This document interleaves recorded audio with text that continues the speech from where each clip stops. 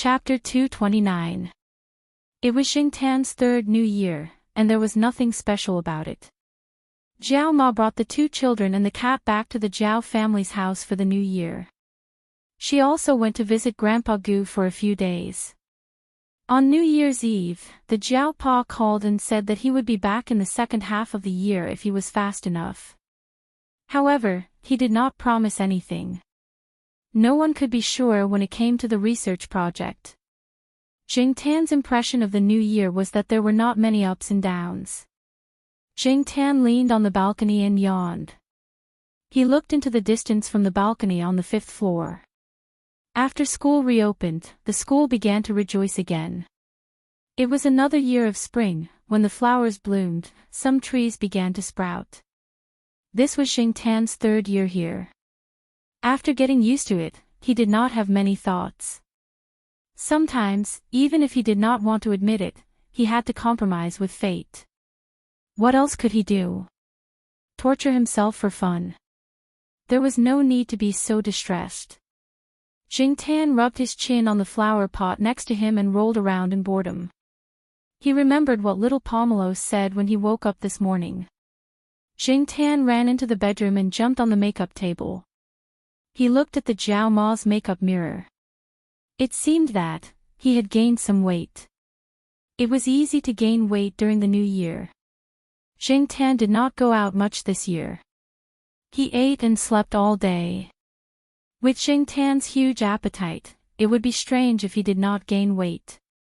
He had been cooped up at home and did not want to go out.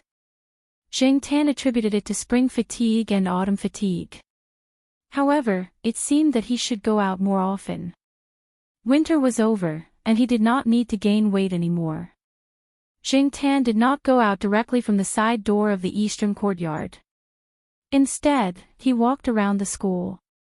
When he passed by a small path, he happened to hear Xingjing, the only female graduate student under the Jiao Pa, complaining about the inappropriate behavior of some teachers in the school. Just like Yi Axian complained before the new year, the graduate students did not have much confidence in speaking in the school without the support of their bosses. The first was the competition for public resources.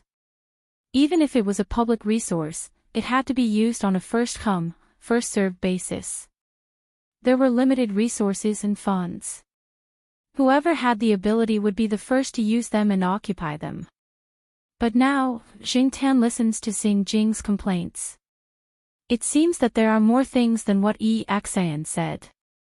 Otherwise, Xingjing would not have said, the temple is small, but the pond is shallow.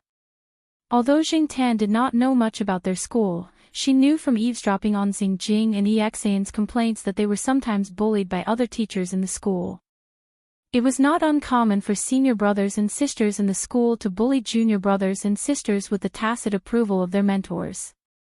Competition between students in the same school existed all the time. Sometimes, those who engaged in scientific research might not lose to those who engaged in politics. In this day and age, those who did not care about chores and focused on their studies would either have someone to back them up, or they would be reduced to cannon fodder in fights or ladders for others to climb up the social ladder. As for the rest, the proportion of those who could follow their own path was too small. However, the Jiao Pa wasn't the kind of person who would swallow his anger and suffer in silence. Just wait for him to settle the score later. Xingtan was very confident in his cat's father. Xingtan still planned to go to the affiliated hospital today. He was not familiar with this place yet. When he arrived at the hospital, Xingtan couldn't help but think of the old lady who left a good impression on him when he came here last year. He wondered how the old lady was doing now and how she was recovering. Jumping on the wall, Xingtan walked along the high wall. Even in winter, he could see many green courtyards. Today, there were many new greenery. It was full of vitality. Today's weather was also good. Some patients who were recovering well but couldn't stay in the ward came out to walk with their family members. Looking at the surrounding scenery, they felt much better. Xingtan didn't plan to look carefully. He just glanced at the wall as he walked along. Because of the taboo incident with the middle-aged woman last year, Jingtan felt that it was better not to be too ostentatious in the hospital. Although he didn't look carefully and his footsteps were hurried, what surprised Jingtan was that he was stopped by someone after a few steps. At first, Jingtan didn't think it was him. It wasn't until the person called the black cat on the wall a few times that Jingtan looked over. The person who called out to Jingtan was a young nurse. She wasn't the one he saw last year. Next to the young nurse, there was an old lady in a wheelchair who was being pushed around by the young nurse. The person in the wheelchair was the old lady Jingtan saw last year. When Jingtan looked over, the old lady waved at him. Compared to last year, the old lady looked a lot thinner now. However, her complexion was better.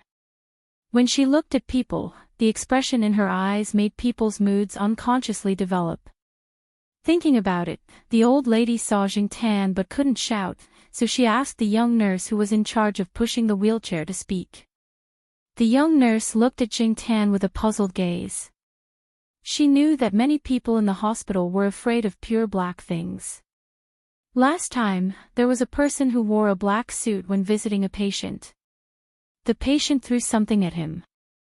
The patient said that the person had sinister intentions and scolded him for a long time. But now, the old lady was so enthusiastic about a black cat. It was really puzzling. There were patients who came out for a walk around. When they saw the old lady like this, they asked the doubts in their hearts. However, they didn't get close. People who were particular about this were afraid of provoking something bad. Old lady, my surgery went so smoothly thanks to this cat. Regardless of the truth, the old lady did have the intention to whitewash Jingtan. Some people around believed it and some didn't. He didn't care about what others thought. Jingtan felt that since the old lady wanted to protect him, there was no reason for him to directly embarrass her. Since the old lady beckoned him over, Jingtan jumped off the wall and walked over. The old lady wanted Jingtan to sit in her arms, but Jingtan didn't do it. He walked beside the wheelchair. The young nurse slowly pushed the old lady down the road. Perhaps it was because there was a black cat following them, but the young nurse purposely avoided crowded places to avoid causing trouble for the other patients. After all, not everyone could tolerate a black cat in a place like this. After walking half a circle, the young nurse was ready to push the old lady back. Jingtan looked at the old lady's tired face and knew that the old lady wanted to rest. He decided to walk with her and leave. Hearing that the old lady's surgery went smoothly and her recovery was ideal, Jingtan's heart was relieved. However, this was just a coincidence. She was just a passerby. Jingtan didn't want to get too close to her. After walking a circle, they came to a fork in the road. Jingtan was about to turn and leave when he looked up and saw 3 people standing at the fork. 2 men and a woman. Jingtan saw the woman when he came over last year. She was the middle-aged woman who rejected him. Standing next to the middle-aged woman should be her husband, the old lady's son that the young nurse said. That person looked quite steady. He should be the kind of person who stood at the top and gave out orders on a daily basis. At the moment, the couple was talking to a young man in his 20s. Looking at the couple, the young man should have some status. Otherwise, the couple wouldn't treat him like this. This was the thought of the people around, including the young nurse who pushed the wheelchair, when they saw this scene. Your son came to see you again. The young nurse saw the people standing at the fork and said with a smile. She knew that the old lady had a very capable son. She heard that he was the boss of a big company. He was usually very busy, but when he had time, he would come to the hospital to see the old lady, especially during the days of the old lady's surgery. He was almost always with the old lady. If it weren't for the old lady's insistence, this person would have sent more people to take care of her. Previously, he was prepared to arrange for the operation abroad, but the old lady refused. In general, he was a filial son. The old lady was also very satisfied with this son, and the smile on her face deepened.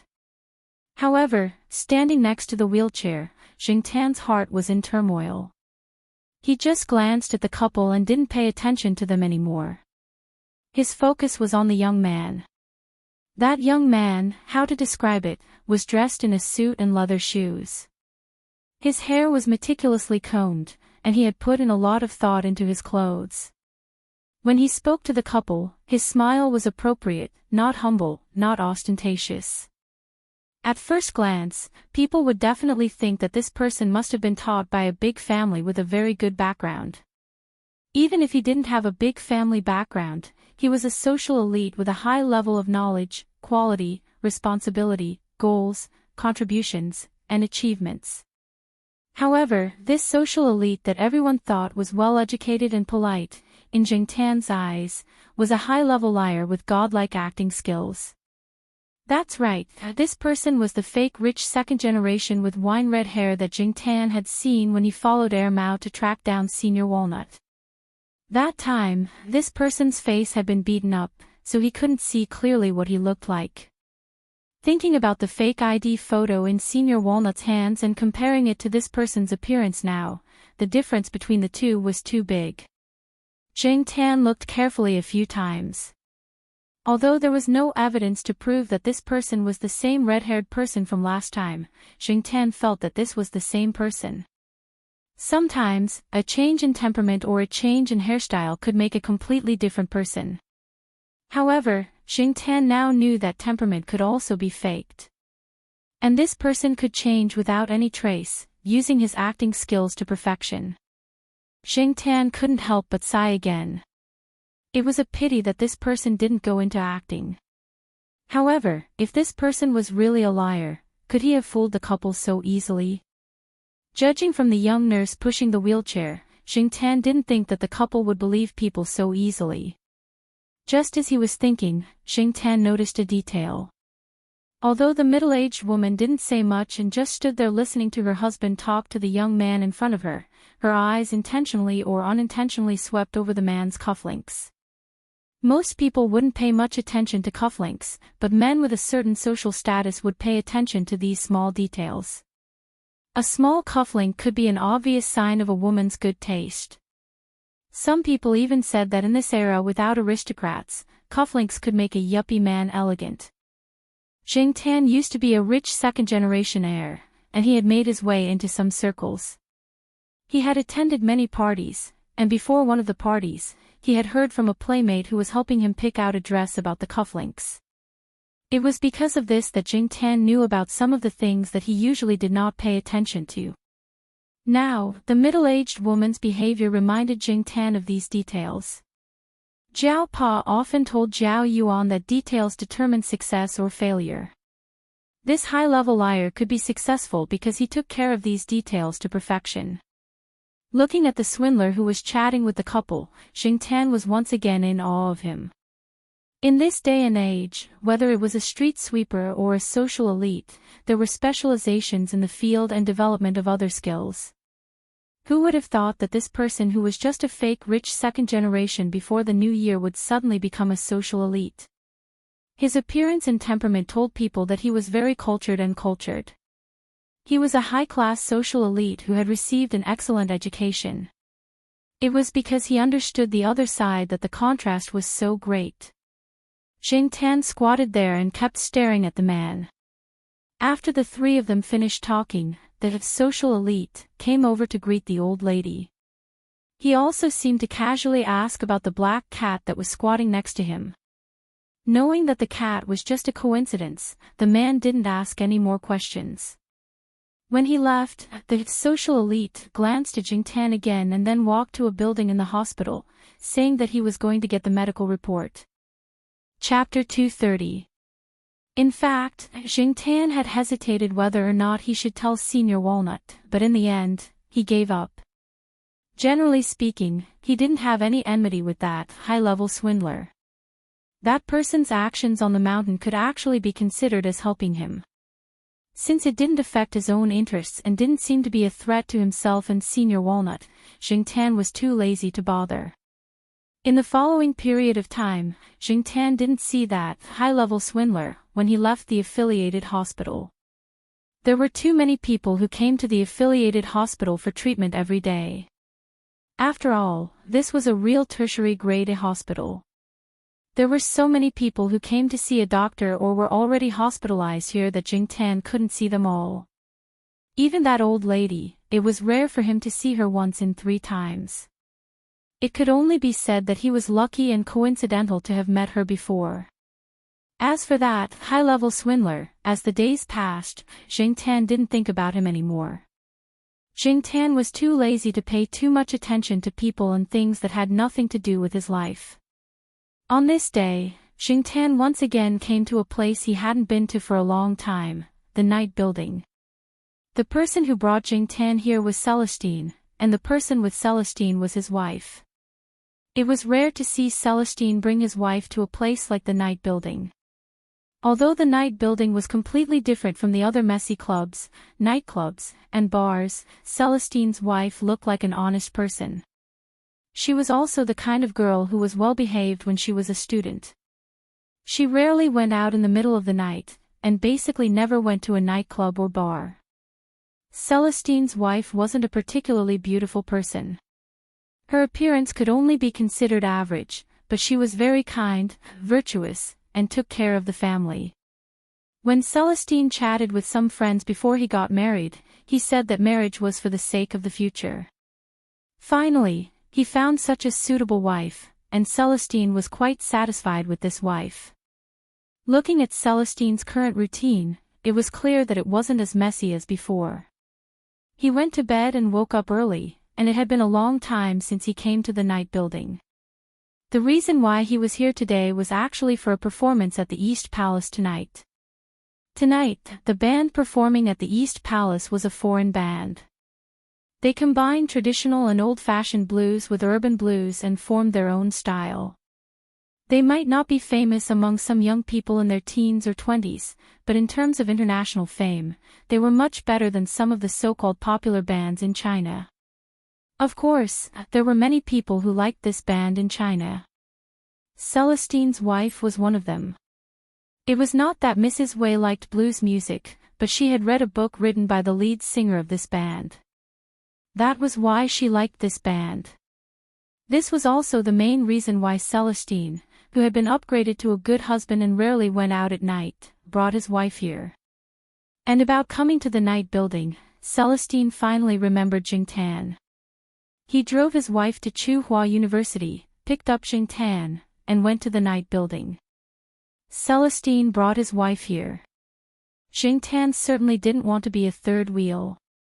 Besides, he had his own private room in the night building, so he didn't want to disturb the couple.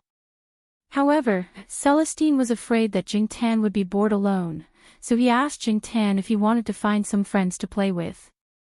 Jingtan thought about it. He couldn't find animals now, but he could find people. Therefore, Jean and the others, who were resting at home, got up after receiving the phone call. They had been busy these 2 days. They didn't have a performance in the night building, but they had other things to do. They were busy during the day, so they planned to go to bed early when they came back. They didn't expect to receive a call from Celestine. Jean and the others released their first album last year. The results were good, especially the song, Cat's Fantasy, which had no lyrics but some cat sounds. Many people called it last year's divine song. Perhaps it was too exaggerated to say that the song was popular because the style of this song was too strange, but it didn't make people feel bored. On the contrary, sometimes people felt that it was worth thinking about. A critic also said that there was a cat in everyone's heart. It could be lazy, clever, proud, or lovable. Everyone had a different feeling when they listened to this song. Although Jean and the others made some achievements last year, they were still too far away from those big names. Just like how Jean and the others were still not qualified to perform in the East Palace, there were many bands that performed outside the East Palace that were more famous than Jean and the others. They were not qualified to enter the East Palace, let alone Jean and the others. With Aujin and the others' status, it was impossible for them to have a private room in the night building, let alone a private room. Now that someone told them that there was such an opportunity in front of them, they were naturally quite happy. They naturally knew the bands that performed in the East Palace today. Being able to listen to these masters' performances and learn something from them would be very beneficial for their future development. Hey, Aujin, was it really Mr. Wei who invited us? The band's drummer, Wang Zhe, quickly put on his clothes and asked. Although the people in the night building called Celestine Brother Ling, Aujin and the others now directly called him Mr. Wei when they met Celestine, with some reverence. The others beside him also waited for Aujin to explain. The phone call was from Mr. Wei. He only asked if we were going to watch the performance. As for the private room, Aujin now calmed down and realized that Celestine did not seem to let them go to his private room. Forget it, we'll talk about it when we're there. It's good enough that we can go to the private room. Let alone a private room, we don't even have the money to go to the East Palace. Be content. Although he did not say it, Aujin's intuition told him that it was related to the cat. He knew that the person who sent the invitation was definitely not someone from the night building. Otherwise, they would not have waited until now to say it. Even when their results were released, they did not hear any movement from the other side. As for Celestine, in terms of relationship, Celestine was not as familiar with them as the cat. When Aujin and the others arrived at the night building, they happened to meet a band that was performing in the same area as Aujin. They were all young people with a strong sense of competition. Whether they performed or not, these two bands were serious about each other. When they met, it was inevitable that they would say a few words to each other. However, now that they were at the entrance of the night building, both sides restrained themselves. Aujin and the others were in a hurry, so they could not let Celestine wait there. They stopped Wang Zhe, who was about to continue, and lifted their feet to enter the night building. They were not qualified to enter from the side door, so they could only enter from the front door and be led by the people inside. Because Celestine had already greeted them, the people in the night building were also familiar with Aujin and the others. After recognizing them, they directly led them upstairs. This made the band that had not gone far stunned for a long time. Only Aujin had been to the private room before. Even so, they were still very nervous. Even Wang Zhe, who was usually talkative, kept his mouth tightly shut, afraid that something would go wrong. The people in front led Aujin and the others forward. When they passed by Celestine's room, Aujin thought to himself, sure enough, it's not Celestine's private room. Just as he thought of this, Aujin saw the people in front of him raise their hand and knock on the door of the next room. Click. With a soft sound, the door opened. The people in front of them motioned for Aujin and the others to go in. Aujin and the others swallowed their saliva and tidied up their clothes, for fear that if they met the big shots later, they would leave a bad impression on them. However, after they stepped into the door, the five of them were almost shocked by the layout in front of them. This was too unconventional. It was completely different from what they had imagined. What was the matter with the hanging hairy mouse? What was the soft couch in the shape of a cat's paw trying to express? Also, what were those paintings on the wall? Were they prepared for children? The dignified night building actually had such a place. This was the first feeling the five of them had when they came in. When they saw the cat sitting calmly on the sofa, they were all in a bad mood.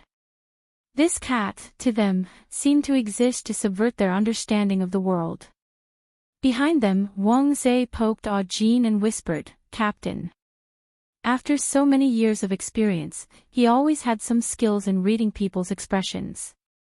However, when it came to a cat, he didn't know where to start. Aujin paused and had some ideas in his mind. He walked to the sofa where Jingtan was and sat on the chair next to the coffee table. Jingtan glanced at him and pushed a plate of nuts on the coffee table in front of him to Aujin. Aujin looked at the various nuts on the plate and began to peel them. He didn't eat the peeled nuts but put them on another small plate in front of Jingtan. The four people behind Audjean were speechless. Did this mean that they were going to serve the cat? At this time, Celestine came in from next door. After coming in, he briefly explained to Audjean and the others. The general idea was that he called them over just to let them accompany the cat and listen to the performance. After that, Celestine went back to accompany his wife next door. Now, the performance outside had already begun. Except for Audjean, the other four people were somewhat restrained and helpless. They didn't speak the same language and were of different species, so they always felt very awkward. However, seeing Audjean like this, they couldn't stay idle, so they all came over to help him peel the nuts. Jingtan was only familiar with Audjean, and he rarely met the other four people. However, now it seemed that these people were quite smart. Even in the face of a cat, in the face of such an unexpected situation, they could try to calm down and deal with it as calmly as possible. They didn't have too many tricks. In general, Jingtan now had a good impression of these people. He thought that if he came again, he could call them over to help him peel the nuts. This was a mutually beneficial thing. Jingtan came here just to relax, and Audjean and the others could better listen to some masters of the East Palace. Jingtan didn't need to pay for his expenses here. They were all free. In fact, he didn't spend much. He didn't dare to drink now, because he would definitely be scolded when he went back. If he just listened to the performance and ate some snacks, the cost was nothing to the night building. When they peeled half a plate, Jingtan raised his paw and pushed the remaining nuts to Audjean. Then, he ate a few pistachios and went to the window to look at the performance below. Cats also eat this. Wuxia opened his mouth and asked Audjean silently. He carefully pointed to the small plate on the coffee table with all kinds of peeled nuts. Audjean glanced at him, indicating that Wuxia shouldn't talk nonsense. Then, he also went to the window and looked at the performance below. The main purpose of their coming here was to watch the performance. Soon, the five people swept away the helplessness and awkwardness just now. Looking at the performance below, the five of them also exchanged their experiences and talked about their own differences. Jingtan was not interested in music. When he scrolled down, he mainly focused on the good-looking girls, such as the white-collared lady in professional attire, or the innocent-looking female student, or, F***ck. When Jingtan's gaze swept over one place, he froze. He saw an acquaintance. That high-level liar. Chapter 231. Jingtan was quite surprised to see this person in the night tower. The cost of living in the East Palace was not a small amount. Was this person really not short of money? These days, swindlers lived a much better life than white-collar workers who worked hard in offices. They drove luxury cars, flirted with high-quality girls, and often lingered in expensive places. Even Jingtan could not help but sigh at the difference. The person did not notice Jingtan's gaze. Perhaps even if he did, he was used to attracting attention in the venue below. In fact, from the light and angle, it was not easy for the people below to see the situation in the private room above. Even if they could, Jingtan did not care. He was not afraid of being seen. Now, compared to the music he could not appreciate, Jingtan was more curious about the identity of this swindler. Today, the performance at the East Palace ended around 10:30.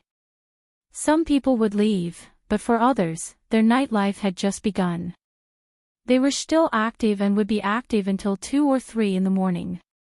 Celestine, who had a family, would not stay here for long. He prepared to leave with his wife. Jingtan would definitely be with them. Otherwise, it would be difficult for him to go back. In the parking lot, when Celestine drove, he did not close the windows at first. After staying in the night tower for so long, he breathed in more air to clear his mind. There were many cars around the night tower, so it would take some time to drive out onto the main road. Jing Tan stood up and looked outside through the half-open rear window. He looked around and his gaze fell on a car not far in front of him. Jing Tan did not see the brand of the car, nor could he remember the type of car. However, Jing Tan was sure that the car was not cheap.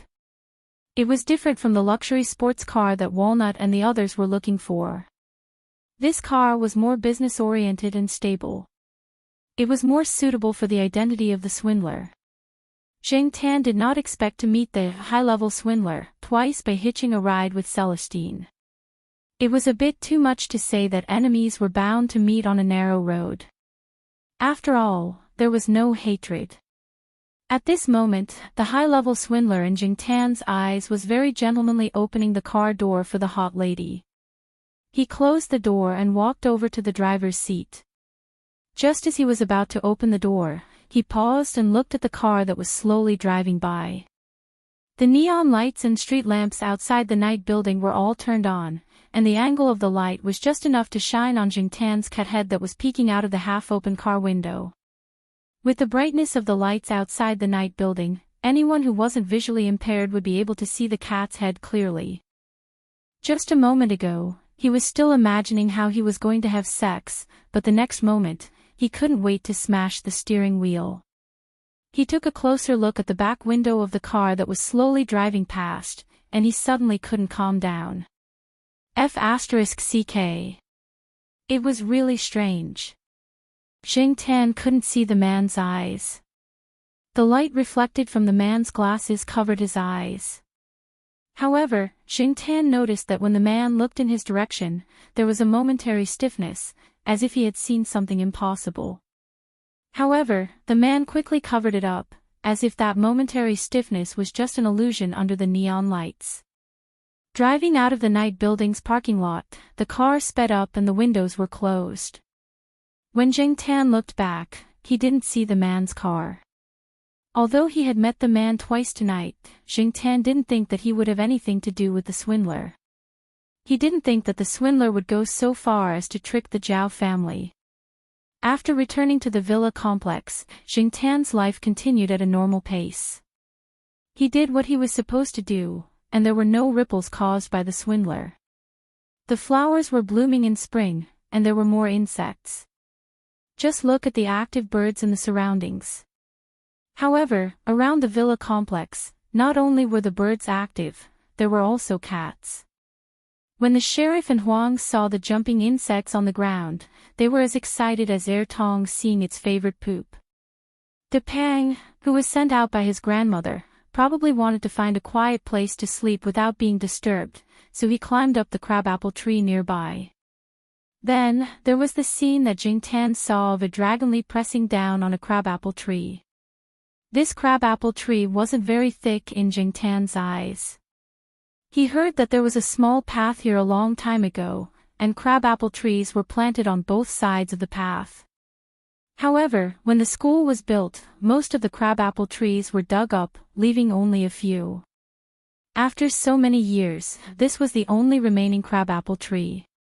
Now, the only crabapple tree was being pressed down by the fat man De Pang. Jing Tan saw that the branches looked like they were about to break. Sure enough, cats were a big killer for plants. In places where cats were often active, plants had to be resistant to bites, scratches, and pressure. After watching the sheriff and the others eat a few insects of unknown species in the villa complex, Jing Tan ran out of the house for a walk. It was such a good time to come out for a walk. Only then would one feel that the day was so complete. After passing by the affiliated hospital, Jing Tan walked along the flower beds and walls on the side of the street. The area near the hospital was not noisy. Although there was a commercial street here, it was still a little far from here. Moreover, it was not on the same line as the hospital, so he had to turn halfway. Jing Tan didn't turn, but walked straight along the street. According to the map, he could see a lake in front of him. The lake was not small, and there were some developed properties around it. He had heard from Mao that his great-aunt lived in a house near the lake, but he didn't know which lake it was. After all, there were more than 2 or 3 lakes in Chuhua City. Jing Tan didn't want to visit Mao's great-aunt. That old woman was too difficult to please, and he wasn't in the mood to visit her. After walking past a big hotel and some small shops around it, Jing Tan saw a residential area marked on the map. Jing Tan jumped onto a big sycamore tree by the side of the road to take a look. Part of the residential area was made up of small villas, while the other part was made up of tall elevators. He had heard that some teachers in Tsinghua University had bought houses here. It was close to the university, and the environment was good. It was not noisy. Jing Tan had once heard from the Jiao Pa that he had the intention to buy a house here. One of his colleagues had bought a house here, but because of his job transfer, he had planned to sell it. The Jiao Pa had gone over to check it out, but he felt that the neighbors there were not good, so he didn't buy it. However, Jing Tan was glad that the Jiao Pa didn't buy it. In comparison, he was actually more inclined to buy a house in the East District. To Jing Tan, it didn't matter if the place was small or not. What was important was the place to play and playmates. After climbing over the wall on the side, Jing Tan walked along some small paths inside. The greenery here was really good. No wonder the Jiao Pa had taken a liking to this place. He had heard that the Jiao Pa had invited an old professor who was in the field of landscape design to come here. A little Pekingese barked in its yard. When it saw Jing Tan, it barked fiercely. Unfortunately, it couldn't come out. Jing Tan ignored it and continued to look at the surrounding houses and layout with interest. This residential area had been built for a few years. The trees were lush with leaves. Jing Tan even saw a few cats playing there. When they saw Jing Tan, the cats didn't show too much hostility. At most, they were vigilant and curious. It seemed that they were surprised by the sudden appearance of this unfamiliar guy. They didn't show any hostility, and Jing Tan didn't have the intention to fight for territory. They went their own ways. The residential area near the lake was built with high fences not far from the lake. Outside the fences was a road that could accommodate 2 cars at the same time. On the other side of the road was a green belt, and on the other side was the lake. There were all kinds of warning signs and fences by the lake. Many incidents of people falling into the lake had happened around this area. Coming out of the residential area, Jing Tan walked along the road near the lake. He jumped onto a tree and looked around to identify the road ahead. Unexpectedly, Jing Tan really found something that interested him. It was a car, a high-end car, and it looked quite familiar. Jing Tan wasn't sure if it was the same car that he saw at the night building that day. He jumped down the tree and walked over the fence. The place where the car was parked was still the villa area. In fact, the villas in this area all looked similar. Except for the few that the owners had specially spent a lot of effort to decorate, there wasn't much difference. Jing Tan looked at the house number of the villa and listened to the movements inside. There were voices in the house. There were 2 people talking. One was the liar in Jing Tan's eyes, and the other was the old lady that Jing Tan saw at the hospital. The atmosphere of the 2 people's conversation was quite relaxed. Jing Tan heard the old lady laugh. It turned out that the old lady lived here. The door was closed, but the window next to it wasn't closed. Jing Tan listened to the conversation from under the window. The general content seemed to be that because something had happened to a colleague in the company, the senior liar sent the colleague to the hospital for a checkup and then sent her home. That colleague was a beauty, and this scene was coincidentally seen by the old lady who went out for a walk. When she saw that it was an acquaintance, she invited him to the house for a cup of tea. As they chatted, that person talked about his hard work history. Jing Tan listened and got goosebumps. That person's image of himself was what people called other people's children. He was born poor, had a miserable life, had excellent grades, worked hard, had the courage to work hard, had the ability, entered a big company, was valued by the boss, and finally became a social elite. At the same time, He talked about the ups and downs of the process, which made the old lady look at him more kindly. Xing Tan spat in his heart. What a load of bullshit. Who was the good-for-nothing that pretended to be a rich second generation on the mountain? That person didn't keep talking about his successful career. After his career, it was time to talk about his love history. He talked about the female colleague that was sent over today. The more Xing Tan listened, the more he felt that something was wrong. This person was really good at making up stories. If he hadn't seen the other side, Xing Tan would have been fooled like the old lady. Speaking of which, Xing Tan was really curious. Did this person also pretend to be shy when making up stories? Could he be so thick-skinned and shy? After thinking about it, Xing Tan jumped on the windowsill and looked inside. Needless to say, that person's smile was indeed a little shy. The old lady was amused and remembered the past. Back then, the old lady was about to tell the story of her past to encourage the young man in front of her, but she didn't expect that when she slightly tilted her head to look outside the window, she saw a black cat standing on the windowsill. Oh, isn't this that one? The old lady's attention was immediately diverted. She called the housekeeper to see if there was any suitable food to feed the cat. A certain liar who was sitting on the sofa with a cup of tea in his hand couldn't help but twitch his face. Although he didn't show his surging emotions, he had already cursed the entire alpaca community in his heart. Numb. Numb. Damn. Chapter 232. Under the old lady's invitation, Xing Tan calmly stepped onto the sofa next to her and lay down. The nanny originally wanted to say something, but seeing that the old lady didn't mind, she didn't say anything. However, she thought to herself that she should go out to buy some flea medicine later. She heard that there were a lot of fleas on cats outside. She didn't know if the fleas would be brought in. Just in case, it was better to be more careful.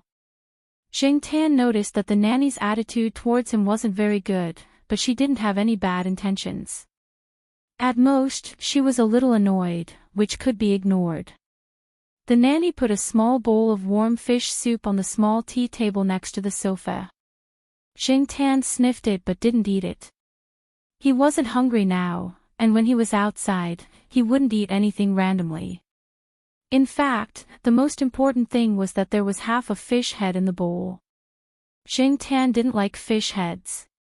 The nanny looked at the old lady and asked if she wanted to change the food. The old lady glanced at the cat on the sofa and waved her hand. Leave it there for now. After that, the old lady looked at the man again. I saw this cat when I was in the hospital. I feel that this cat and I are quite fated. I was wondering if it was a cat raised by someone nearby. I didn't expect to see it here. Although the man sitting on the other sofa smiled and listened to the old lady's words, he was roaring in his heart.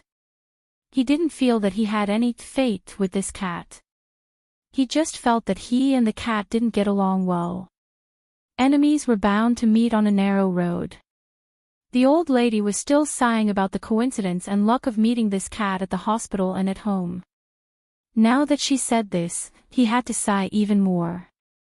The man didn't doubt that this cat was the same one he met before the new year. He still had a good eyesight. After so many years, this was the first time he met such an evil cat. It was a few hours' drive from Chuhua City to the mountainous area. It was possible to meet this cat in the hospital when he came to Chuhua City. It was also possible to meet this cat when he went out at night to get high. Now, it was even possible to meet this cat when he came out to find a target to talk to. What should he say? What fate? The fate of cat poop. Look. The cat just squatted there, not barking or eating. It just looked at you, as if it was mocking you. Its eyes seemed to be saying, lie, why don't you King continue lying? How could this not be depressing? Hey, Xiao Gao, where were we just now? The old lady finally turned the topic back. Xing Tan looked at little Gao. He remembered that the fake ID in Walnut's hands didn't have the surname, Gao. Xiao Gao obviously also noticed the way the cat on the sofa 2 steps away was looking at him. Although the atmosphere and mood had changed, Xiao Gao was quite skillful. It was as if he had not experienced the black cat's disdainful look just now. With a perfect smile, he maintained the same expression and tone as before and said, "You were just about to tell me your story." In this day and age, who wasn't thick-skinned and tough enough to deal with all kinds of unexpected situations? "Oh, yes, here we are." The old lady smoothed out the wrinkles on her clothes, took a deep breath, and seemed to be reminiscing. Xiao Gao gently put down the teacup, as if he was afraid to disturb the old lady's memories. He calmed down and prepared to listen to the old lady's story to confirm if this was the person he was looking for. This was his 3rd suspect, and also the most likely one. If he could confirm it, this task could be completed smoothly. Just as the 2 of them began to build up their emotions again, ding ding ding ding ding, the sound of the spoon stirring was heard, pulling the old lady's thoughts back from her memories. She looked up and saw that the black cat was standing up. One of its front paws was supporting itself on the armrest of the sofa, while the other paw was fiddling with the porcelain spoon in the bowl of fish soup on the small tea table next to it. The old lady didn't blame Jing Tan. Instead, she smiled kindly and raised her hand to pat Jing Tan's head. Jing Tan dodged, but he didn't fiddle with the spoon again. He seemed to be very well behaved as he sat on the sofa. When the old lady started to talk about the past with Xiao Gao, Jing Tan's side started to rumble again. Jing Tan guessed that this person was probably trying to get some information from the old lady. Jing Tan had a good impression of this old lady. On the contrary, when he saw this pretentious young man wearing a thick mask in front of him, Jing Tan couldn't help but want to make things difficult for him. Obviously, Jing Tan had succeeded in making things difficult for him. Even if Xiao Gao still maintained a nearly perfect expression on his face, he actually wanted to hold his chest and vomit blood. Many times, opportunities didn't come so easily.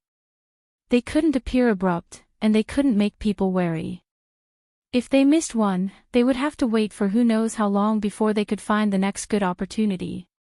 For Xiao Gao, this task, in his opinion, had progressed to this point without any difficulty. It was easy to get information, but he didn't expect that after the appearance of this cat, things wouldn't go so smoothly. *CK, he was against the black cat, wasn't he? No wonder he always heard people say that encountering a black cat was unlucky. Xiao Gao now had a deep understanding. After encountering the black cat that night, he left the night building, and on the way, his car tire burst once. He was really unlucky. After being interrupted by Jing Tan several times, the old lady lost interest in continuing to recall, but she didn't have any dissatisfaction with Jing Tan. She only said to Xiao Gao, "Young man, you have to seize the opportunity. I missed it when I was young. Even if I regret it now, it won't help." Xiao Gao's eyes flashed slightly, but he didn't continue to ask too much. So much time had passed, so he politely said goodbye to the old lady. When he left, he seemed to inadvertently glance at the black cat on the sofa. Jing Tan stared back at him, but intuition told him that this guy was actually full of tricks, and was probably thinking about how to fight back in the future. After Xiao Gao left, the old lady took Jing Tan to the backyard to see the flowers she planted. She also asked Jing Tan to come and accompany her when he had time. The old lady actually didn't expect the cat in front of her to understand anything. She just sometimes wanted to find a suitable person to talk to, especially when she was recalling some things in the past. The old lady sat on the rattan chair in the backyard and sighed. It's been almost 60 years. Jing Tan didn't quite understand why the old lady sighed, but after thinking about it, he guessed that it had something to do with the purpose of Xiao Gao coming over. Unfortunately, the old lady didn't want to talk about it now. It's okay. When he had the mood to come here for a walk in the future, he could come here to eat and drink. he would probably be able to hear the old lady reminiscing about the past. On the other side, Xiao Gao left the old lady's villa and drove along the lake, preparing to leave the residential area from this road. At this time, his cell phone rang. Xiao Gao stopped the car by the side, looked at the golden turtle on the screen, and answered the phone. "Hello, Liuba, are you busy now? There's an order that I can't accept. I want to see if you're interested," the person on the other side said. "Tell me about it." The Xiao Gao the old lady was talking about and the Liuba, the person on the other side of the phone said. His tone was not as humble as when he was talking to the old lady just now. At this moment, he sounded more casual, as if there were not many things that he cared about. After hearing a few words from the person on the other side of the phone, Liuba interrupted, "The money is too little, and it's too boring. I won't accept it." "Well, I also guessed that you would reject it. I'll find someone else," the golden turtle said. In fact, when he decided to make the call, he thought that Liuba probably wouldn't be interested in this order. The reward for this order was a big order for others, but for Liuba, it was not even comparable to the small orders he did 5 years ago. Liuba was a well-known person in the circle of private detectives. It was said that when he was still a child, he began to help people catch mistresses, find evidence, and make money. Now, he could be said to be very experienced and had a strong understanding. The success rate of taking orders was quite high, and he kept his mouth shut. Similarly, the reward was also high. Even if the reward was sometimes ridiculously high, there was still an endless stream of people looking for him. In China, there were actually laws and regulations that explicitly prohibited the existence of private detectives. Therefore, until now, this industry could not be openly registered. However, in the social reality, there was a need for private detectives to develop, and it was easy for them to take advantage of loopholes. These days, there were more and more people who relied on this industry to make a living. However, every industry was divided into 3, 6, and 9 levels. In this special circle, Liuba was a legendary person. There were too many legends and rumors about him, but it was limited to this small circle, and outsiders did not know much about him. From the beginning of small order to now only taking on some big orders, Liuba could be said to be standing at the top of the pyramid in this circle. As for Golden Turtle, it was also a code name, but in terms of fame, it was far less famous than Liuba. Golden Turtle was now doing nothing in a marriage consulting firm, and he secretly took on some jobs such as investigating mistresses and obtaining divorce evidence. These jobs were easy to do, and he could earn money quickly. Generally, he would not cause any big trouble. Sometimes, when he met some rich people, he would also make a lot of money. Of course, Golden Turtle knew that what they were doing now was just the leftovers of Liuba. Speaking of which, Liuba could be considered Golden Turtle's half-master, but in terms of age, Golden Turtle was actually 10 years older than Liuba. What's wrong? Are you in trouble? Could it be that some ignorant person offended you again? Golden Turtle could tell from the other party's words that this person was not in a good mood. Liuba sneered, "You speak as if I'm a scourge. Let me think. The last person who offended you suddenly fainted when he was having sex with his wife. The guy who offended you suddenly coughed up blood during an interview, causing the public to speculate about him. The guy who offended you suddenly coughed up blood during an interview, causing the public to speculate about him. The guy who offended you before that suddenly broke his arm when he was dancing. I don't know if he's out of the hospital now. Sigh, this is only what I know. I believe and deeply believe that these people are only a small part of you. There are still a lot of people I don't know about. So, I'm curious. Which unlucky person offended you this time?" Liuba chewed gum and blew a bubble. When the bubble burst, she slowly said, "A cat." "What?" I said, "The one who caused me trouble this time was a cat." Chapter 233.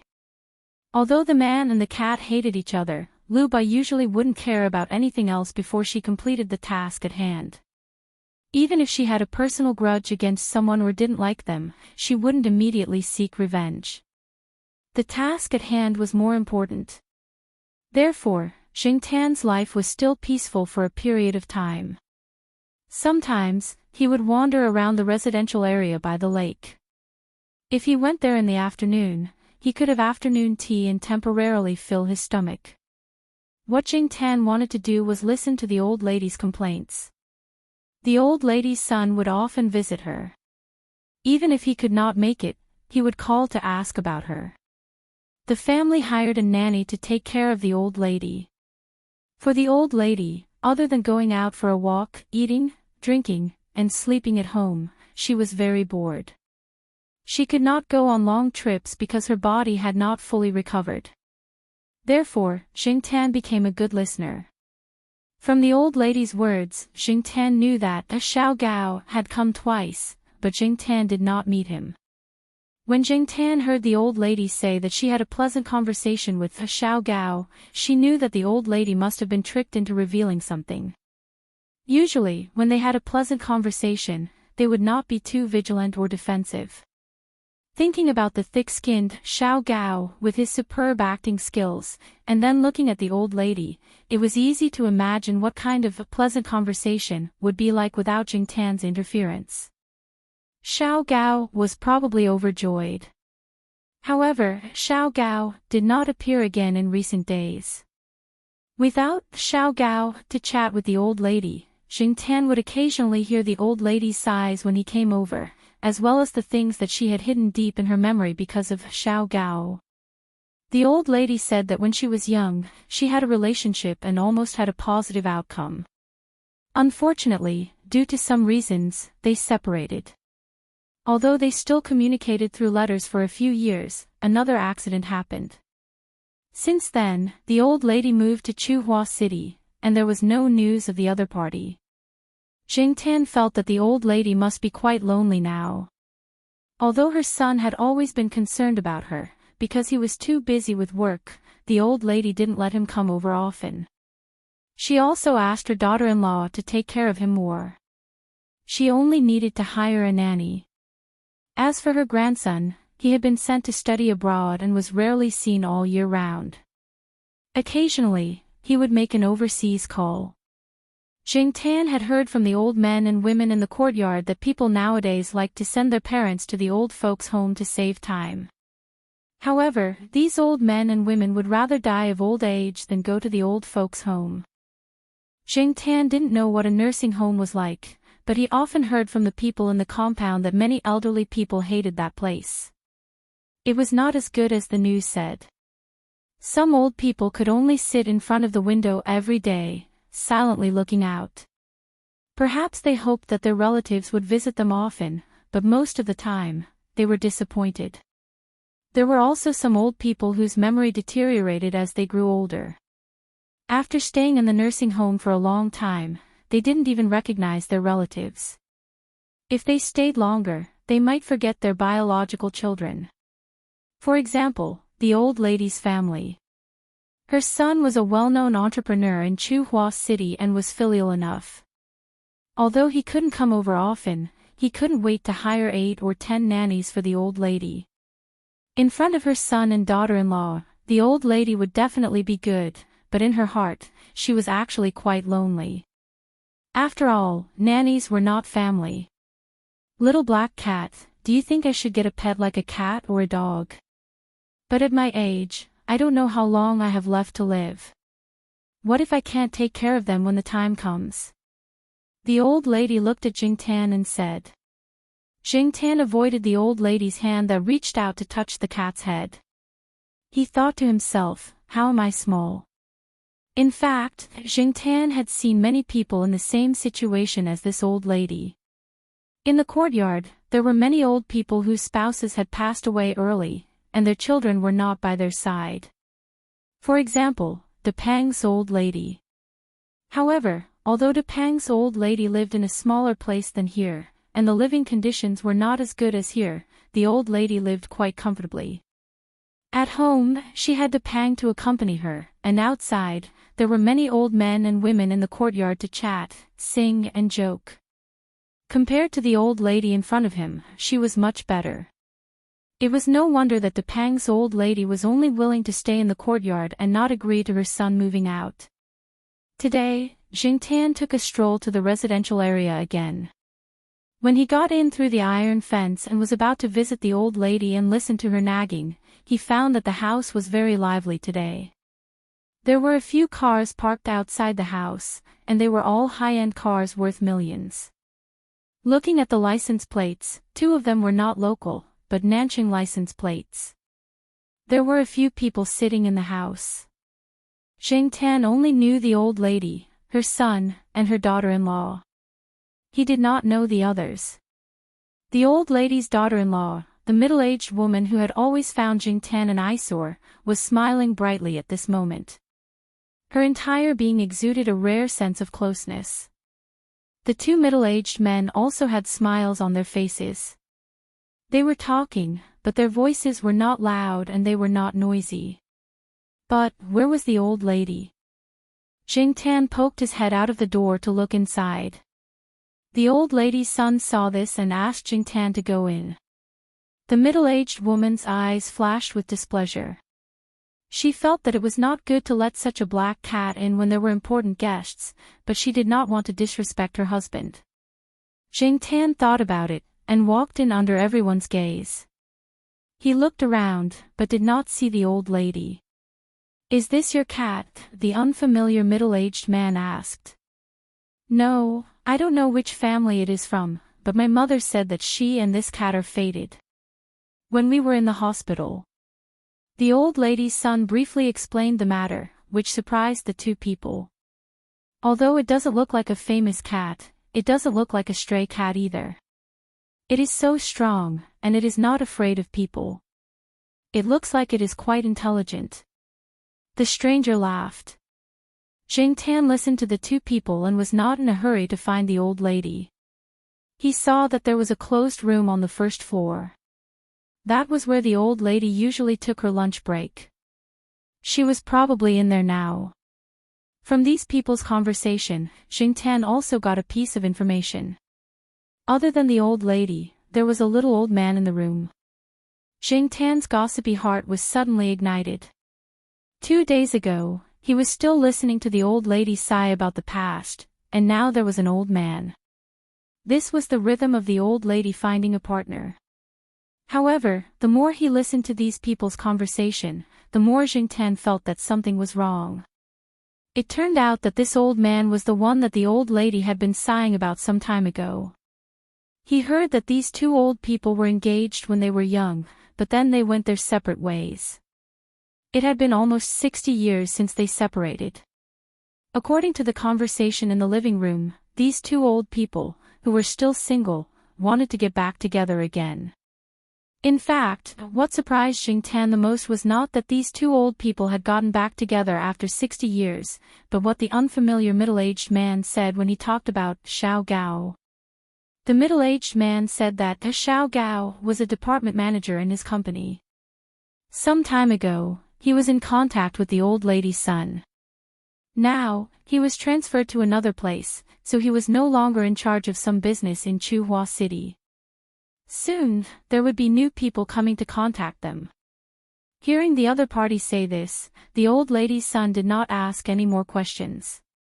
He even praised Xiao Gao as a very good and capable young man. Jingtian carefully observed the unfamiliar middle-aged man.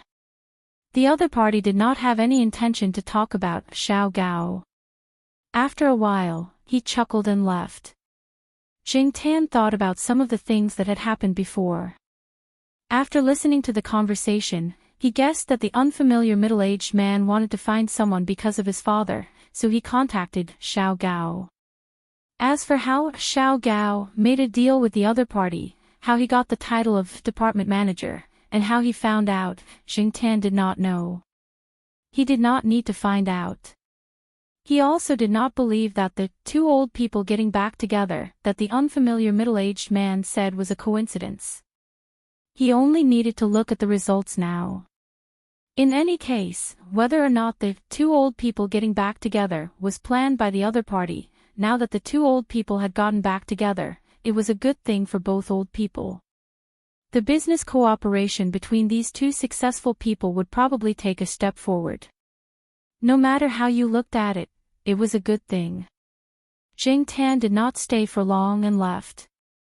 He guessed that the two old people who had reunited after almost 60 years would definitely have a lot to talk about. To Jing Tan, the old lady's family was just a passerby in his life. He did not need to spend too much time and energy on them, even if they were rich and had extraordinary identities. What really mattered was the Zhao family. At night, the three Zhao family members and a cat were sitting on the sofa watching a martial arts drama on TV. Jing Tan was sleepy and kept yawning. Suddenly, he heard little Pomelo beside him say, "There's something wrong with the sound in the drama." Jing Tan looked at the scene on TV and pricked up his ears to listen. The scene on TV was of the main character in a deep mountain. The background sound was the sound of birds chirping. There were also a few scenes that were dedicated to the birds. Jing Tan looked at it carefully a few times and did not feel that there was anything wrong with the sound of the birds.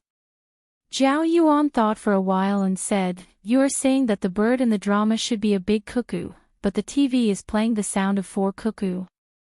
"Yes." Little Pomelo nodded. "Hey, you can even see that. You are so observant.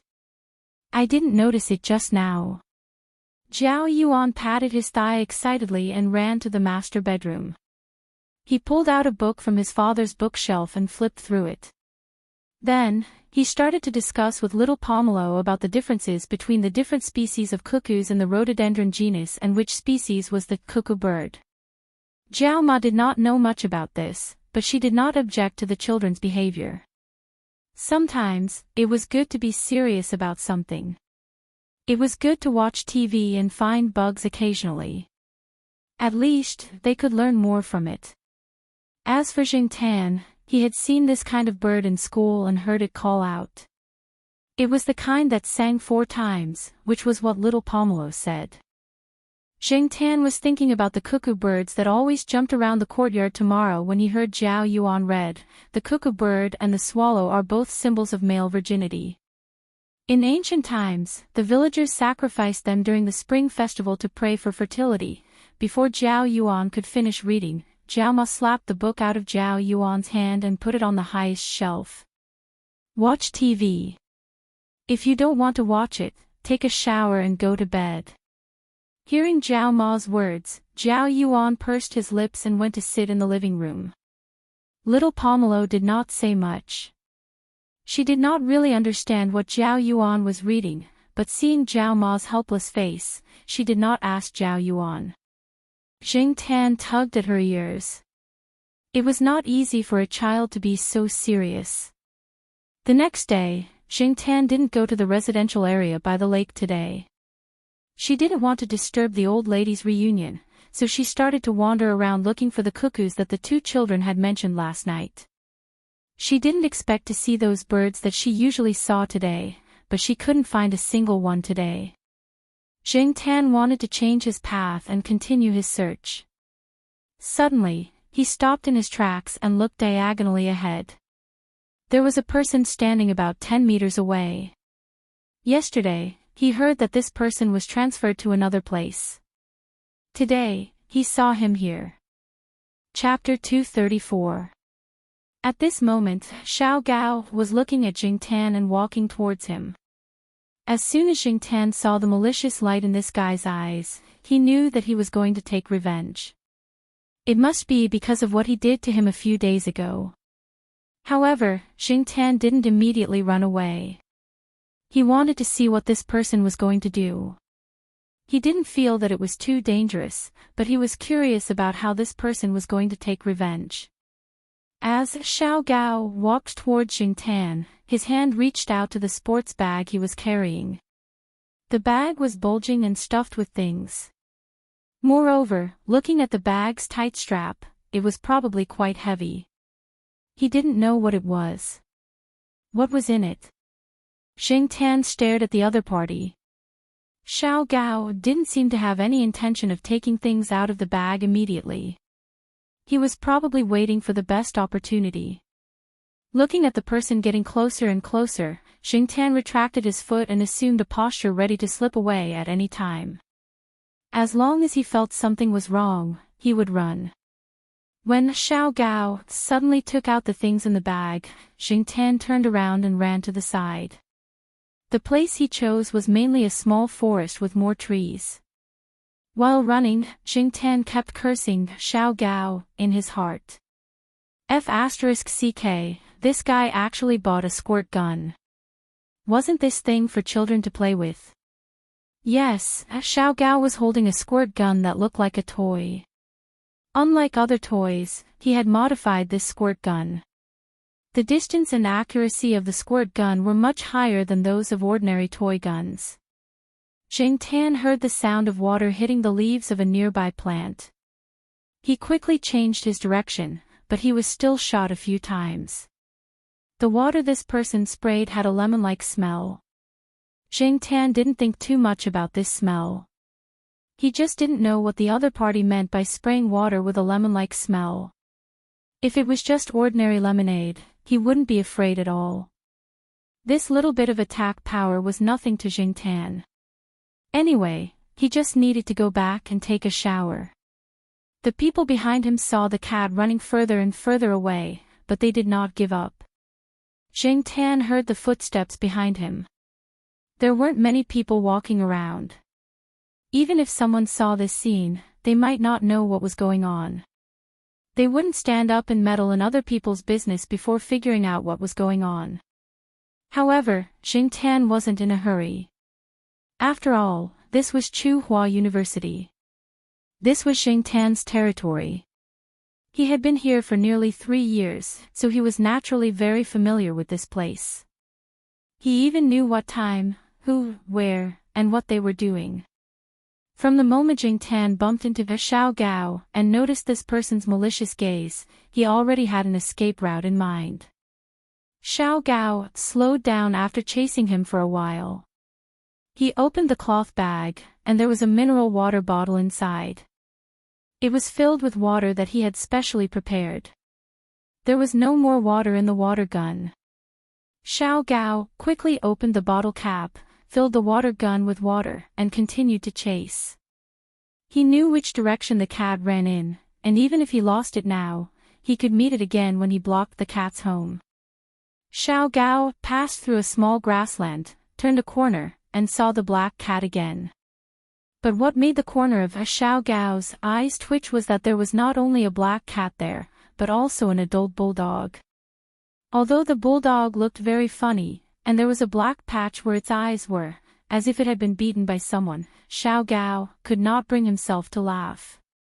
At this moment, the bulldog was staring at him, its crooked triangular eyes flashing with excitement and fierceness.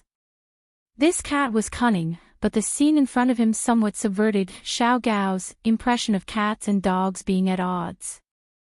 Generally speaking, if cats and dogs got along well, the temperament of one side, especially the temperament of the dog, should be more gentle.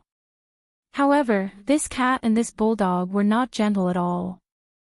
Why did it seem like they were on the same side? Of course, Xiao Gao could tell the difference between a dog that bit and a dog that didn't. The bulldog in front of him would definitely bite fiercely. Xing Tan stood behind Niu Zhuangzhuang, and let Niu Zhuangzhuang, who was several times bigger than him, stand in front of him to block the gun. He looked at Xiao Gao proudly with his tail hooked. Niu Zhuangzhuang's owner would come here every day at this time when he had nothing to do. This was the back door area of the Faculty Activity Center. It was said that some time ago, a piece of equipment was stolen in broad daylight, so Niu Zhuangzhuang was brought here by its owner to prevent theft. They were not at the main entrance, but at the back door area where there were few people. Anyway, there were people guarding the main entrance, and there were many shady places at the back door. There was a large grassland, which was enough for Niu Zhuangzhuang to dig a hole for fun. Although Xiao Gao saw that the bull terrier was chained, he didn't want to provoke the dog. Even if the dog couldn't bite him, it would definitely attract a lot of people if it barked. Besides, he always felt that the dog chain wasn't very reliable. You come out. Xiao Gao whispered behind the dog. Jing Tan stood behind Niu Zhuangzhuang and raised his chin at Xiao Gao. I won't go out, what can you do to me? Xiao Gao stood there and waited for a while until the phone in his pocket rang. He glanced at the cat, turned around, and left in another direction. He picked up the phone and began to talk. Seeing that Xiao Gao was far away, Jing Tan pushed Niu Zhuangzhuang, who was wagging its tail and rubbing against him, to the side. He stood up and patted its head, thinking about when he would drag some bones to reward this guy. Looking in the direction Xiao Gao left, Jing Tan lifted his feet and walked in that direction. He didn't walk far before he heard Xiao Gao answering the phone. That person was sitting in the woods next to the plastic basketball court, facing the basketball court. Usually, Jing Tan would hang around here. There was a sports field not far from the basketball court. He often sat in the woods behind the stands, thinking about his cat life. Xiao Gao looked back and didn't pay attention to Jing Tan anymore, but continued to talk on the phone. What are you doing?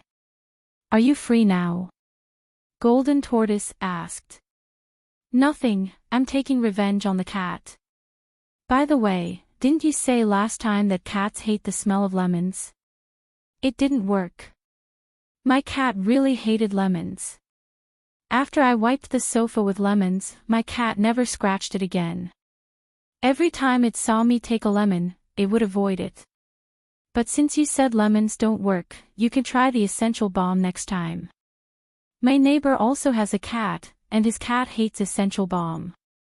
If I have that much time, I might as well take on a big job. Golden Tortoise laughed. Actually, I don't understand. Why are you arguing with a cat? It's just a cat. Because they had a good relationship, Golden Tortoise often spoke casually. Okay, let's not talk about this. Tell me why you're calling. Okay, there's a big job that I can't take on. I'm just helping someone to contact you. They've heard of your name, Lu Ba, and they want you to take over. The price is negotiable. After saying that, he hung up the phone. Xiao Gao, who was Lu Ba by Golden Tortoise, put the phone back into his pocket and sneered. He wasn't laughing at others, he was laughing at himself. There was no need for that. Time was money. If he had the time, he might as well earn money or sleep with a girl. Why would he come here to spray a cat with a squirt gun? He felt childish just thinking about it. He felt that his IQ was lowered when he met a cat. But Lu Ba looked at the black cat hiding behind a tree and looking at him. He felt helpless. This cat was different from ordinary cats. He had seen all kinds of people and pets in the outside world, but there were very few like this black cat. To put it nicely, it was spiritual. To put it bluntly, it was evil. Whether it was a human or a spiritual animal, it wasn't easy for them to come to this world. Generally, unless it was a matter of life and death, Lu Ba wouldn't kill someone directly. He liked to do all kinds of interesting jobs to make money, but he always had a limit. He knew that if he exceeded this limit, he might not be able to live as leisurely as he wanted. Forget it. The squirt gun had been sprayed and the cat had been shot a few times. Just take it as revenge. There was no need to be so calculative with a cat. He lit a cigarette, but didn't take a few puffs. He held it between his fingers and looked at the basketball court in silence. Jing Tan couldn't see his expression at this moment, but he felt that this person suddenly became deep and had a sense of vicissitudes. Was he pretending again? When the cigarette in his hand was almost burnt out, Xiao Gao flicked the cigarette but into the trash can a few meters away. He stood up, stretched his arms, and took a deep breath. He looked at the sweaty young students on the basketball court and sighed, "My youth." He paused and thought of something. He changed his tune and sang, "Birds don't come back." As soon as he finished singing, Jingtan saw a blue shadow fly across the sky and stop on a tall sycamore tree branch beside the basketball court. Lu Ba obviously saw it too. He raised his eyebrows. He didn't expect that someone would raise such a rare animal in this place. Moreover, he was confident enough to let the bird run out on its own. Even if there was a positioning ring, it wouldn't be safe, right? Unless the other party was confident. Lu Ba, who was about to leave, sat down again and looked at the bird on the tree with interest. There were many people on the basketball court. Obviously, there was a competition. It wasn't a formal competition, but a friendly competition between different schools and classes. What was interesting was that the two teams in the competition were the School of Liberal Arts, which had more females than males, and the School of Computer Science, which had more males than females. One could see the difference just by looking at the cheerleaders on both sides. Looking at the pretentious guys on one side and the pretentious girls on the other side, as well as the active players on the basketball court, this competition was very meaningful. In a friendly competition, friendship really came first. The score wasn't too big. The School of Computer Science was in the lead at around 7 or 8 points. When the School of Computer Science grabbed a rebound and was about to attack, the cheerleaders on the School of Computer Science were excited. One of them shouted, "Boys of the School of Computer Science." Originally, the people on the School of Computer Science would shout in unison, "Crush the School of Liberal Arts." But before they could say anything, a voice suddenly came from above. "Come out to receive your guests." Pft! Lu Ba, who had just opened a new bottle of mineral water because he was thirsty, spat out the water in his mouth. On the other side of the basketball court, the School of Computer Science's power forward, who was about to make a cool hook shot, stumbled. His hand slipped, and the ball directly hit the head of a teacher from the School of Engineering who had come over as a guest referee. Chapter 235. After howling for a while, the bird probably knew that its words were displeasing. Before the people at the basketball court could kick up a fuss, the bird hurriedly flew away again. Jingtan followed the bird's flight path and saw a family car parked on a road not far from here. Jingtan recognized the car. It belonged to General's owner. No wonder the bird flew here. Its owner probably came here to look for someone and took it out for a walk. During this period of time, the bird was more restricted. It used to be let out to play for 2 days a week, but now it rarely came out once a week. The reason was that the bird bullied the magpies in the school. It almost caused public outrage among magpie fans. There were a few times when it quarreled with people. The ugly magpie that General called a magpie was a symbol of good luck in the eyes of others. Moreover, magpies were not considered ugly. They were considered good-looking among the birds in the school. In order to not attract more hatred, General's owner directly put it in confinement. In fact, before it bullied the magpies, it had a history. Compared to magpies, General hated cuckoos more. It always called cuckoos parasites because cuckoos laid their eggs in other birds' nests and removed the original eggs from the nest. Once, General happened to catch a cuckoo that was committing a crime when it went out to play. Thus, it began to chase it away. During this period of time, no cuckoos were seen in the courtyard. This was General's contribution. After the magpie incident, some people finally couldn't help but form a group to complain. However, when General was locked up, the other birds in the surrounding area felt good. The ones who suffered were the few families who lived in the surrounding area. For people like Jingtan who had good ears, it was difficult to ignore the bird's voice. Every day, General faced the barbed wire on the balcony and lowered its head to sing, "The moon bends over the 9 provinces." Its claws scratched the barbed wire rhythmically. Can you imagine the feeling of wanting to shout F***ck every morning when you go out to face the morning sun, ready to start a day of study, work, and life, or to stretch your paws and prepare to take a stroll, when you hear those sad songs like, "Hey, hey, hey, so unfair, when will it disappear the hatred in my heart," in a trembling tone? Can you imagine the feeling of wanting to shout F***ck in your heart when you go out to face the morning sun every morning, ready to start a day of study, work, and life, or to move your paws and prepare to take a stroll, when you hear those sad songs like, "Hey, hey, hey, so unfair, when will it disappear the hatred in my heart?" Even some of the more sensitive people might think of some unfair treatment at work, and their mood for the day would probably plummet. Now, this fellow had finally come out and started to take revenge on society. Seeing what it had shouted just now, the people from the Academy of Economics and Technology would probably be used as a joke for a long time, especially during the competition.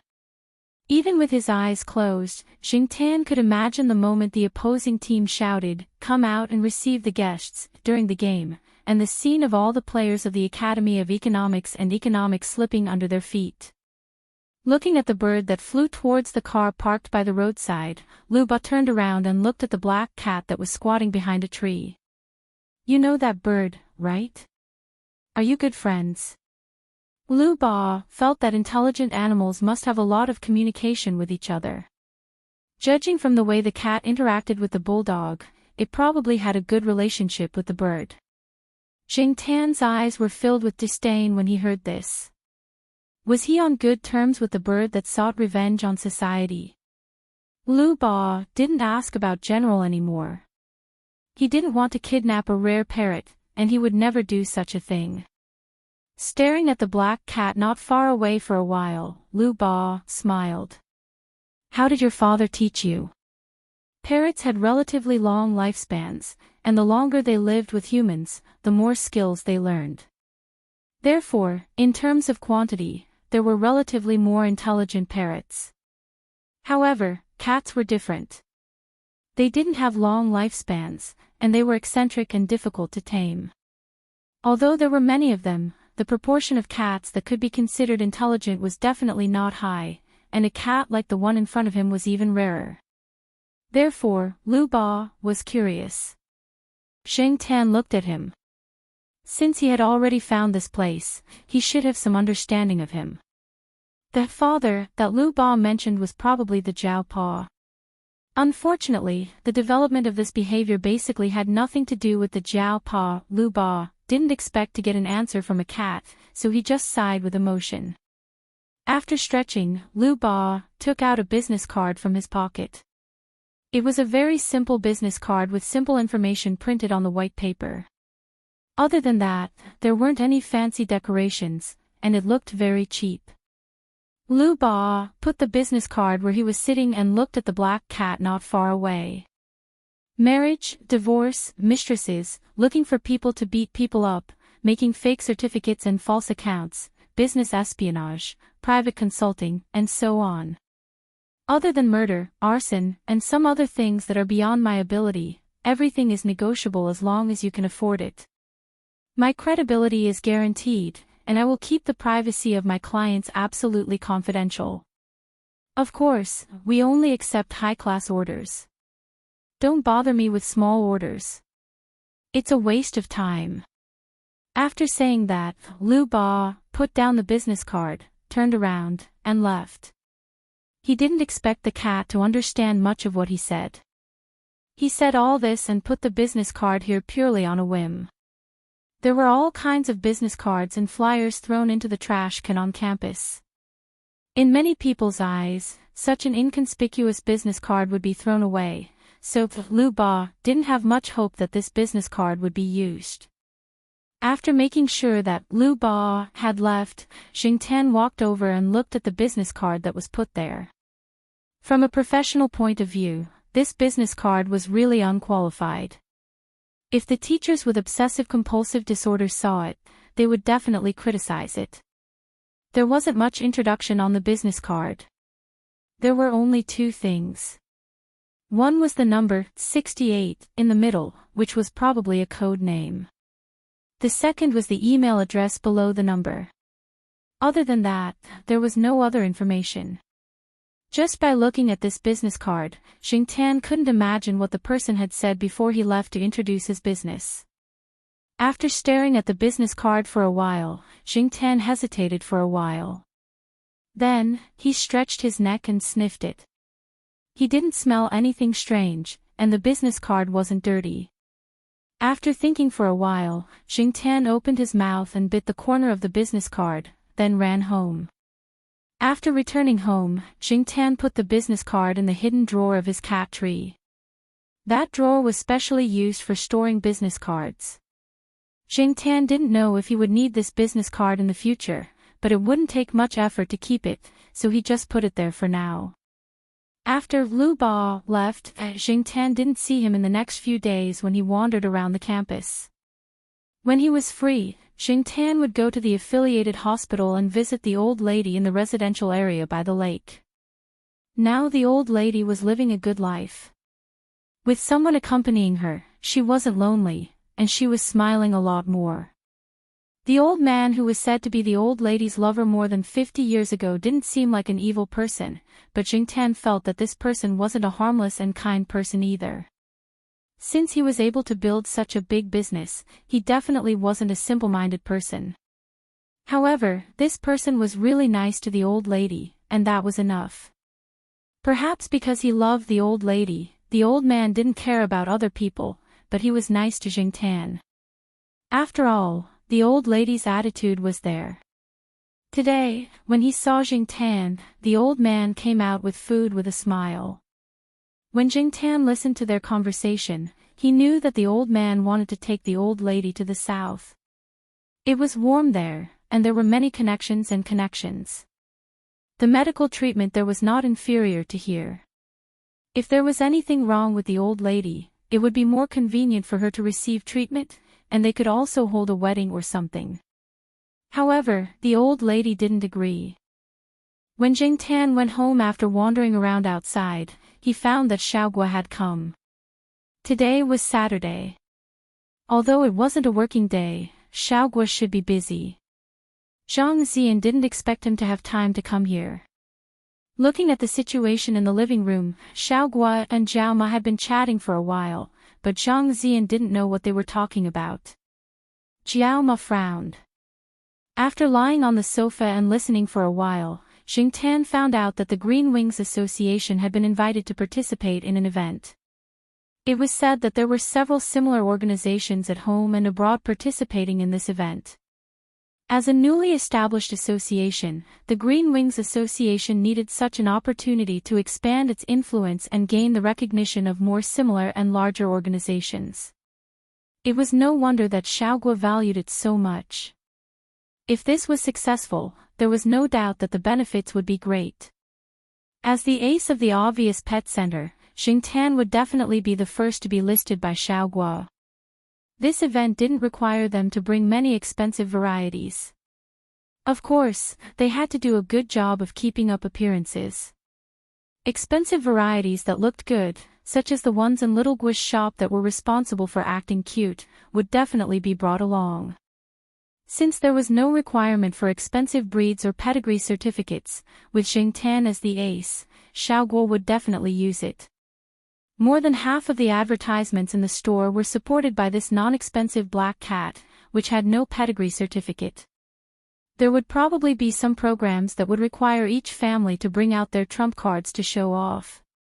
Other than Xingtian, Xiaogua had thought about it all night and couldn't think of a better candidate than this black cat. Although he knew that it wouldn't be easy to convince the Zhao family, Xiaogua still decided to come and persuade the Zhao family. Thus, the scene that Xingtian saw when he entered the door was created. After hearing Xiaogua's explanation, Zhao Ma's first reaction was to object. She couldn't leave, so she had to stay at home to take care of the children. She had 2 children at home, so she couldn't just leave. If her cat went somewhere far away, she would be worried too. She had raised her cat for almost 3 years, so she naturally knew her cat's temper. It didn't like cages, hated being put on a leash, was a bit casual, did whatever it wanted, had a bad temper, and was always suspicious. It was fine at home, but it would be hard to take care of outside. Once she listed all of its shortcomings, Zhao Ma couldn't stop. The more she thought about it, the more worried she became. Xiaoguo persuaded and assured her for an hour, but she still didn't give in. Zhao Ma sent an email to Zhao Pa and complained about what had happened. The next day, after reading the Zhao Pa's reply, Zhao Ma sighed heavily. "It's all because you spoiled it." Zhao Pa meant to let Jing Tan make his own choice. Jing Tan had analyzed the pros and cons last night. He wasn't really interested in being in the limelight, but if Green Wings, a newly established association, was still a weak chicken compared to other large organizations, Jing Tan wouldn't be able to gain much from it. After all, his main source of income now was Xiaoguo. His cats still had to feed his family. This was the goal that Jing Tan had set for himself. Xiaoguo was the person in charge of this event. If Green Wings lost face, Xiaoguo's store would lose face. If Xiaoguo's store lost face, Jing Tan wouldn't benefit from it either. Moreover, Xiaoguo said that he would only be there for a week, so it wouldn't be long. Chapter 236. After getting Zhao Ma's approval, Xiaoguo was very excited. This time, he was aiming for a few awards. He wanted to get as many as he could to increase his influence. The time was set at the beginning of June. Xiaoguo had been busy preparing for the event and contacting some partners. This time, not only was there an exchange and competition between cats, but there were also related products and food displays. This was the main source of Xiaoguo's income. Now that his own brand and his store had been established, he could use this event to promote more. Therefore, this time, Xiaoguo was ambitious and ready to go all out. After spending Children's Day with little Pomelo at home, Jing Tan began to run to the pet center. Xiaoguo had made a few mission plans, and Jing Tan had to familiarize himself with them first. Zhao Ma also began to prepare for Jing Tan's long trip. Even though Xiaoguo had made all kinds of promises, Zhao Ma was still worried. She worked in front of the computer for more than 3 hours and specially printed out a list to give to Charlie, who was in charge of looking after Jing Tan. She also personally went to the pet center to talk to Charlie for more than an hour. Jing Tan had heard so many things that Jing Tan was tired of hearing them, but he didn't feel disgusted. This feeling of being valued was pretty good. The event location was in Linzhou City. Xiaoguo booked a bus and several accompanying cars this time. More than 80% of Xiaoguo's team members were with him. It took about 10 hours to drive from Chuhua City to Linzhou City. However, Xiaoguo had started to prepare in advance, so he didn't worry about any inconveniences during the 10 hours. There were a total of 6 cats participating in the event, 3 from Xiaoguo's store, and cats from other pet stores or clubs of the Green Wings Association. There were other participants in Chuhua City, but those cat owners didn't travel with Xiaoguo. When the time came, those cat owners would fly to Linzhou City by themselves. If they wanted to travel together, they would contact Xiaoguo. Different from the other cats in cages, Jing Tan had a lot of freedom. He occupied a seat and slept there. Charlie sat next to him. Charlie was now a real cat nanny, and Jing Tan's special nanny during working hours. Charlie looked at the cat sleeping peacefully next to him, and then looked at the person in front of him who had to take the cat out of the cage to comfort it because the cat he was taking care of kept crying. He sighed in his heart. The cats he took care of had different temperaments and personalities. Each cat had its own advantages, and each had its own troubles. Although the cat next to him was brave and had a strong mentality, it had too many bad habits. Charlie opened the folder in his hand and flipped through the materials inside. Among them were the precautions that Zhao Ma had given him for taking care of her black cat. In fact, Charlie had some understanding of Jing Tan's habits even without these. After all, they had worked together for so long. But every time he looked at these precautions, Charlie felt a stomachache. Forget it. As long as there was no mess during the event, he could accept the rest. Midway, the team stopped to rest for a while, eat lunch, and go to the bathroom. Jingtan also asked Charlie to take him to the bathroom during mealtime. He never used cat litter, only the bathroom. After eating and drinking to her heart's content, Jingtan returned to the car and continued to sleep without a care in the world. Charlie sent a text message to his girlfriend. Cats nowadays are really hard to take care of. But the difference this time was that there was an extra person and a cat on the bus. This cat came from a club in Chuhua City. The owner of the cat was a woman in her 40s or 50s. She had taken her cat to sit in the car at the back. She probably felt that the car was too boring, so she came to the bus after resting.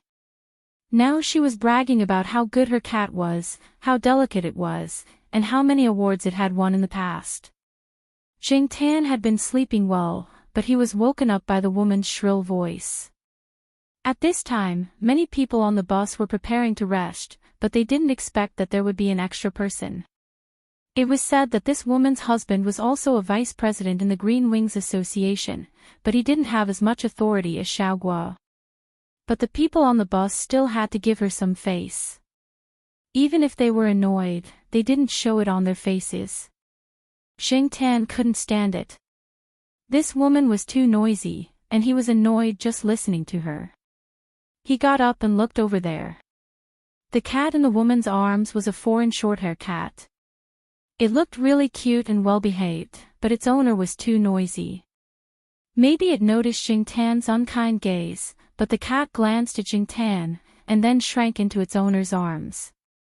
The woman, who was showing off her cat and almost criticized the other cats as worthless, felt a strange movement in her arms. She quickly stroked the cat's fur and comforted it. As she comforted it, she called out, "My darling, my little sweetheart," which gave Jingtan goosebumps. The woman followed her cat's gaze and looked in Jingtan's direction. Her heart trembled.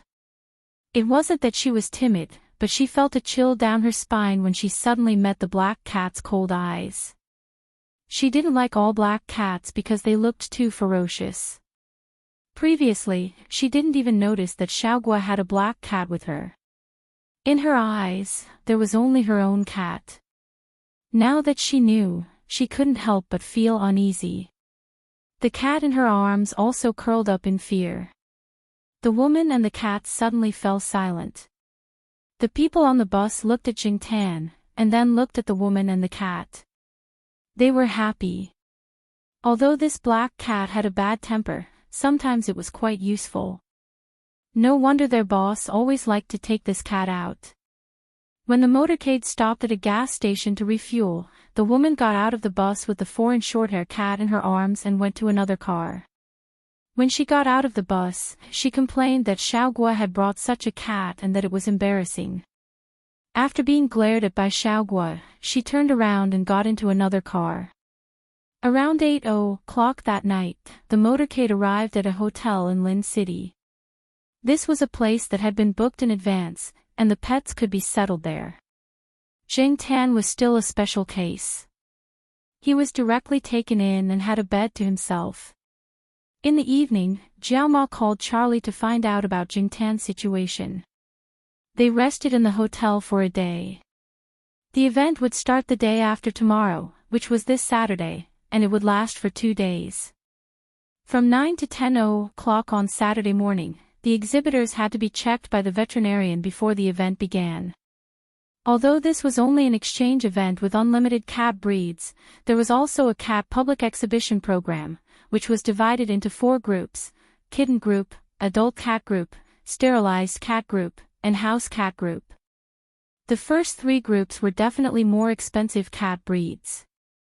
This event gathered rare breeds from different countries, including Persian cats, hairless cats, Garfield cats, Koenig's curly-haired cats, ragdolls, Maine cats, and other international famous cats with a total value of nearly 10 million yuan. It was enough to satisfy the audience. In addition, the activities on Saturday included a charity bazaar, some lectures on cat love, and a quiz on cat love. On Sunday, there were more interactive activities that were specially arranged. Many people hated cats, and the reason why they were not close to cats was mostly attributed to the temperament of cats. Most cats liked to scratch people. When they were happy, they would talk to you, and when they were unhappy, they would ignore you. This time, the organizers wanted to show people the other side of cats.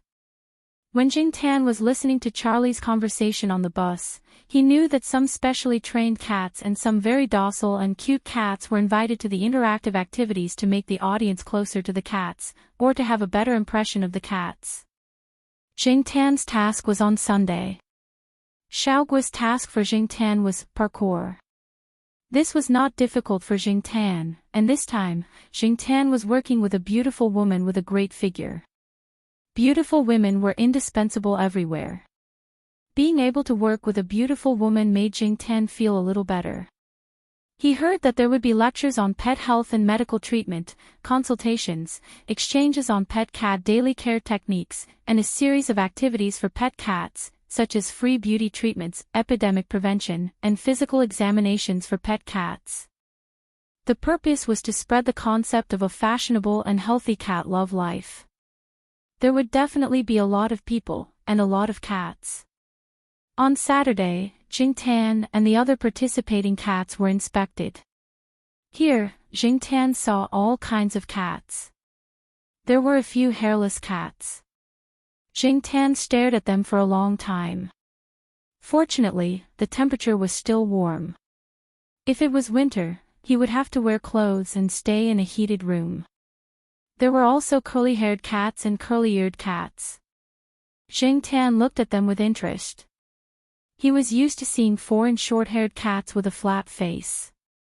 Looking at these strange cats was a novelty, especially from the perspective of a cat. He didn't know if it was because of the different perspective, but the cats that he used to think were all kinds of deformed and weird now felt okay. Jing Tan could see a lot of emotions in the eyes of these cats. Some cats that looked fierce were actually timid. Some looked powerful but were actually timid. They were scared easily. During the inspection, a cat let out a fart that scared itself. It was a silent fart. Jing Tan wouldn't have known if she hadn't heard it from the people over there. But she still laughed for a long time after she found out. Looking at all kinds of cats, Jing Tan thought, what would happen if peanut candy came? However, it was better not to think too much about the impossible. Peanut candy had always been left alone. Li Yuanba had personally taken care of it since it was young. It loved to cause trouble, so Xiao Gua and the others didn't dare to bring peanut candy along. If it came, it wouldn't be peaceful. It was said that the total value of the cats participating in the exhibition was close to 10 million yuan. If it accidentally scratched the champion cats, Xiao Guo would have to pay a lot of compensation. In the venue, charmingly naive Persian cats and chubby British short-hair cats stared at the people coming and going with their big watery eyes. Occasionally, they would call out to their owners who were holding them. Looking at how calm they were, it probably wasn't their first time participating in this kind of event. Chapter 237. Jing Tan was led by Charlie, and there was a tall beauty next to him. Charlie had been blushing and stuttering. Although he already had a girlfriend, he was still nervous in the face of such a beauty. This beauty was Jing Tan's partner in the interactive session tomorrow. Her name was Jean Ling. It was said that she was a model and also a client of the pet center. This time, she was invited by Xiao Guo to help. Jing Tan looked at Jean Ling critically and gave her 80 points. He felt that it would be better if the skirt was shorter. Unfortunately, it couldn't be too revealing. There were many children who came here. If they were dressed too skimpily, the parents of their children would definitely complain. There had been complaints about skimpy clothes at famous cat shows before.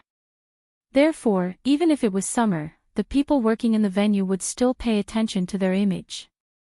After getting familiar with Jean Ling, Jing Tan left Charlie and nestled in Jean Ling's arms. Although Jean Ling didn't have much contact with Jing Tan, she was very active. As long as Jing Tan made a slight move, she knew where to go. She had heard that this cat was very arrogant and had a bad temper. The people in Xiaogui's shop all followed its wishes, and she wouldn't refute the cat's wishes. It would be easier for them to cooperate with each other tomorrow.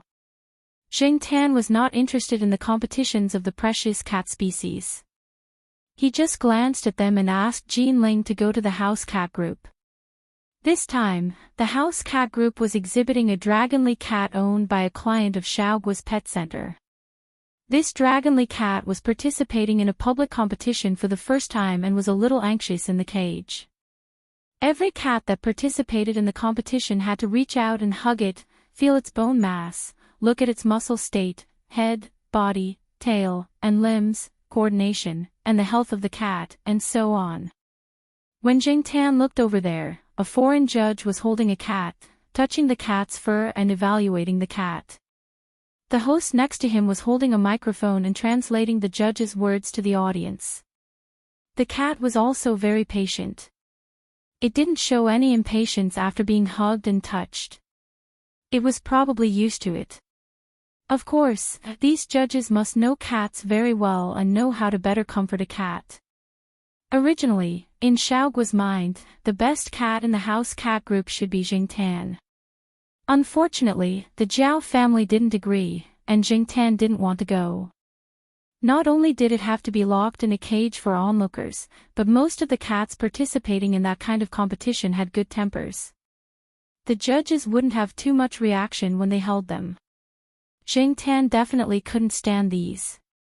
Another reason was that it was said that non-sterilized cats that won this kind of award were basically treated as breeding cats. Jing Tan definitely didn't want to have anything to do with a female cat. There were also many people in the house cat group. Compared with the expensive cat breeds, the cats in the house cat group were more approachable. Expensive cats were only used for viewing. It wasn't easy to raise them.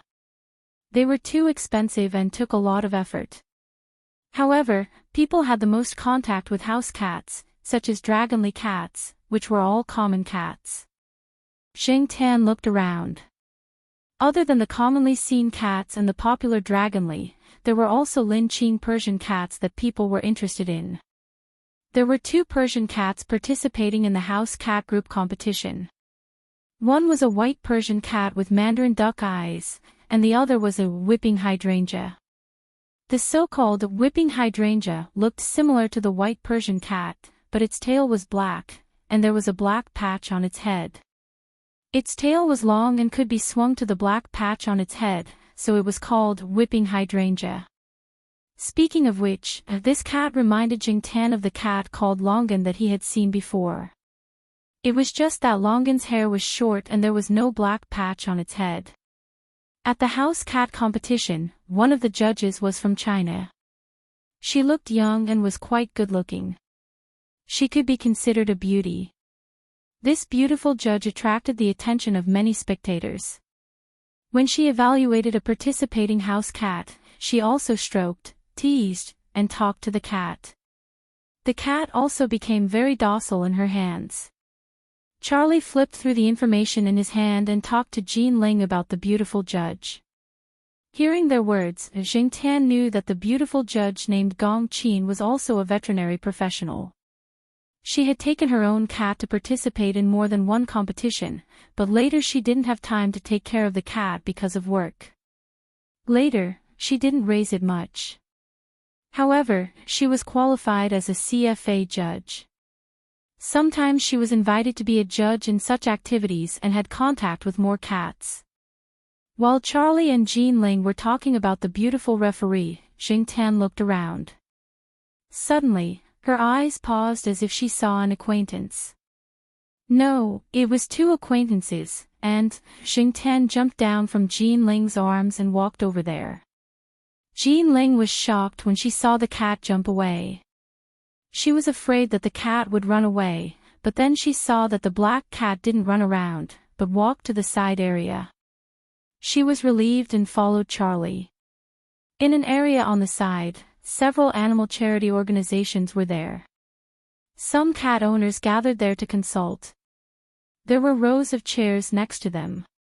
The people who came in to watch and some cat owners who participated in the activities rested there when they were free. Fong Mengmeng was holding a pamphlet given by the animal charity organization in her hand and was looking through it. Fong Xiaokong was chatting with someone next to her. It seemed that he met an acquaintance here again and was being pulled to chat. Next to Fong Mengmeng was a cat with tricolored patches on its body. In the area around this cat, there was no other cat except for it within a radius of 5 meters. Even the cats that were brought there to rest would scream at it with their hair standing on end, pressing their ears and shouting for the cat owner to take them away. Jing Tan calculated the time. Demi, this guy, was almost 1 year old. Sometimes, Jing Tan was envious of the Monseigneur's good genes. It could be seen by looking at Peanut Candy and Demi.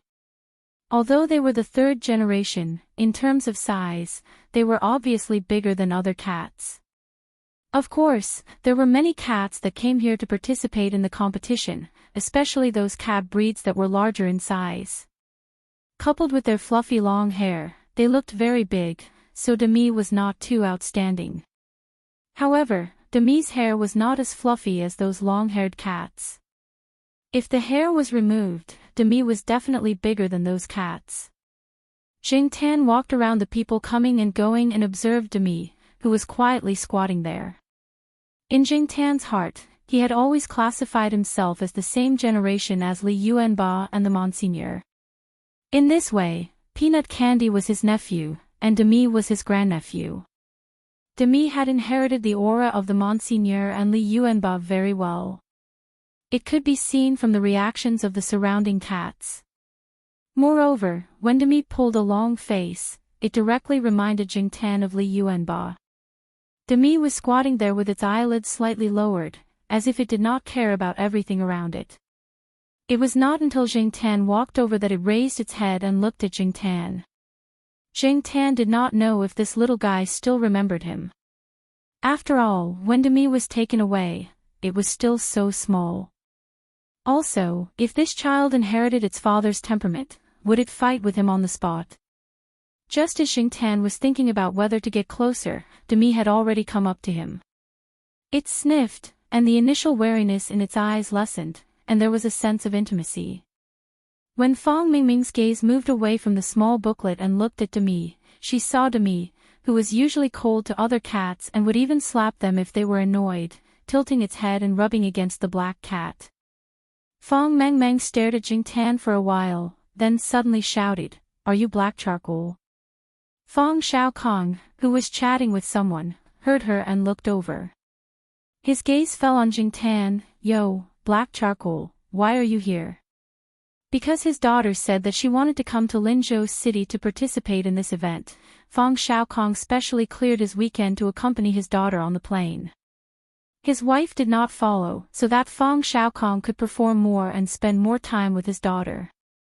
His daughter wanted to bring Demi over, and Fong Xiaokong had already prepared all kinds of documents. At this time, Charlie and Jean Ling also came over, and Fong Xiaokong chatted with them for a while. "There's a competition tomorrow." "That's good, let's go support them tomorrow," Fong Xiaokong said with a look of anticipation. Fong Mengmeng nodded at the side.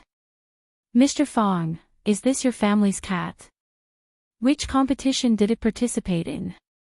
Charlie asked. Jean Ling was also curious. The cat in front of her felt a little different from other cats, but she couldn't tell why. Could it be a cat breed that she didn't know? "This is my daughter's cat, but it didn't participate in the competition." Fong Xiaokong didn't say too much. Since he knew that Charlie was from the pet center, he was on guard. Air Mouse said that Demi's father was in the pet center. In the event venue, Fong Xiaokong had a special certificate. Demi didn't participate in any competitions, but was brought in for a walk. Then, Fong Mengmeng could communicate more with the cat friends and ask about raising cats. The degree of freedom was much greater than the cat owners who brought in the competition. Anyway, there were people who knew, so such a certificate was very simple. Charlie and Jean Ling wanted to take a closer look because they were curious about Demi. When they were about to reach out and touch it, Demi raised its head and glanced at them. Charlie and Jean Ling's hearts immediately trembled. This cat's eyes were so cold, and they felt that this cat was not to be trifled with. Cough, this cat must be very troublesome to raise, right? Charlie retracted his hand and said. It's not troublesome, Demi is very obedient. When Fong Mengmeng mentioned Demi, she smiled and squinted her eyes. She reached out her tender white hand and touched Demi's head. Many cats gave people a completely different feeling when they had a straight face and when they acted cute. For example, Demi who faced Charlie and Jean Ling and Jingtan and Fong Mengmeng. One was cold and the other was gentle, one was difficult to get close to, and the other took the initiative to get close to. When Demi raised its head to look at people, due to the lighting in this area of the venue, Demi's pupils shrank slightly. Together with Demi's straight face that resembled Li Yuanba's, it looked much sharper. When its pupils dilated due to excitement, coupled with its coquettish actions, it let people know that this cat could also get close to people. That was even more adorable. Charlie looked at the difference between before and after and laughed dryly. He thought for a while and said, Mr. Fong, your Demi is quite similar to the two cats in our pet center. I'm telling you, I'm definitely not lying to you. One of the cats is called Li Yuanba, and the other cat is Li Yuanba's son, called Peanut Candy. Fong Xiaokong was already thinking of leaving. The moment Charlie opened his mouth, he said the two taboo names that Ermao mentioned. Anyway, his daughter had played here for a long time, so he might as well leave first. When Fong Xiaokong held Fong Mingming's hand and left, Demi raised its tail and did not look around. It followed closely beside Fong Xiaokong and Fong Mengmeng. It was too lazy to pay attention to the people and cats around it. Chapter 238. On Saturday, Jingtan familiarized himself with the general events and layout of the venue. There were many people who came over that day, especially those who liked cats but couldn't raise cats for various reasons. They were addicted to watching, and when they left, they discussed coming together tomorrow. When they returned to the hotel, Jingtan listened to Charlie and the others talking about the day's events. Xiaoguo went out to expand his network. The harvest of the first day of the event made Xiaoguo satisfied. He won 3 medals. It was not a good result, but it was not bad either. It was enough to keep up appearances. Xiaoguo's main focus was on cat food and peripheral products. The sales of cat food were good today, and there were a few people who contacted Xiaoguo to supply it. It was said that the cat of the woman who was with Xiaoguo's team and who was shouting on the bus in the middle of the way did not get a result that satisfied her this time. The cat almost fought with another cat that participated at the time. However, for the woman, although it was a pity that she did not win an award, she still loved her cat. This made Jingtan's impression of her a lot better. In fact, many cat owners who came to participate in this event, even if their cats didn't win any awards, they were only there to play a minor role. They didn't care much about the gains and losses, unlike those who mainly did commercial-oriented advertisements for breeding cats. At the venue, Jingtan saw several cat owners comforting each other. Some of them even comforted their cats. They did not care if their cats were depressed because they did not win an award. Perhaps they were also telling themselves that the important thing was to participate. In their hearts, their cats were always the best. Jingtan did not listen carefully to the discussions of others. He only knew that Xiaoguo and the others had a good harvest on the first day. He had to prepare more for tomorrow's project. In the evening, Jingtan and Jean Ling practiced together again. In fact, it was mainly Jingtan who was running. Jean Ling just had to sit there and be a qualified vase. When Xiaoguo came back at night, he was worried that Jingtan might be under some kind of psychological pressure. He didn't expect to find that Jingtan had already fallen asleep on the bed. Compared to Jingtan's calmness, Xiaoguo was still a little worried. Even if the cat performed well when his team was shooting advertisements, there would be too many people at the venue tomorrow. The audience, especially the children, would be screaming and yelling, which would affect the cat's mood. Today, several of the participating cats were in bad condition. Sometimes, slow cats had their advantages. Take the few cats in Xiaogua's store for example. If you really wanted to talk about psychological quality, there was nothing much to talk about. To put it bluntly, their reactions were slow, and their temperaments were too gentle. Xiaogua knew that Jingtan was different from other cats.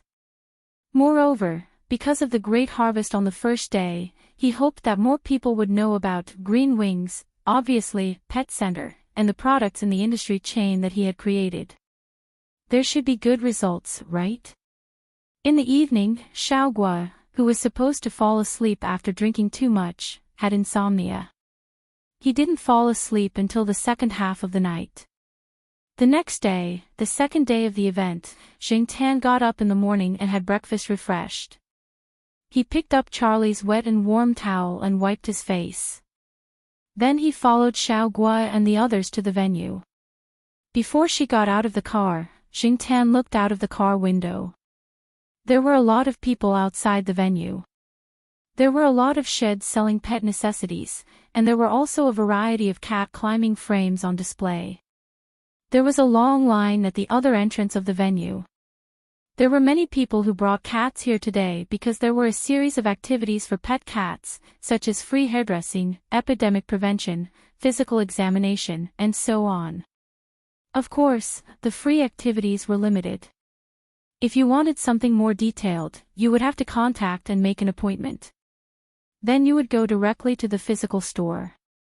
Today's free activities were just to show off to the cat owners. The layout of the venue was also slightly changed. There was a space in the center for the cats to perform and interact. As soon as Xiaogua arrived at the venue, he was pulled over to discuss things. When he left, he asked Charlie and Jean Ling to take Jingtan to familiarize himself with the environment. Jingtan looked at the staff over there who were checking the cats and the person in charge who participated in this event. By the way, they were confirming whether there were any objections to the order of appearance. After all, the order of appearance was also drawn by drawing lots. No one could blame anyone, and some people who couldn't come in time because of unexpected situations would change the order. There were 10 cats participating in this segment. Jingtan was the 7th. If it started at 9 o'clock, according to the calculation of 15 minutes per cat, it would get to 11 o'clock. Of course, there was no absolute statement about the time of each cat. Some might end in 5 minutes, and some might last longer. The deciding factor was the cat's performance and their popularity. They could attract more attention from the audience and ask for photos. The higher the popularity, the longer the duration. Jingtan looked at the list in Charlie's hand, then looked away uninterestedly. At this time, some of the cat owners and cats who participated in this segment arrived one after another. Jingtan glanced at them. The cats looked very smart. The interaction with their owners or trainers showed how familiar they were with each other. Moreover, these cats didn't have a leash, but a few of them were wearing small clothes. They looked quite familiar. Jingtan also found that most of these cats were not purebred expensive cats. Also, many expensive breeds had many defects. Some people were already standing on the second floor, looking at the open space on the first floor expectantly. "BC, let's go." Charlie called out to Jingtan. They were going there to report and sign. The inspectors needed to look at the photos of people and cats during the registration. Because they were going to appear in public, Xiaogua asked them to call Jingtan BC. The name of the contestant on the registration list was Black Sea, and the breed was a domestic cat. There were only 10 contestants, so it didn't take long to check and sign on the spot. Jean Ling took Jingtan and rested on the side after wandering around. It's starting. Someone in the crowd called out to his partner. Jing Tan glanced at the crowd that was gathering quickly. Many people were holding cameras and DV. A few fathers let their children sit on their necks, while the children held the DV and took photos. Seeing so many people paying attention to him, Jing Tan, who had a casual attitude, felt that his performance later must not be too bad. Since he had decided to participate in the event, he had to show some ability so that those with cameras and DV would not be too disappointed. The owner of the first cat to appear had put in more effort. The clothes on the cat would not interfere with its movements, and when it appeared, it stood on a ball and rolled out. Rolling a ball looked very simple, but in fact, it was not. When Jing Tan first tried it in the pet center, he failed several times. Later, he got used to it. Good. Someone clapped and cheered. He didn't know if it was a trick. After that person cheered and applauded, the surrounding crowd also applauded. After the cat rolled the ball, it also jumped in circles, drilled in circles, and jumped obstacles. Although people had seen these projects in circus performances on TV, the feeling was different on the spot.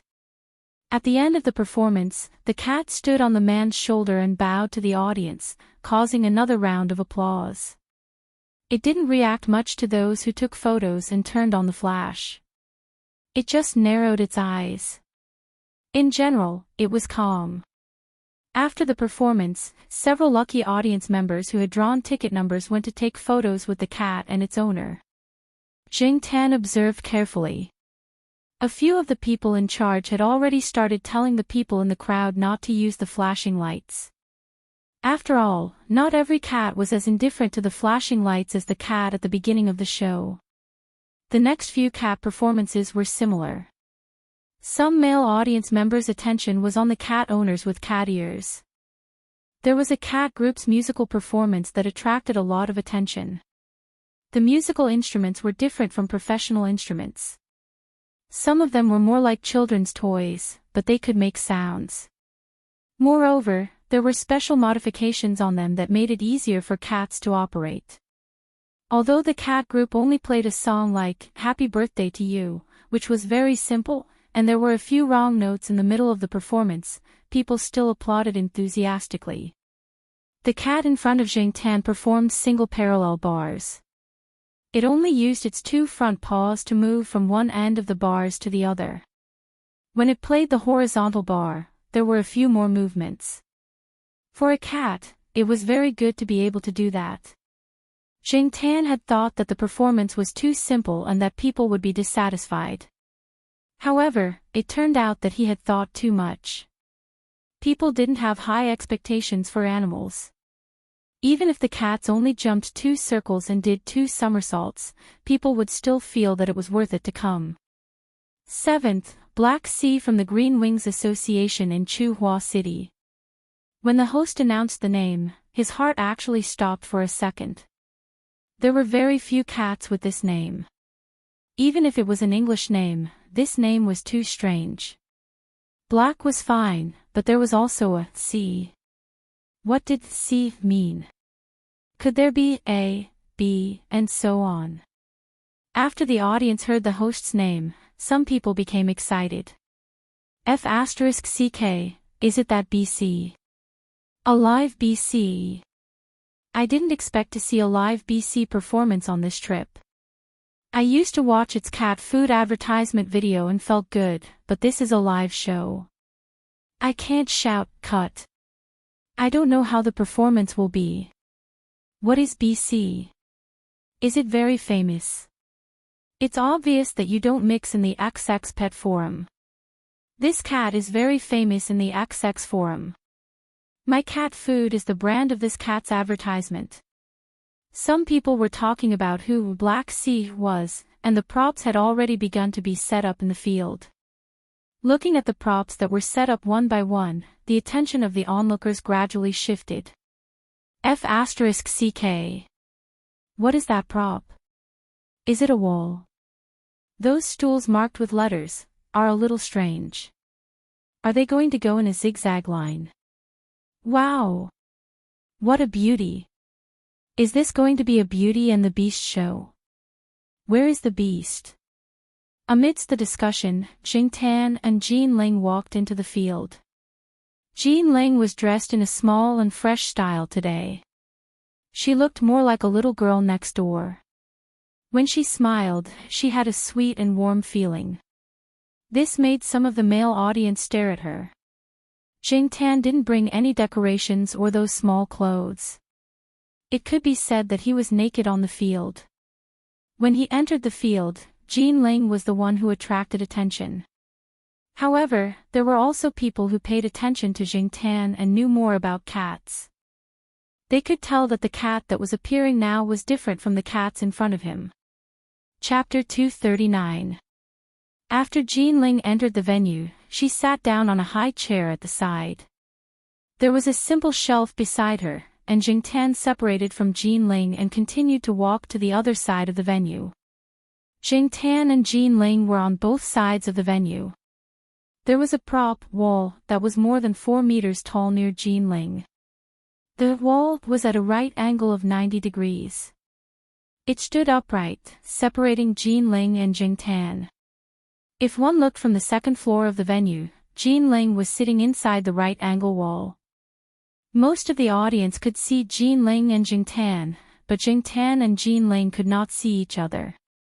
They were blocked by the wall. There was nothing on the wall that was suitable for climbing, but the wall was a little rough. Jingtan came to the expected place and stood there. Whether it was those who had performed or those who did not bring their cats to perform, they all looked over there in confusion. Didn't this woman in the venue need to follow her cat? One had to know that during the performance, they were always by their cat's side. Even if they were not by their cat's side, they were not far away. They had never seen a situation where they were so far away from their cats and were directly separated by something. Just as people were thinking about what this woman wanted to do, Jean Ling took a wooden guitar that Charlie handed to her. She plucked the strings with her fingers and began to play. The surrounding discussions gradually quieted down because of the sound of the guitar. The clear notes scattered in every corner of the venue. They were freely retracted in Jean Ling's fingers, free and casual, as if the sincere and pure emotions of a young person were naturally revealed. Looking at Jean Ling sitting there, she was dressed in fresh clothes, and the corners of her lips were slightly curled with a faint smile. When she plucked the strings, it made people feel as if this person was a dancing warm fire. Without a doubt, at the moment of the opening, Jean Ling was the focus of the crowd's attention. Some people were already thinking that even if the cat did not perform well, they would still applaud and cheer for it just for the sake of this guitar song. On the other side of the neglected white right-angled wall, Jingtan also moved. When Jean Ling played the guitar to a certain note, Jingtan jumped onto the first stool marked with the letter A, and then jumped onto the second stool marked with the letter B. Jingtan felt that this kind of performance was extremely retarded and lowered his IQ. However, it was clear that Xiaoguo understood the audience's thoughts better. Jingtan was a bystander. If the audience watched Jingtan jump on the stool according to the alphabetical order, they would praise this cat for being amazing. Because it did not jump randomly, it proved that it jumped in the right order. Placing so many stools, especially when there was no conductor to guide it, was also a highlight. And that was indeed the case.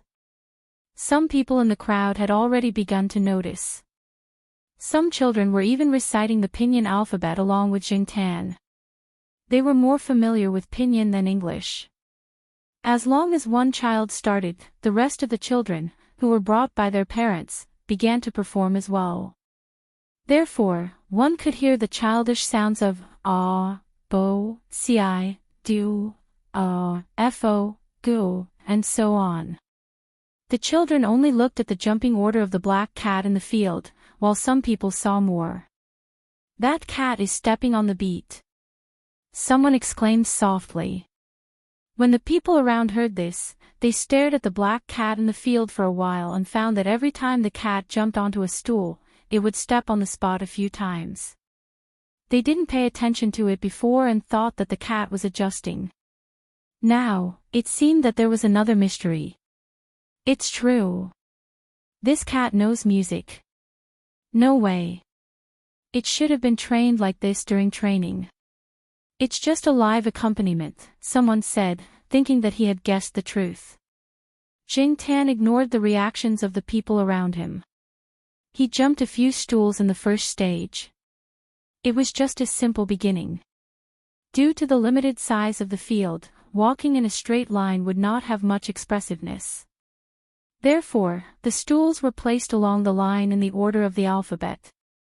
After jumping over the first few stools, Jing Tan jumped onto a stool. There was a shelf next to the stool, and there was a long paper box on the shelf. Jing Tan opened the paper box and took out a rose from it. The rose had been treated, and the thorns had been removed. The branch, which had been cut to the right length, was wrapped in a layer of clean paper. Jing Tan picked up the rose and returned to the stool next to him. He stepped on the stool and waited for the next beat to begin. The people around who were originally watching the show gradually stopped paying attention to Jin Ling. Instead, they focused on the cat in the field. They were curious about what the cat would do next. With the rose in his mouth, he walked rhythmically with cat steps across the horizontal bar. The distance between the two adjacent letter stools was widened. If Jing Tan jumped directly, he could of course jump, but according to Xiaoguo's plan, that was not the case. The rhythm of the guitar song gradually began to speed up. Jing Tan stepped on the rhythm 3 times at first, but he stepped on it twice. Moreover, he jumped on the stool at the back and widened the distance. There was a vertical board between the 2 stools. When Jing Tan jumped up, he used the board in the middle to jump to the next stool. Just like the skill that Li Yuanba had taught Jing Tan to jump through the window, he used the object in the middle to exert force and change direction. As long as he controlled the force and direction well, he could land steadily on the target location. Jing Tan had also done this when he was shooting advertisements. One of the stools was probably not fixed properly.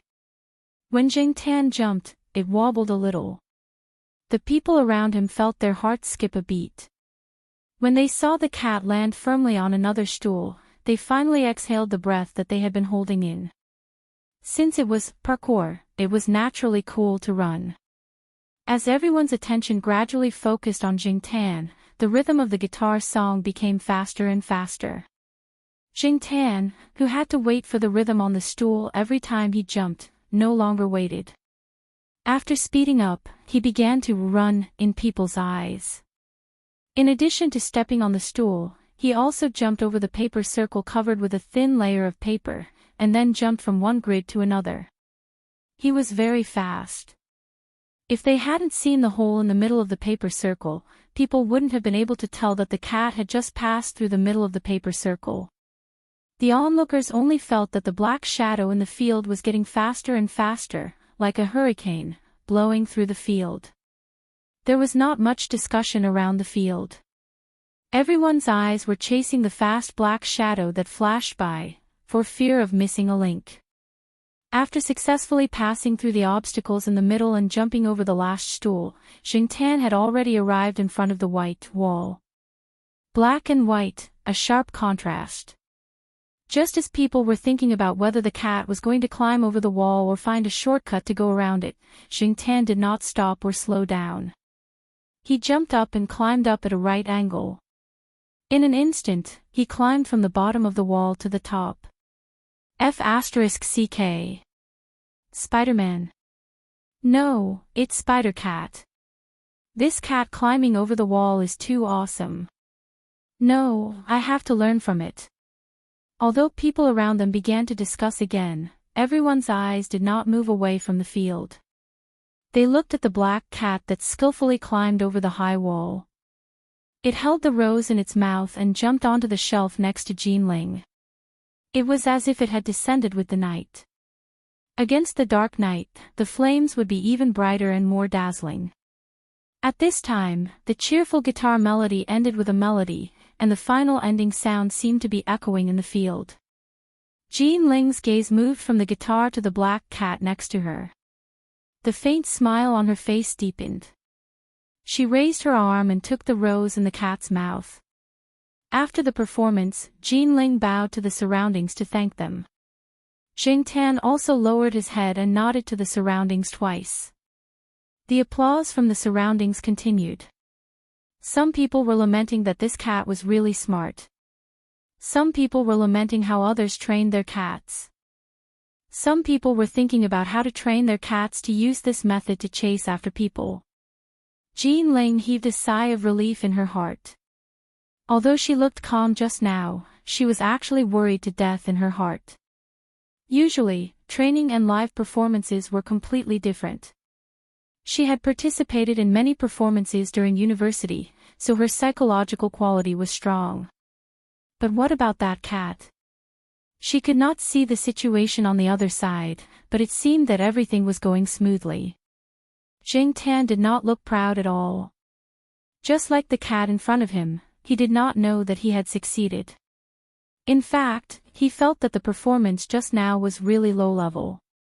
To think that he had a cat's body and a human's heart, and he had to be praised by the standards of a cat. It was embarrassing to hear it. There would be no ranking in this segment, so there was not much competitive pressure. However, it was also very important to attract popularity. After the host asked Jinling to draw the lucky audience, someone went over to take a photo. A mother brought her child here, so the opportunity to take a photo would definitely be given to her child. However, the child seemed to be a little afraid. She bit her finger and stood in front of Jingtan and hesitated for a moment. Then, under her mother's encouragement and Jinling's guarantee, she approached Jingtan. Jingtan squatted on the 1-meter-high shelf. The child's line of sight was just at the same level as Jingtan's. Seeing the child standing there stiffly, Jingtan reached out his palm and placed it on the child's head. Then, he leaned his head against the child's head and looked at the camera. If it was a human, he would be able to put his hand on the shoulder and act like a good brother. Unfortunately, his hand was too short. However, Jingtan was in a good mood today. After the mission was completed, he did not care about anything else. It was also not bad to attract popularity at the same time. The photographer hired by the venue was also a professional. He captured the scene just now and showed the photo to the mother and son. Both mother and son were very satisfied. The child wanted to take another photo, and the photographer agreed. This time, the child was not afraid. He stood beside Jingtan with a serious face. He raised his hand and made a pose of Ultraman releasing a big move. What made the surrounding audience laugh was that the black cat beside the child also stood up and made a similar pose. Although it was not a standard cross shape, it looked like it. It was enough. After looking at the second photo, the child laughed happily. He was addicted to taking photos and shouted that he wanted to continue taking photos. However, there were still people waiting to take photos behind him.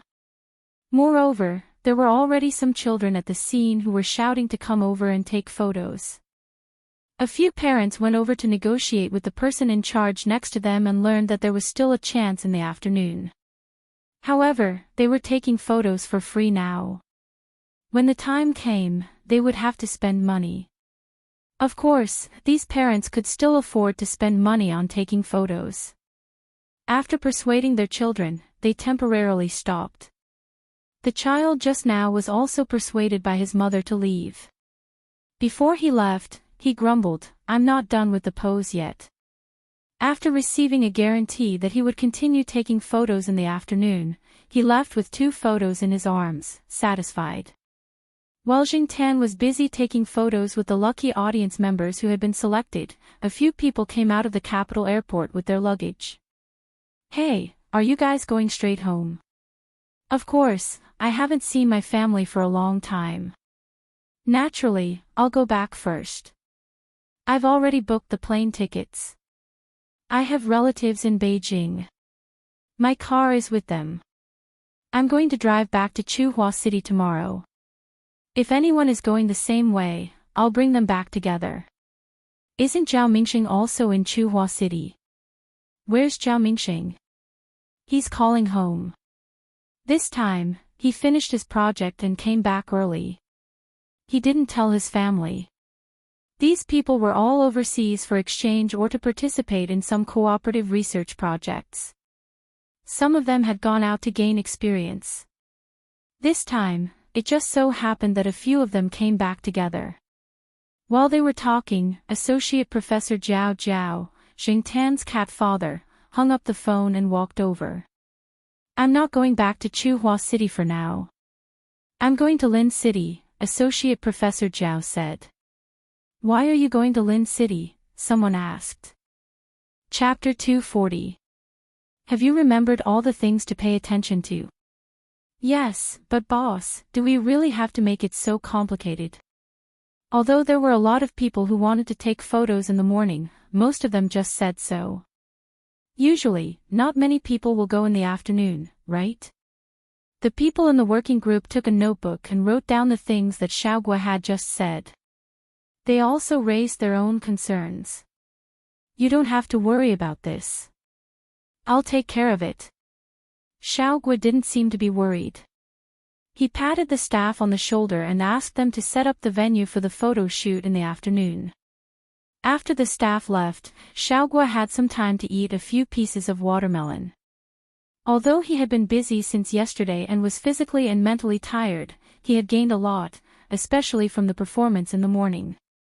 Although he didn't go to see it, he heard from Charlie and others that among the 10 cats, the black cat from their shop was the most popular.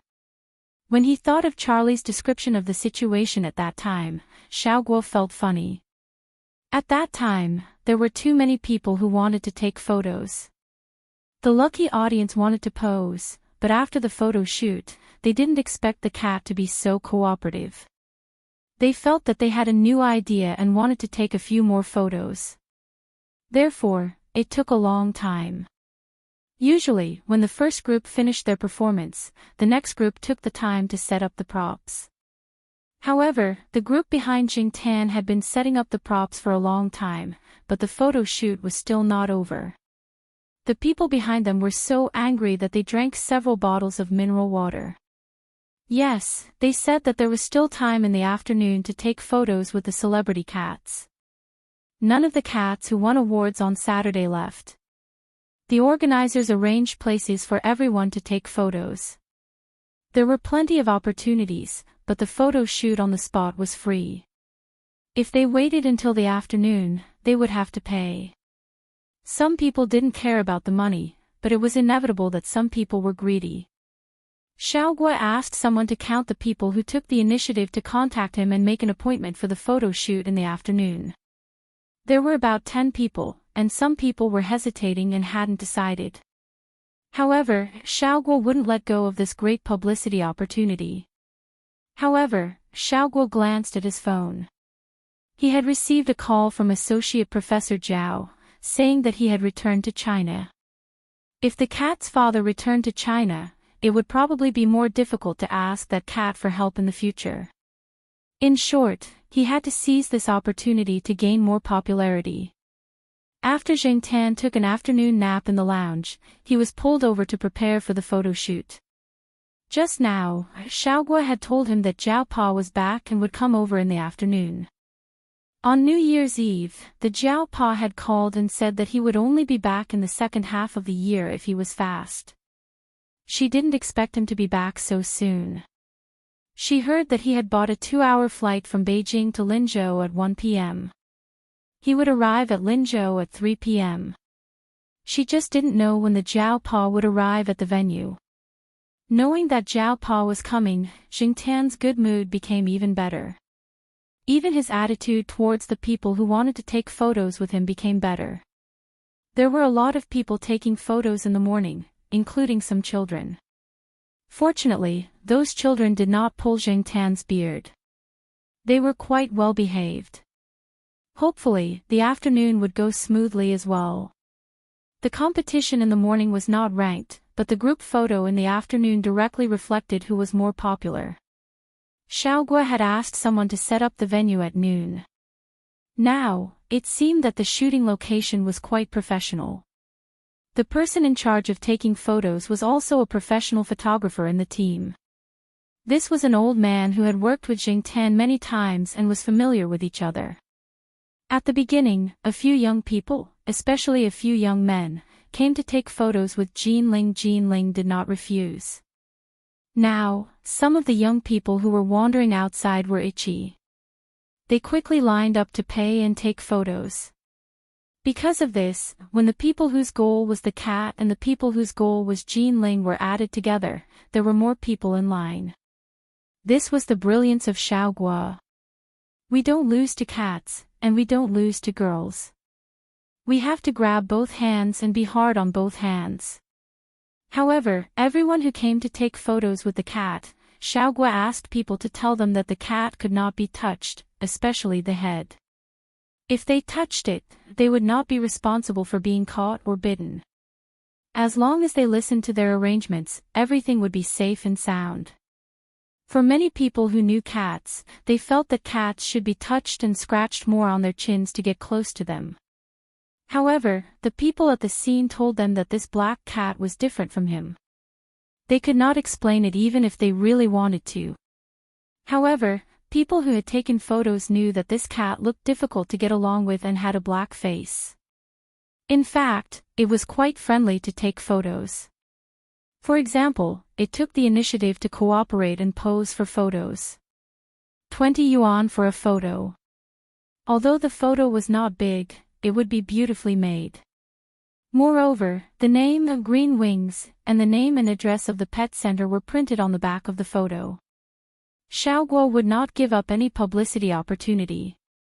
This was the psychology of people. Even if they were not interested in what everyone was doing, they would still want to join in the fun. Some people who only took photos with famous cats and champion cats also came to line up when they had free time. There were some props clothes on the side. People who were about to turn could go over and choose props clothes. A 6 or 7-year-old boy ran over and picked one. Then, he stood in front of the fitting mirror and looked at himself. He probably felt that he was so handsome in the clothes that he peed his pants. Yes, he really peed his pants. When Jingtan heard the people around him laughing, he looked over and found that the little kid in front of the fitting mirror was pursing his lips and crying out loud. His pants were wet, including the prop's clothes. There was a large wet urine stain. Sometimes, Jingtan felt that, in fact, the thoughts of children were quite strange. If they did not say it, you would not necessarily be able to guess what they were really thinking. There were many people taking photos. For Jingtan, this was actually not a troublesome thing. He just had to pose there and get a few kisses from a few ladies. However, the age range of these ladies was too big, from 8 years old to 68 years old. Jingtan accidentally found that his forehead had been kissed. There was also a 2 or 3-year-old child who kissed Jingtan's forehead and left a trail of saliva on Jingtan's head. No one knew what this little kid was thinking at that time. Seeing this, Charlie hurried over and wiped it with a paper towel, then a few more times with a wet towel. Seeing that Jingtan did not fly into a rage on the spot, Charlie was relieved in his heart. During this period, some people from the organizers came to watch the photo shoot, and there were also photographers. The organizers contacted Xiaoguo and asked him to bring the cats to take photos at the end of the event. The cats in the photos were all cats that had won awards. Jingtan was the only house cat that had not won an award. The other 3 house cats were the first, second, and third house cats in the house cat group. However, in terms of popularity at the venue, Jingtan was still a lot more popular than them. At around 4:00 in the afternoon, the event was coming to an end. The number of people taking photos gradually decreased, except for those who had already paid and lined up. Those who came later were all told that the event had ended. "Hey, sir, I'm sorry, but the photo shoot has ended. If you are interested, you can patronize our shop.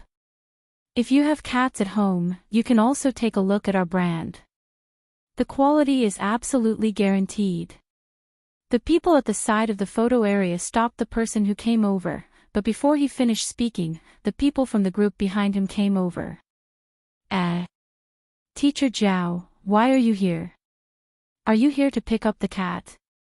The person who came over was an old acquaintance of Xiao Guo's from the pet center. He was also one of the few people who knew that Jing Tan was in the Zhao family. The person who came before saw that everyone knew each other, so he stopped talking and let Associate Professor Zhao go straight in.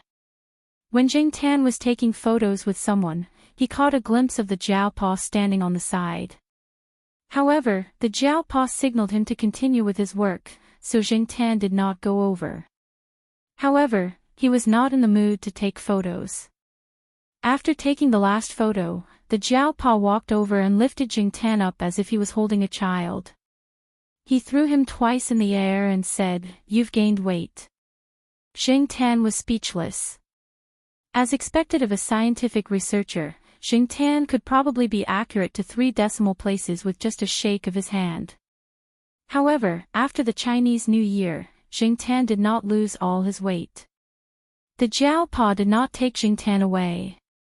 He had already heard that Jing Tan would be taking photos with the winning cats on the stage during the closing ceremony. The photos would be put on the event records of the relevant organizations as a souvenir. There were fewer people at the closing ceremony than at the opening ceremony. Only some relevant organizations and the owners of the winning cats were present. Jing Tan stood on the stage, where there was a staircase. The winning cats were placed on top of it. Cats were not as obedient as dogs, so they had to hurry up.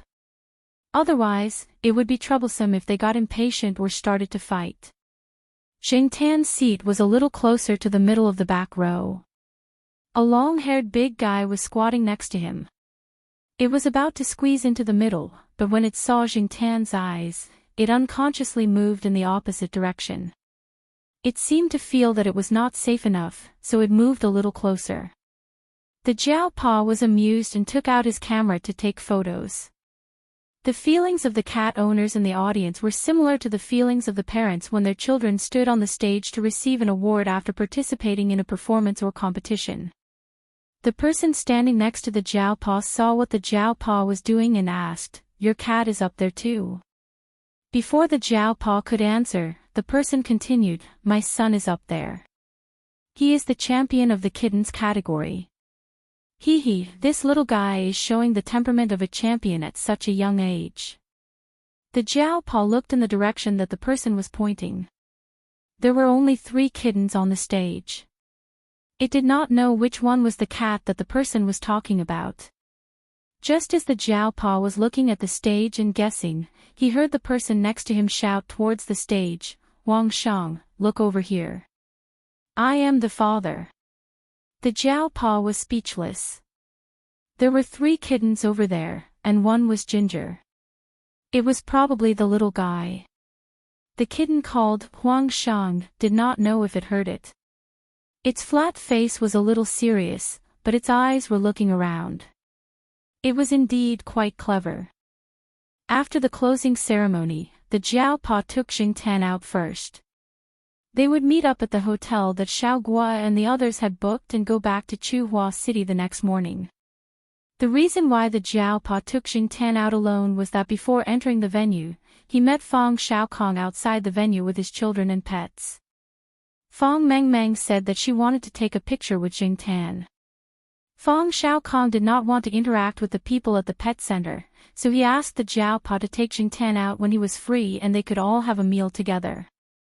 While Fang Mengmeng was taking pictures of Jing Tan and Dami with Fang Xiaokong's SLR camera, the Zhao Pa and Fang Xiaokong were chatting on the side.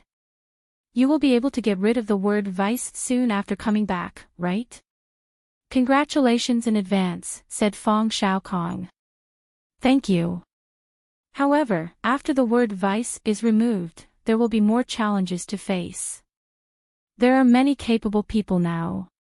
The Zhao Pa smiled and shook his head. "That's true. Even in famous universities in China, there are many strategic scientists." Chapter 241.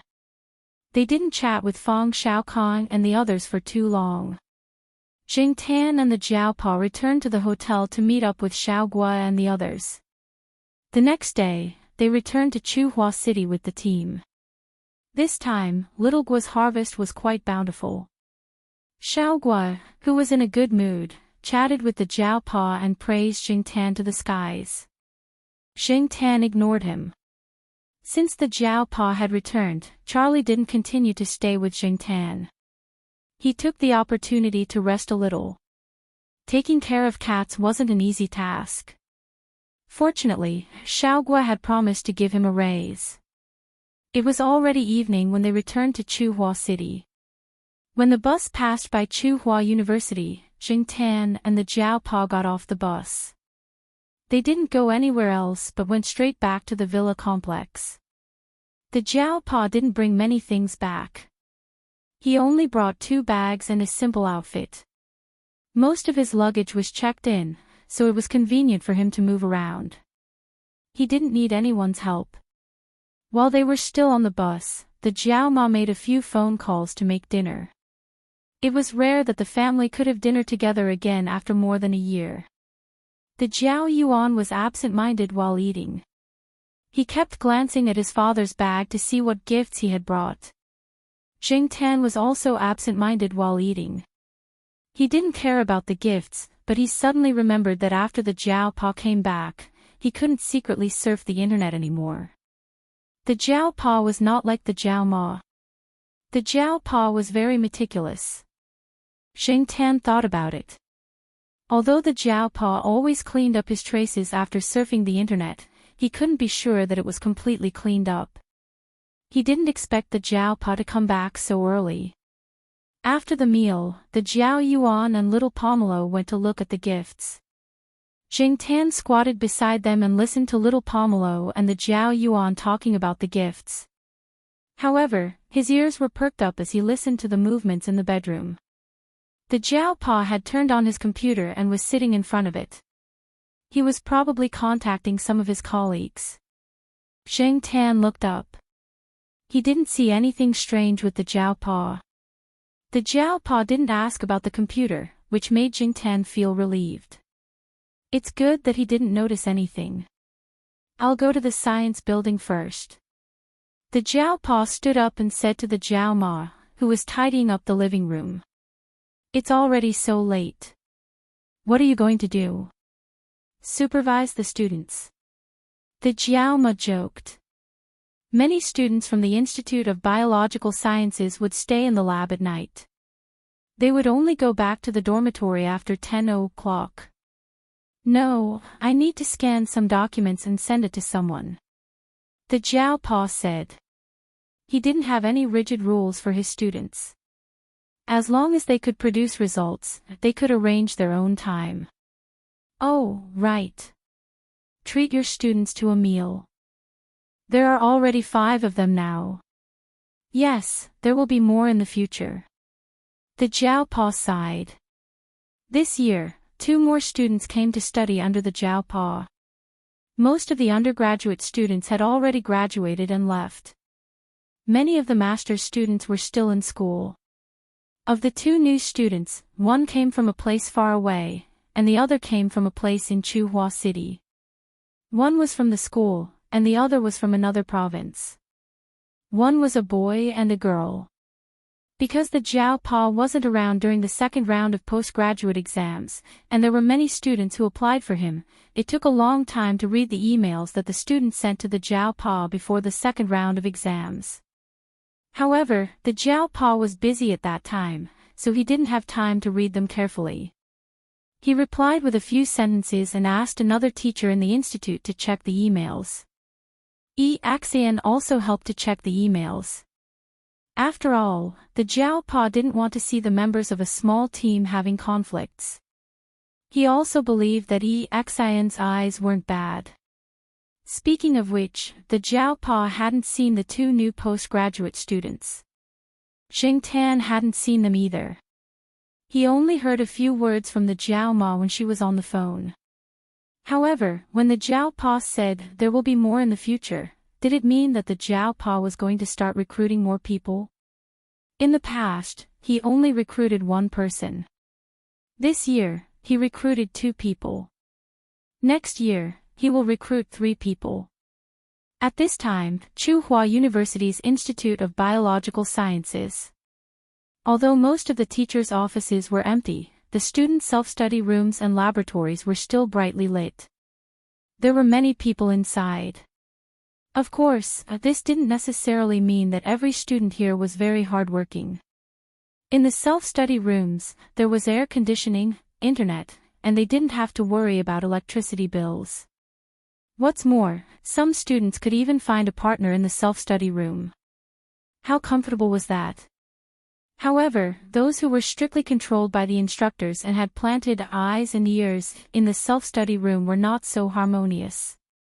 Generally speaking, from the outside, without looking at the images on the students' computer screens, it was a very encouraging scene.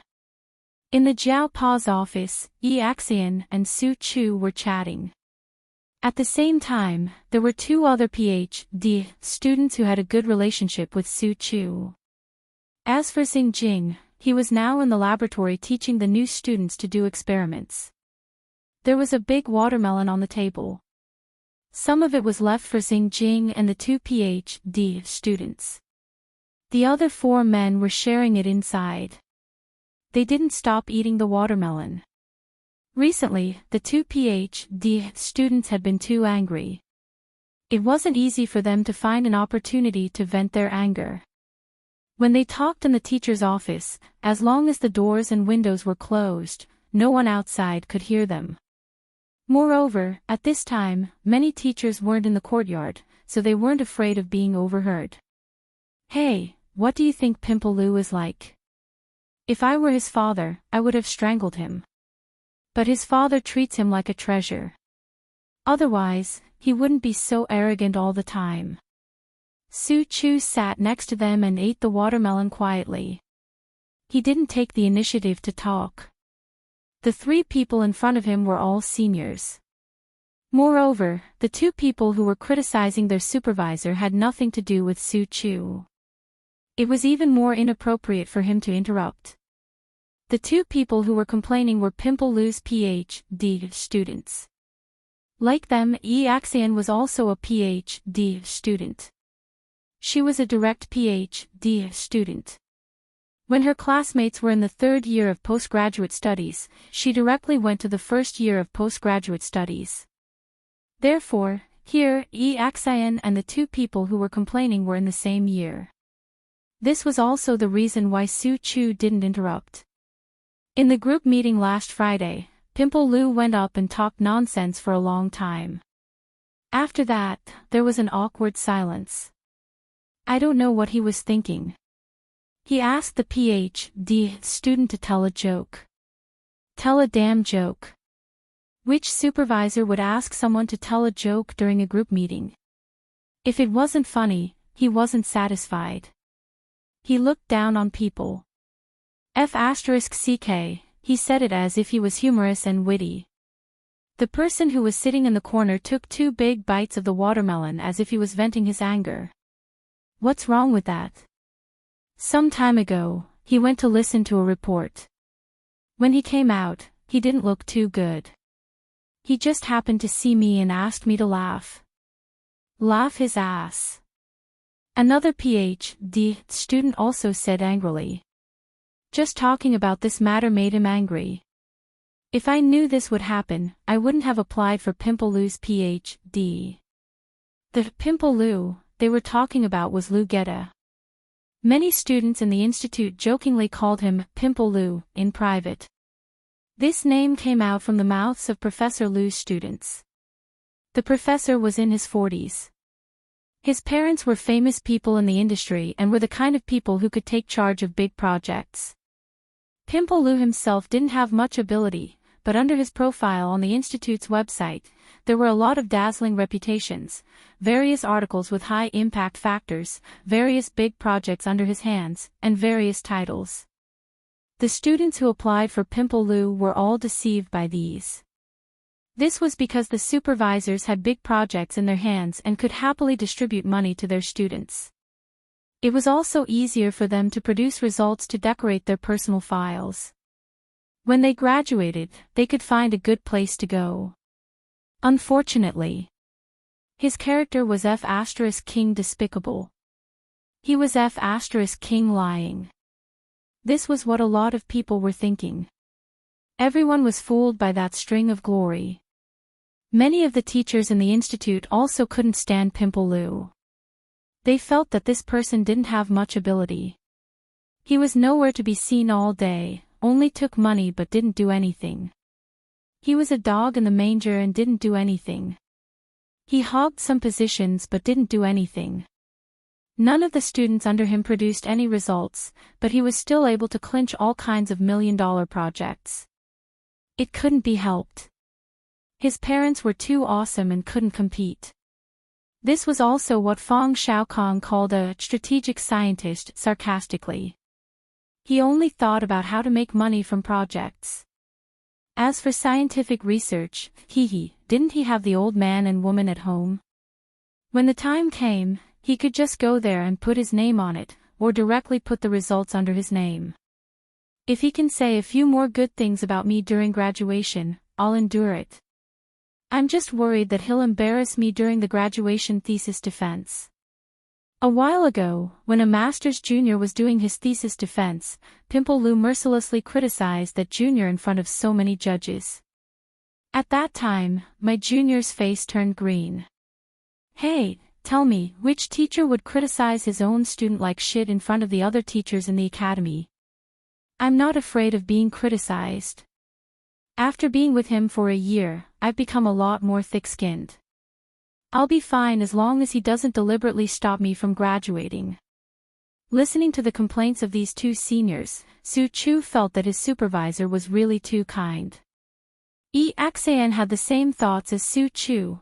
Although my boss doesn't have much power in the institute and is only an associate professor, he's really capable and kind to us. Let me tell you, even if he came here and saw us eating watermelon in his office and spitting out watermelon seeds, he wouldn't scold us. As soon as Xian finished speaking, the office door opened. Originally, Xian thought it was Xing Jing. Only she, Su Chu, and Xing Jing had the keys to the office. She didn't expect to see her supervisor standing at the door, who was supposed to be on the other side of the ocean. Jiao Pa looked at the watermelon seeds on the floor and was silent for 3 seconds. He glanced at the people in the office and then looked at Xian meaningfully. Xian broke out in a cold sweat. The big guy Su Chu hurriedly threw the watermelon in his hand into the trash bin. He didn't even have time to wipe his mouth. He stood up and stammered, "BBB boss." The two PhD students sitting on the side didn't know Associate Professor Zhao, but when they heard Su Chu call him that, they understood. They quickly put down their crossed legs, called out, "Professor Zhao," and immediately ran away. You're back. I'll clean this place up immediately. Xian hurriedly asked Su Chu to pack up. Don't be in such a hurry. I'll take the materials and leave. Xian watched her supervisor take out the key, open the drawer, and leave with the materials. After Jiao Pa left, Su Chu gulped and looked at Xian. Senior, what should we do? Xian's face was bitter. She banged her head on the table and said, "Oh no, my salary will be deducted. My perfect image in the boss's mind is ruined." In the laboratory on the 3rd floor, Xing Jing was preparing the culture medium.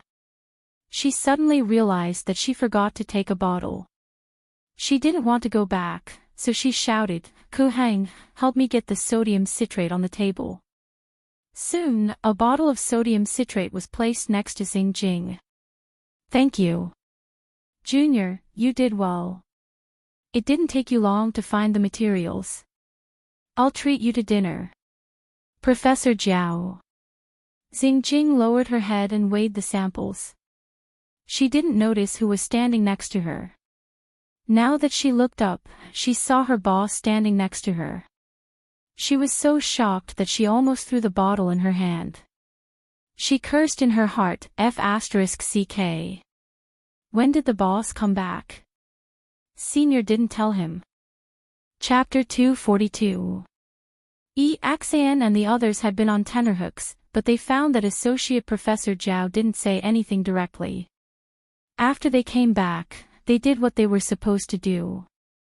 They had a group meeting and asked Axan, Su Chu, and Xing Jing to report the results of their work in the past year. Then, Kuheng and Dai Tong, who had just joined, introduced themselves. Associate Professor Jiao had an impression of Dai Tong, who was from the same school. Generally speaking, she was a good and hard-working girl. Dai Tong was going to go abroad directly, but she was delayed by many things. She applied for the postgraduate entrance examination with other students and applied for Associate Professor Jiao's position. Because she was from the same school, she knew more about the teachers in the school. It could be seen that she really wanted to achieve something. Although Kuheng went to a university in another province, he was from Chuhua. This time, he came back directly after taking the postgraduate entrance examination. Among the several people in the group, he was the only one who didn't know Associate Professor Zhao. Therefore, when Axan and the others were worried that Associate Professor Zhao would call them over to talk, he was also on tenterhooks. He was afraid that he would leave a bad impression on them. At the end of the group meeting, Associate Professor Zhao asked them when they were free to go to his house for dinner. His wife would cook for them. The several students discussed for a while and decided on a Saturday. In fact, Zhao Ma wanted to ask Zhao Pa to invite the students to dinner outside, but Zhao Pa didn't think it was necessary to eat outside. Although the house was not big, it could accommodate 5 more people. If they couldn't, they could just squeeze in. It was cheaper to eat at home, so there was no need to be polite. At 6:00 in the afternoon on Saturday, the sun was not so hot and there were many trees on the ground. At this time, many people gradually went out to eat. Not far from the eastern courtyard, a group of 5 people went to the courtyard. 3 of them were riding bicycles, and the other 2 were hitchhiking. Axan, who was leading the group, didn't have anyone on her bicycle. There were several bags of fruits hanging on her bicycle. It was better to buy something to eat at the boss's house, and the most practical thing was fruits. Hey, senior brother, last time you said that Teacher Zhao's wife was a good person. What about the other people in Teacher Zhao's family? For example, children and the elderly, Kuheng asked. Axan briefly told her about the 2 children from the Zhao family. Actually, Miss Zhao's family is very nice. Oh, I almost forgot. Which one of you is afraid of cats?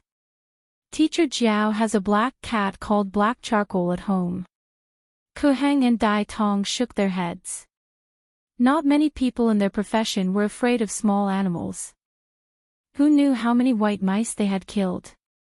Speaking of Teacher Zhao's cat, let me tell you. Su Chu had a lot to say when it came to this topic. He was the most emotional. It was all thanks to that cat that he was chosen. Hey, look ahead, Xing Jing, who was riding his bike, interrupted Su Chu and pointed in a direction.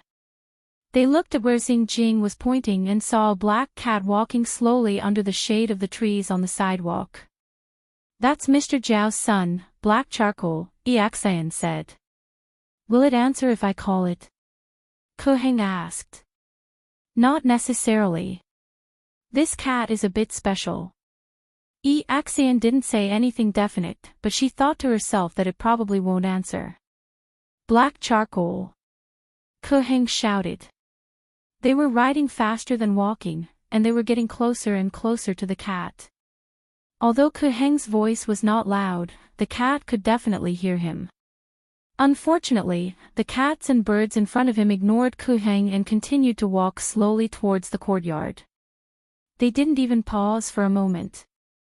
Big brother, are you sure that cat is Miss Zhao's? Kuheng was confused. If the cat's name was correct, it might not answer you, but it would always respond, such as stopping to look around. But the cat in front of him didn't seem to hear him at all.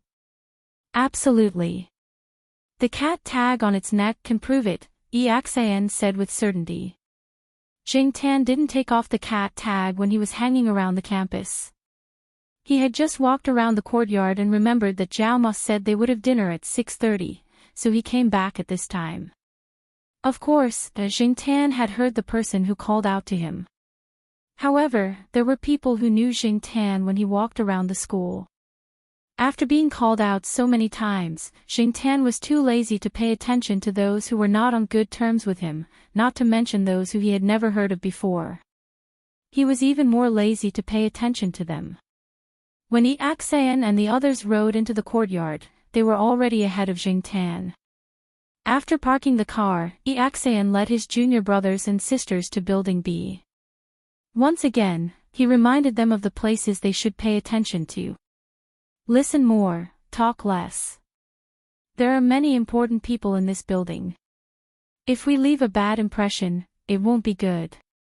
Not only will we lose face for the mentors, we won't have an easy time either. When they arrived at the door, Yi Axan didn't rush to ring the bell. She waited next to the door and made way for the card swipe area. Ku Heng and the others watched the black cat walk slowly to the door. It glanced at them casually, then went to the card swipe area and jumped. Click. The iron door of the door opened. Go in, what are you waiting for? Yi Axan pulled Ku Heng and Dai Tong, who were stunned, and followed the black cat into the building. Damn! It's really the boss's cat. Ku Heng sighed. Yi Axan made a shoo gesture. When they reached the third floor, they saw that Professor Lan's door was open. They felt nervous. Fortunately, Professor Lan didn't come out until they reached the fifth floor. It was not easy to come to the boss's house. Their hearts were beating fast, and they were worried about everything. Although they were nervous at first, they gradually felt relieved when they saw that the Zhao family was really as kind as Yi Axan said. The living room was not big. Every time there were guests, the two children would set up a small table in the Zhao Yuan's room. Jing Tan didn't join them in the living room, but went to the room to eat with the two children. During dinner, the Zhao Pa didn't talk about the experiments of the students, nor did he ask too much. Instead, he told them about the experience of participating in the research project abroad. He also told them about the research standards and the situation of the laboratories abroad.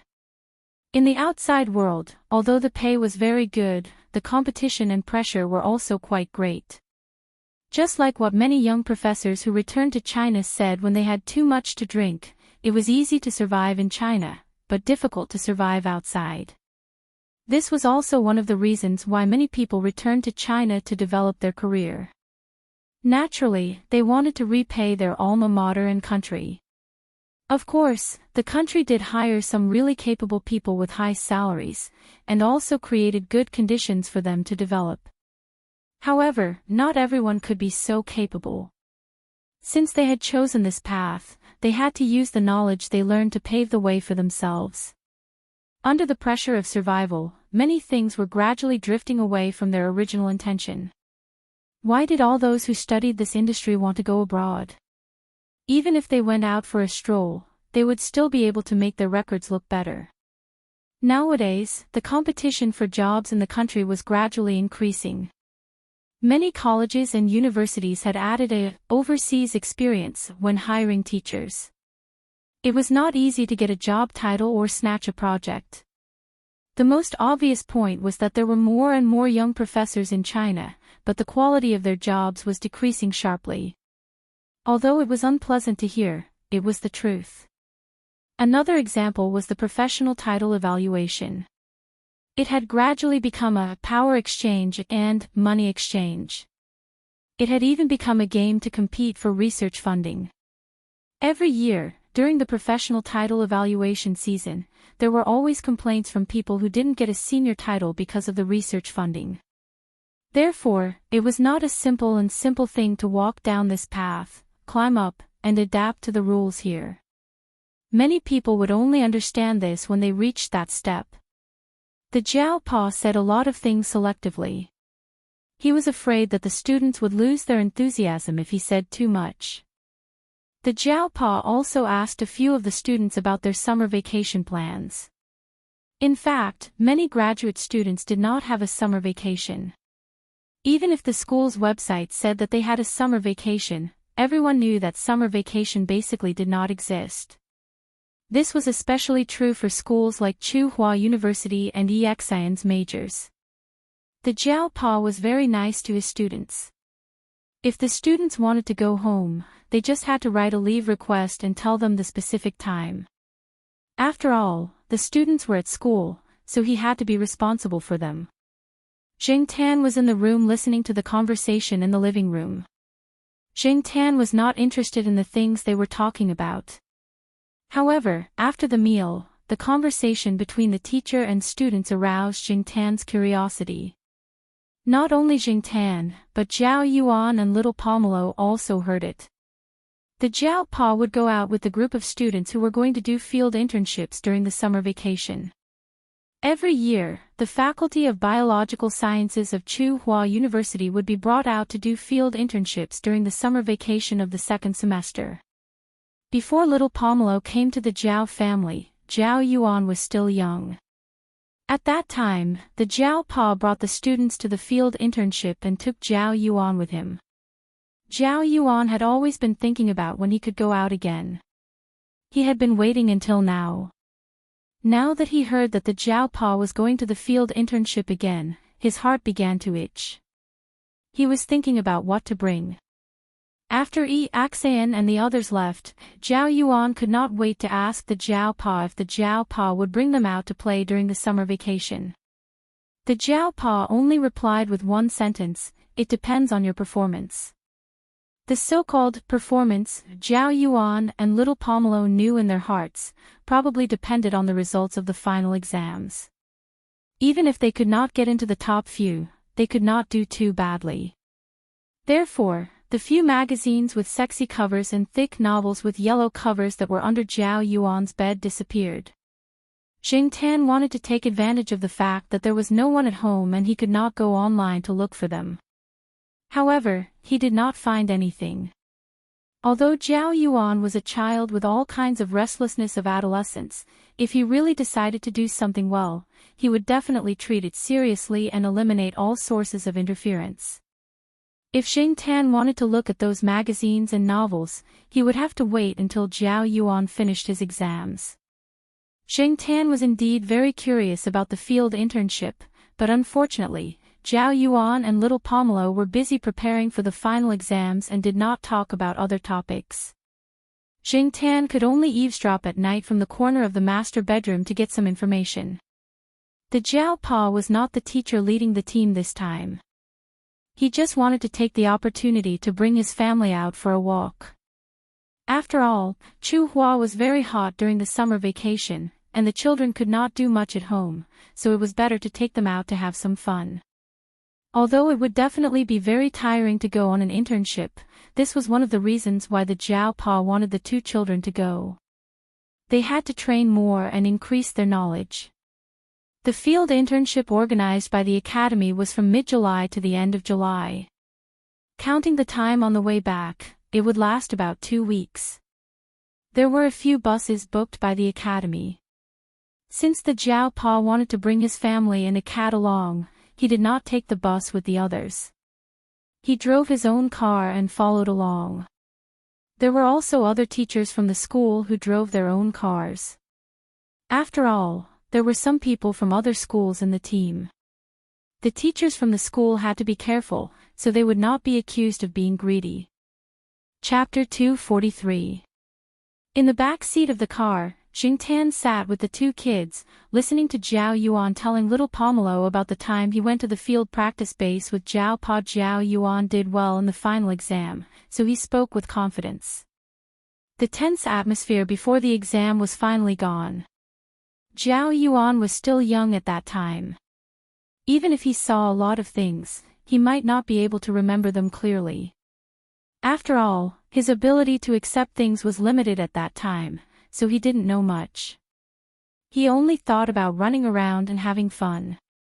What connected his memories were a set of photos taken at that time and a few specimens that he collected under Zhao Pa's guidance. There were plants and insects among the specimens, but they were inconvenient to carry around, so they were all left at home. Zhao Yuan only had a photo album with him. Just this photo album alone was enough to keep Zhao Yuan's mouth shut. It took about 7 hours to drive from Chuhua City to the field practice base, so Zhao Pa and Zhao Ma took turns to drive. Otherwise, they would be too tired. The group of people took a short break midway to let the students go to the toilet or something. As for those who were carsick, their faces were pale. Fortunately, the teachers leading the group were experienced. Other than plastic bags, they also prepared some medicine. When Jing Tan woke up, he looked out of the car window and saw that there were many mountains around. Zhao Yuan and little Pomelo were looking at a map next to him. They also had a small flashlight in their hands. Sometimes, when they were in a cave, he would turn on the flashlight just to satisfy his craving. This place was very close to the field practice base that Zhao Pa mentioned. The purpose of the so-called field internship was to bring the freshmen out to see and get closer to nature. The freshman courses included botany and zoology, and some majors even involved ecology. The purpose of the field internship was to let them experience it firsthand and identify some plants and animals. Of course, it wasn't just for fun. The students who participated in the field internship had to write a report after the internship. For Zhao Yuan and little Pomelo, this was basically their summer vacation. It was the same for Jing Tan. He strolled around the campus of Chuhua University. Although the campus was very green and occupied a large area among the universities in the country, it was still a small place. Jing Tan also had the experience of wandering outside, but the place he went to at that time was not so mountainous. The feeling of mountains and plains were always different. The feeling of wandering and vacationing were also poles apart. At around 3:00 in the afternoon, they arrived at their destination. The field practice base of Chuhua University was built on a mountain. Jing Tan noticed that many places on the mountain were well built. The roads and the planned houses all gave off a modern mountain city vibe. It was not like the kind of life that many people imagined. Of course, this was only the scenery on a small part of the mountain. Looking from afar, one could see the continuous mountain peaks. During July and August, the temperature in Chuhua City could soar to more than 40 degrees. If one were to break an egg on the road, it would be cooked very quickly. However, in the field practice base, when one opened the car window, one could clearly feel that the temperature was a few degrees lower than in Chuhua City. Before they came, they heard that there was no electric fan installed in the field practice base. Some of the students were worried that they would be cooked. After experiencing the summer in Chuhua City, they could not help but worry when they heard that there was no electric fan or air conditioning. However, when these students came out of the bus and walked into the dormitory arranged for them in the field practice base, they were immediately relieved. Before they came, they had already done the statistics, so they had already been allocated the rooms. The Zhao family had 4 people in a small single room, which was prepared for some of the teachers who led the team.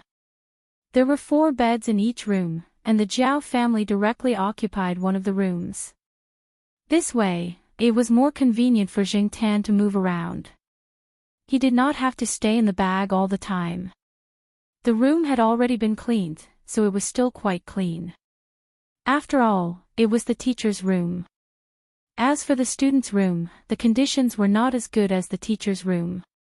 The students had bunk beds, 4 to 8 beds. They also had a separate bathroom. Even if it was not as good as the teacher's room, the conditions were still passable. After installing the mosquito net, Zhao Ma laid out the bed sheets that she brought. The 4 of them took a shower and had a good afternoon sleep. After eating dinner in the field practice base's cafeteria, the Zhao Pa brought the children to the conference hall to listen to a lecture. The main purpose of the evening meeting was to mobilize the students. It was to talk about the various things that they had to pay attention to during the internship, emphasize on organizational discipline, and conduct a simple training for the students. Before they came, the students had already learned about the internship. Although there were still many things that they did not understand, as long as they followed the teachers, everything would be simple. The teachers would usually bring along a first aid kit in case of emergencies. The children nowadays were very precious, and if anything happened to them, the teachers would not be able to bear the consequences. Jing Tan was also brought into the conference hall. The Jiao Pa hoped that everyone would listen carefully in case anything went wrong. After all, there were many mountains around, and this place was a nature reserve. It was hard to say what they would encounter in the summer. There would definitely be many snakes, insects, rats, and ants. Jing Tan was nestled in the bag, and the Jiao family were sitting at the side. No one would notice Jing Tan in the bag. Jing Tan did not look around openly either. After listening to the lecture for a while, he felt drowsy. Along with the teachers and students of Tsinghua University, there were also people from other schools. They did not have an internship base here, so every year, they would come along with the people from Tsinghua University. At night, in this unfamiliar place, Jing Tan did not feel uncomfortable sleeping. The room was filled with the scent of familiar people. He lay on little Pomelo's bed. He slept a lot during the day, so he was in good spirits at night. This place was very quiet, and if he listened carefully, he could hear the sounds of some animals that he could not normally hear. Just like what the person in the report said today, this was a city surrounded by nature. Perhaps many people in the city felt that being close to nature was a very good experience. The air was fresh, and it was quiet enough. But in reality, if those people were really allowed to come here, they might not be able to bear it. When they first arrived here today, a few boys wandered around the area. They did not go out of the range of the base. When they came back, they had an empty drink bottle with a big black insect in it. Jing Tan had never seen it before. They asked a few students, but none of them knew what it was. They only said that it might be some kind of insect of the order Coleoptera, so they took it to the teachers who specialized in insects. A few of the girls almost screamed when they saw it. They probably would not develop their studies in insects in the future. Therefore, it was clear that not everyone could live in the mountains. The next day, the teachers were not in a hurry to bring the students out. Instead, they brought the students to the Lingshan City Museum of Nature, which was not far from the internship base. Jing Tan stayed in the backpack and was brought in by the Jiao Pa. Logically speaking, they were not allowed to casually bring things in. But now that they were a group of university students and teachers, the guards at the entrance and the management staff of the museum did not really care. They even chatted with a few of the teachers for a while. It seemed like they knew each other. The person in charge of the museum only paid attention to not let the students cause any damage. Jing Tan stayed in the backpack and peeked out through the gap of the zipper. The backpack had been modified by the Jiao Ma, and there was an additional gauze section. If people outside did not look carefully, it would be difficult to see what was in the backpack. However, Jing Tan could see outside through the gauze and did not have to worry about being too stuffy in the backpack. Jing Tan was not very interested in the plant specimens, and the students were obviously the same. That was until they came to the animal exhibition area.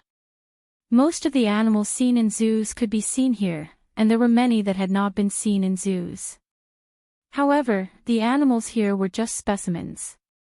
There was no life in them, and there was no light in their eyes. Looking at the lifelike but lifeless specimens, Jing Tan suddenly felt a chill down his spine. He did not know what the animals were thinking when they were made into specimens. Perhaps they were already dead before they were made into specimens. A few teachers and museum staff were explaining to the students over there. The main types of animal specimens are soaked specimens, peeled specimens, skeletal specimens, dried specimens, and slide specimens. Immersion specimens were specimens that were preserved in immersion liquid in their original form after the animal was killed and not dissected. Peeled specimens are usually used for vertebrates, such as birds and mammals. You need to peel off the skin of these vertebrates, remove the muscles on the skin, apply preservatives on the inner surface of the skin, fill in the prosthesis, install artificial eyes, and suture and reshape the specimen. Jing Tan looked out through the gauze. After the teacher in front finished his explanation, he let another person continue. The person behind him was responsible for making specimens. The person in charge of the explanation was a zoology teacher from the Institute of Biological Sciences of Tsinghua University. There were also a few botany teachers. Some of the samples involved in their research project came from some areas in Tangshan City, so they were naturally familiar with the people here. The specimen maker led the students to a corner where some tools were placed. I only took them out for you to see because you are here. I wouldn't even give them to other people. The specimen maker pointed out the tools to the students as if he was presenting a treasure. At the same time, he talked about the industry of specimen making. To put it in perspective, the standard of living of people nowadays is better.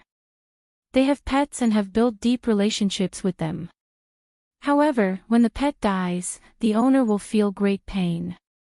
However, if the dead pet is made into a real specimen with a complete structure, not only can it be entrusted to the owner's grief, it can also be preserved for a longer time. T.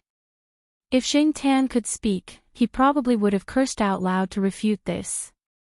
Looking at the Zhao family next to him, Zhao Yuan had a look of disdain on his face. Little Pomelo also frowned, obviously disagreeing with the man's words. Because of the angle, Jing Tan could not see the expressions of Zhao Ma and Zhao Pa. The specimen maker continued to explain the use of the scalpel, tweezers, scissors, steel wire pliers, files, hammers, saws, nails, lead wires, needles, and other tools. Many of the chemical agents were not very safe, so he did not take them out. He only mentioned some of them when he was explaining to the students, such as arsenic dioxide, arsenic, potassium aluminum sulfate, alum, phenol, lysol, etc. Most of the specimens are made using the method of partial prosthesis and partial filling. The general process is skinning, preserving, prosthesis making, filling, ocular prosthesis making, suturing, and the whole process of finishing.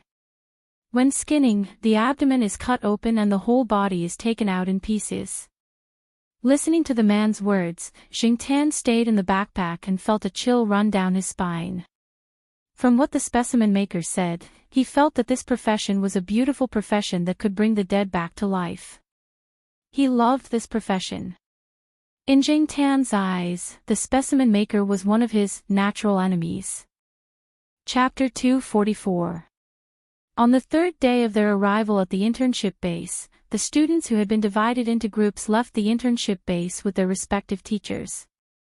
The 4 members of the Zhao family were with one of the groups. The 2 teachers in that group had a good relationship with Zhao Pa. They talked about their experiences as teachers when they were walking in the forest. When they went out into the wild, everyone wore long sleeves, long pants, and hiking shoes. They also wore sun hats. There were many insects and mosquitoes in the forest on the mountain. Although it was daytime, they knew how powerful the mosquitoes were after entering the forest. That was why the students were carrying toilet water, essential oil, and some anti-mosquito agents in their bags. Jing Tan didn't think much of it. First, he was wearing a cat skin as a layer of protection. Second, he was used to it. He was always in the forest, so he didn't think it was a big deal. Wearing something else would be a hindrance. The teacher in charge introduced some plants to the students as they walked. If they felt it was valuable as a specimen, they would collect it and make it into a specimen at home. As for the plants that were common in Tsinghua City, they didn't want to waste their time. On the first day of their field practice, the teacher in charge didn't plan to bring the students to a remote place. Instead, they walked along the winding road.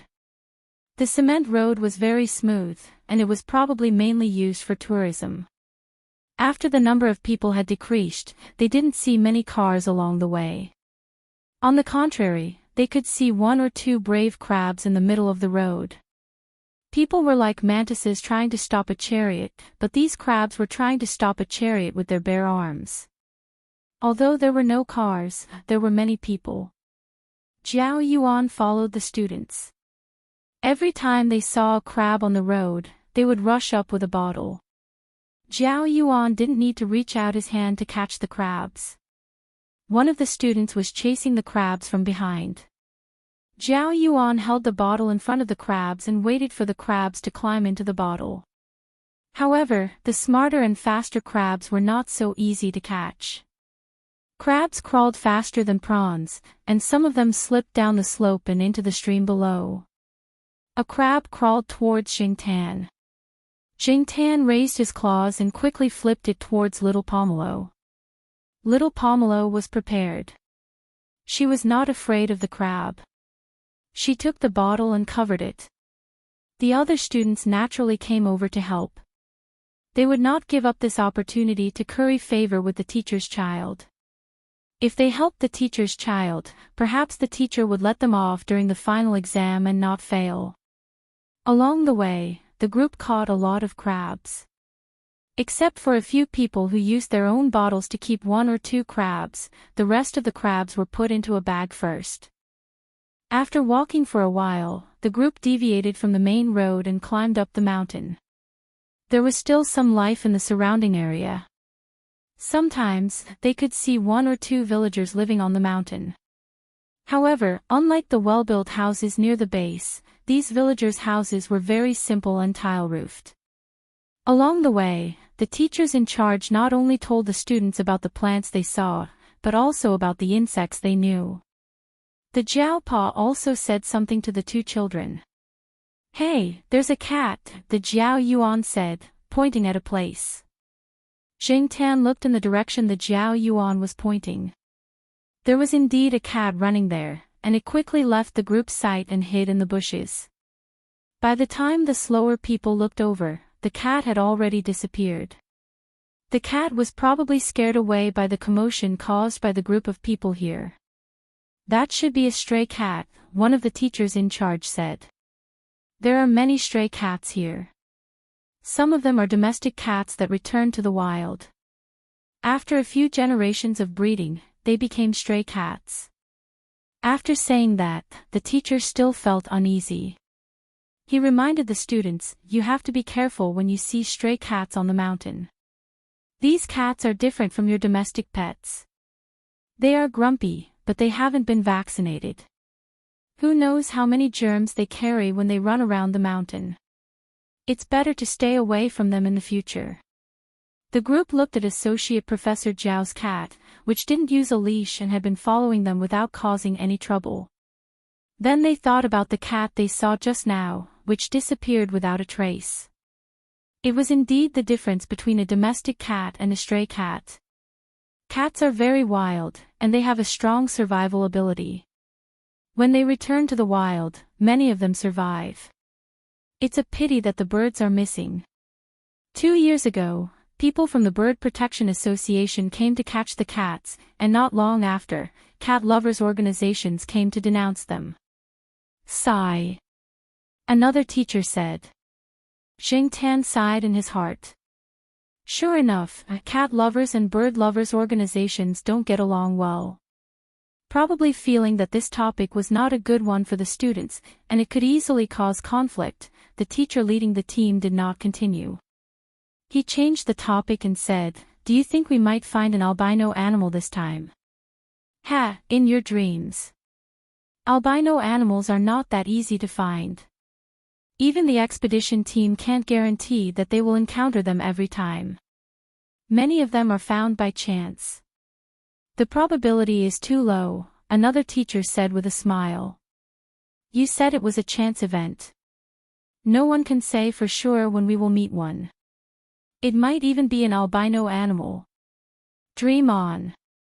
If we really meet an albino animal, don't talk about the overwhelming reports, even the leaders in our institute will tremble. Unfortunately, those are only according to the data. Although there have been expedition teams that have seen red-haired bats and the like, and last year, someone in a nearby village said that they saw red-haired wild boars. There is no convincing evidence. Those overseas people don't even acknowledge the existence of albino species. In the authoritative international magazines, they can only say that no red-haired mammal has been found so far. Even if we catch a red-haired rat, it will be a major event and big news in the world. Therefore, the so-called albino animals were only rumors and legends. Zhao Pa thought of something and laughed. In the past, people joked that if we really found an albino animal in its natural state, it could only be found in the area of Tangshan City. Albino animals could also be obtained after a long period of careful artificial breeding and protection. For example, the commonly used white mice in the laboratory. Artificial mutation and breeding could indeed create a lot of things, but the albino animals in their natural state had more research value. People in the circle who studied albino animals knew the research value of albino animals, especially the albino animals. The last few sentences were whispered. Only the two lead teachers and Zhao Pa could hear them. The students who were resting under the shade of a tree not far away did not pay attention to them. Jing Tan perked up his ears to listen to their conversation. According to the two lead teachers, many albino animals had been found in Tangshan City. There were also many mammals, such as albino squirrels, foxes, bears, and so on. Some people once thought that the emergence of albino animals was due to the development of human beings and the expansion of their range of activities, which led to the gradual reduction of the animals' living space, population reduction, and degeneration due to inbreeding. However, some people also felt that since albino animals existed in Tangshan City since ancient times, and there were more of them than other places in the world, it was unlikely that it was a pure albino phenomenon. There might be other unknown reasons. When it came to unknown reasons, Jing Tan's imagination ran wild. For example, mysterious organizations, aliens, and so on. However, it was just a thought. If someone really said that it was because of aliens, Jing Tan would not necessarily believe it. Just like what Zhao Pa said, there were many more unknown species on Earth than known species. Although human knowledge was improving, there were still many unsolved mysteries. Perhaps, when civilization developed to a certain extent, these mysteries could be solved. He just did not know if the mystery of cats with a human heart could be solved. Jing Tan was just thinking that if the albino animals were really found, would they be immediately made into specimens? Later, he realized that if they were really caught, they would definitely be treated as an extremely precious species. It was true that the rarer something was, the more valuable it was. Moreover, to these researchers, the value of the albino animals was incomparable to other animals. Jing Tan had killed white mice before, but he had not encountered any red mice.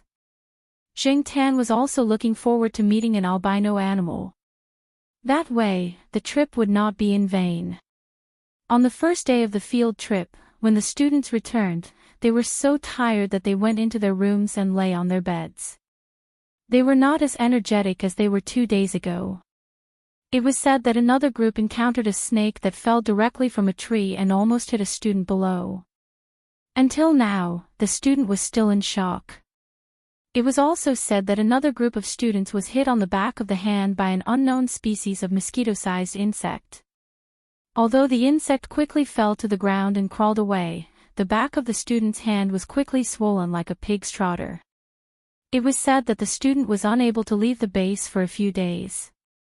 However, Jing Tan felt that the day was not too bad. After dinner, he was still in the mood to go out for a walk. The two children took a bath and went to sleep. Under the gaze of Zhao Pa, Jing Tan jumped out of the window, climbed over the wall of the base, and walked on the cement road outside. The surrounding area was surrounded by 2- or 3-story villas. It seemed that many of the people living in the area had some wealth. Looking into the distance, all he could see were mountains of varying heights. Lights could only be seen in villages and towns where people lived, but they were only in small patches. Compared to the forest under the night sky, the bright areas were pitifully small. As he walked along the mountain, Jingtan suddenly smelled a faint scent. It was difficult to smell it with a human sense of smell.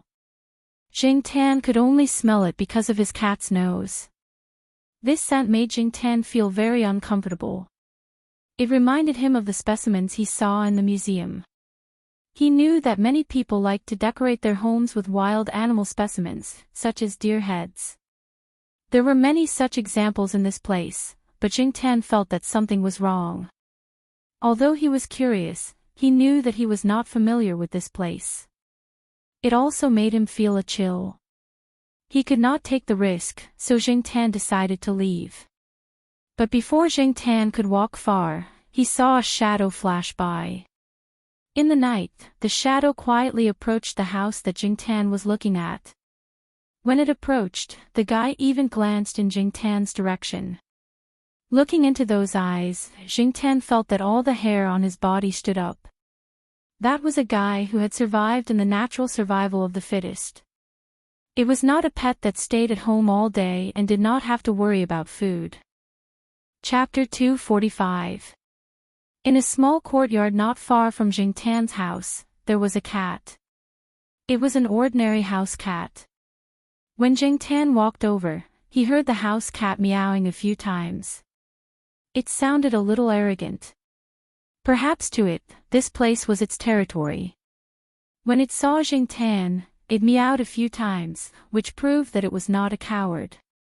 But now, the house cat was already curled up in a corner.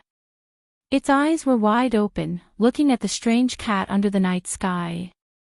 Maybe it knew who it was, or maybe it didn't, but there was no doubt that its eyes were full of fear and cowardice. It was as if it was facing a creature at the top of the food chain in nature. This feeling was very strange.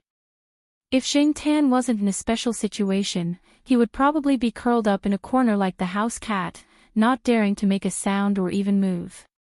Could that cat have the same origin as the Monseigneur? Because of the Monseigneur's example, Jingtan first thought of this situation. After all, there were some bases around here, such as the internship base of Tsinghua University. There were also some people who always stayed here to do research. Who knew what kind of strange research they would do? Jingtan couldn't see what the color of the cat's fur was under the night sky.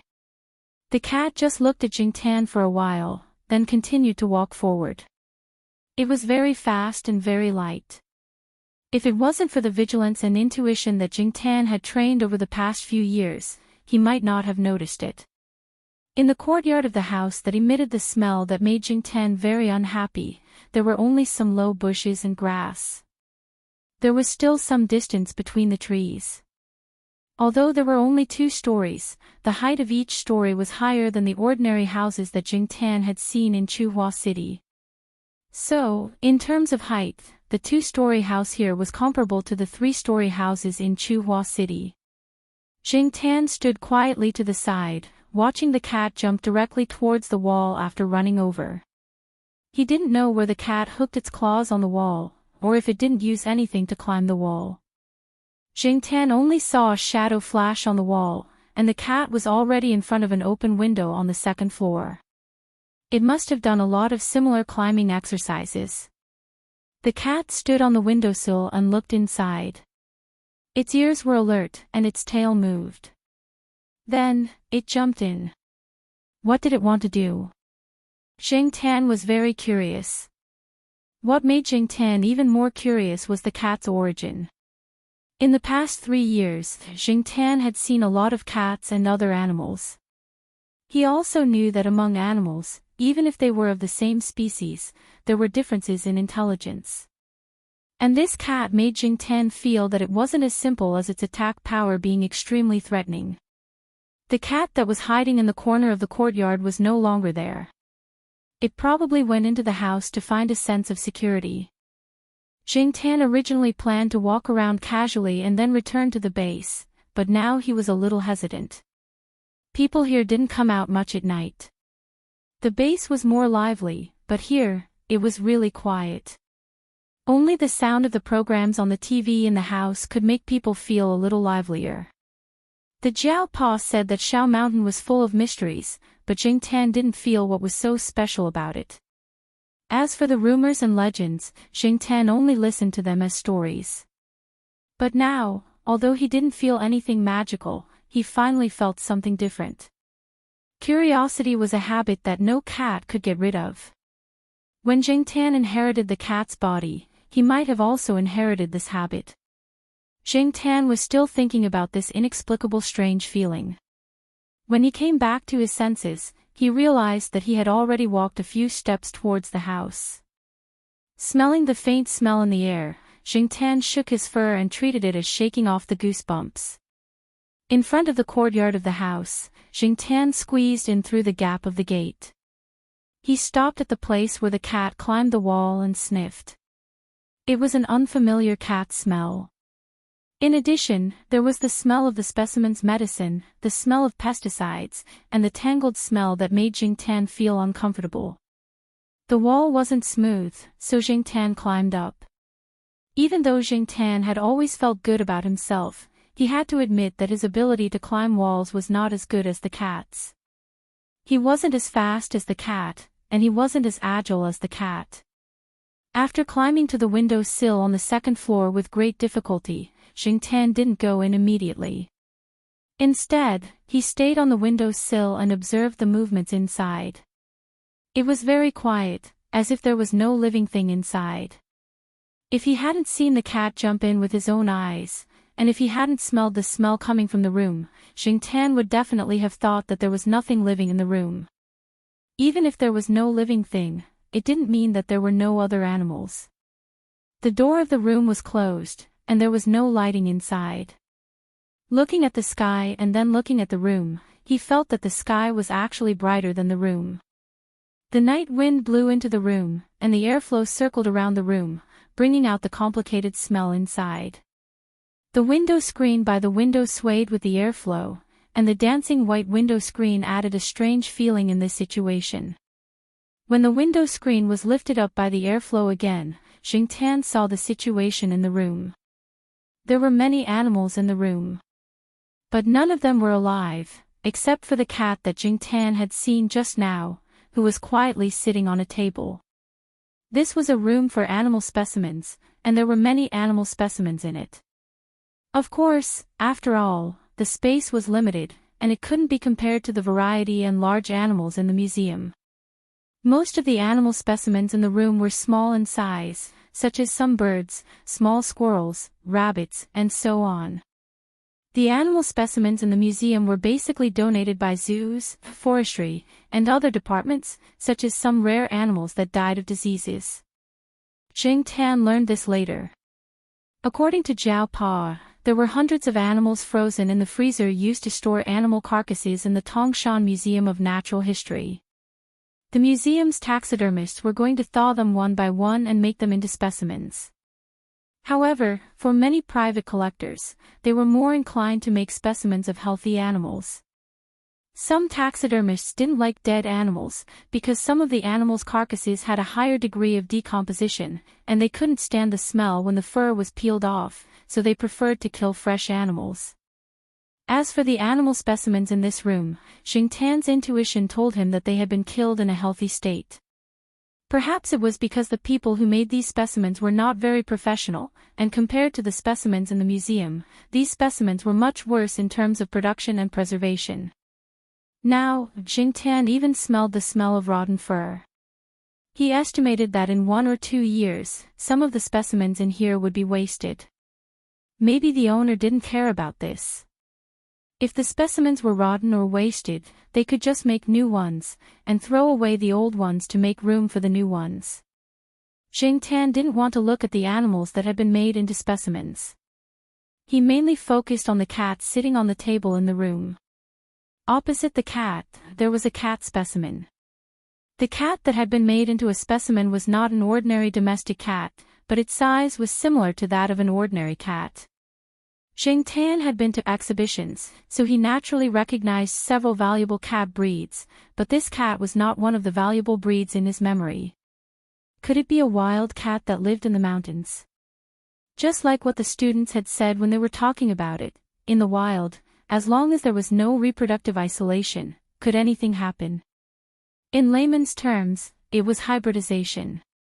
For example, for wolf dogs and super cats, in addition to artificial selection, natural selection was always happening, especially in a place like Pyrolite Mountain, which was rich in species. Since it could be made into a specimen, it should be different from a domestic cat, but Zhang Zian didn't know how different it was. Jing Tan stood on the windowsill and couldn't see very clearly, so he couldn't observe it in detail. However, it seemed that the cat specimen, whether in terms of size or appearance, should not be related, right? The cat just sat there quietly. When Jing Tan turned to the windowsill, its ears moved, and it glanced at the windowsill, then stared at the specimen cat again. Face to face, eye to eye, the distance between the two was about 10 centimeters. Jing Tan had a ridiculous feeling. He felt that the cat was not sad about anything. It was more like it was deep in thought, like a thinker.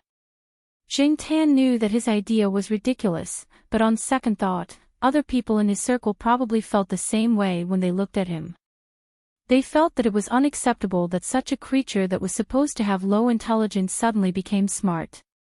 Jing Tan, like most people, had underestimated the intelligent species on this planet.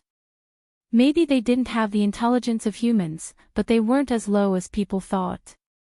The cat just sat there and looked at the specimen for about half an hour, then left. When it left, it glanced at Jing Tan, and seemed to be surprised by Jing Tan. After all, the other cats around it shrank to the side as soon as they saw it. After the cat left, Jing Tan ran into the room and stared at the cat specimen, but he always felt that looking at the specimen gave him a chill down his spine, so he roughly glanced at it. After walking around the room, Jing Tan left and returned to the base. For the next 2 days, Jing Tan went to the wilderness with the practice team during the day, and went out for a walk at night. Every day at this time, Jing Tan would see the cat here, and every day the cat would do the same thing. Jing Tan couldn't know what it was thinking. That day, at 5 or 6 o'clock in the afternoon, the practice team came back one by one. After eating in the cafeteria, Zhao Yuan and little Pomelo went to find the students to deal with the crabs they caught in the mountain stream when they came back today. The crabs they caught were all in a bag, so when they came back in the afternoon, they found that the crabs in the bag had almost all killed each other. There were also a few empty shells that had been eaten by their own kind. Jing Tan didn't go with them. When it was about time, he planned to go out for a walk. Today, the cat should be there on time, right? Unexpectedly, before Jing Tan lifted his foot to step out of the window, he heard the sound of a fire engine. Jing Tan listened to the direction of the fire engine, and it seemed to be in the direction where he walked every day. When he arrived in front of the house, Jing Tan found that the house, which was fine yesterday, was now on fire. The fire happened to be in the room where the specimen was displayed. When the fire engine arrived, the fire had already spread, but it was quickly controlled.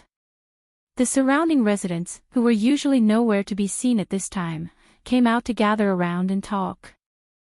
Chapter 246. After Jing Tan returned to the base, he spent the whole night thinking about the cat. According to the onlookers, the owner of the house would open the windows for ventilation during the day and lock the windows at night. After all, there were so many unstandardized specimens in the house. Not only would the smell be heavy if the door was closed for too long, many of the gases were harmful. When Jing Tan climbed over the windowsill, he also observed that the owner of the house's window was not the kind that could be smashed easily. Jiao Pa and the others also said that wild cats in the mountains were usually active in the early morning and evening. That was why the cat chose to sneak past the owner's closed window at night. Since it did not come out during the day, it only had the opportunity to do so now. People had all kinds of guesses, but no one said anything about the cat. No one knew what had happened in the house.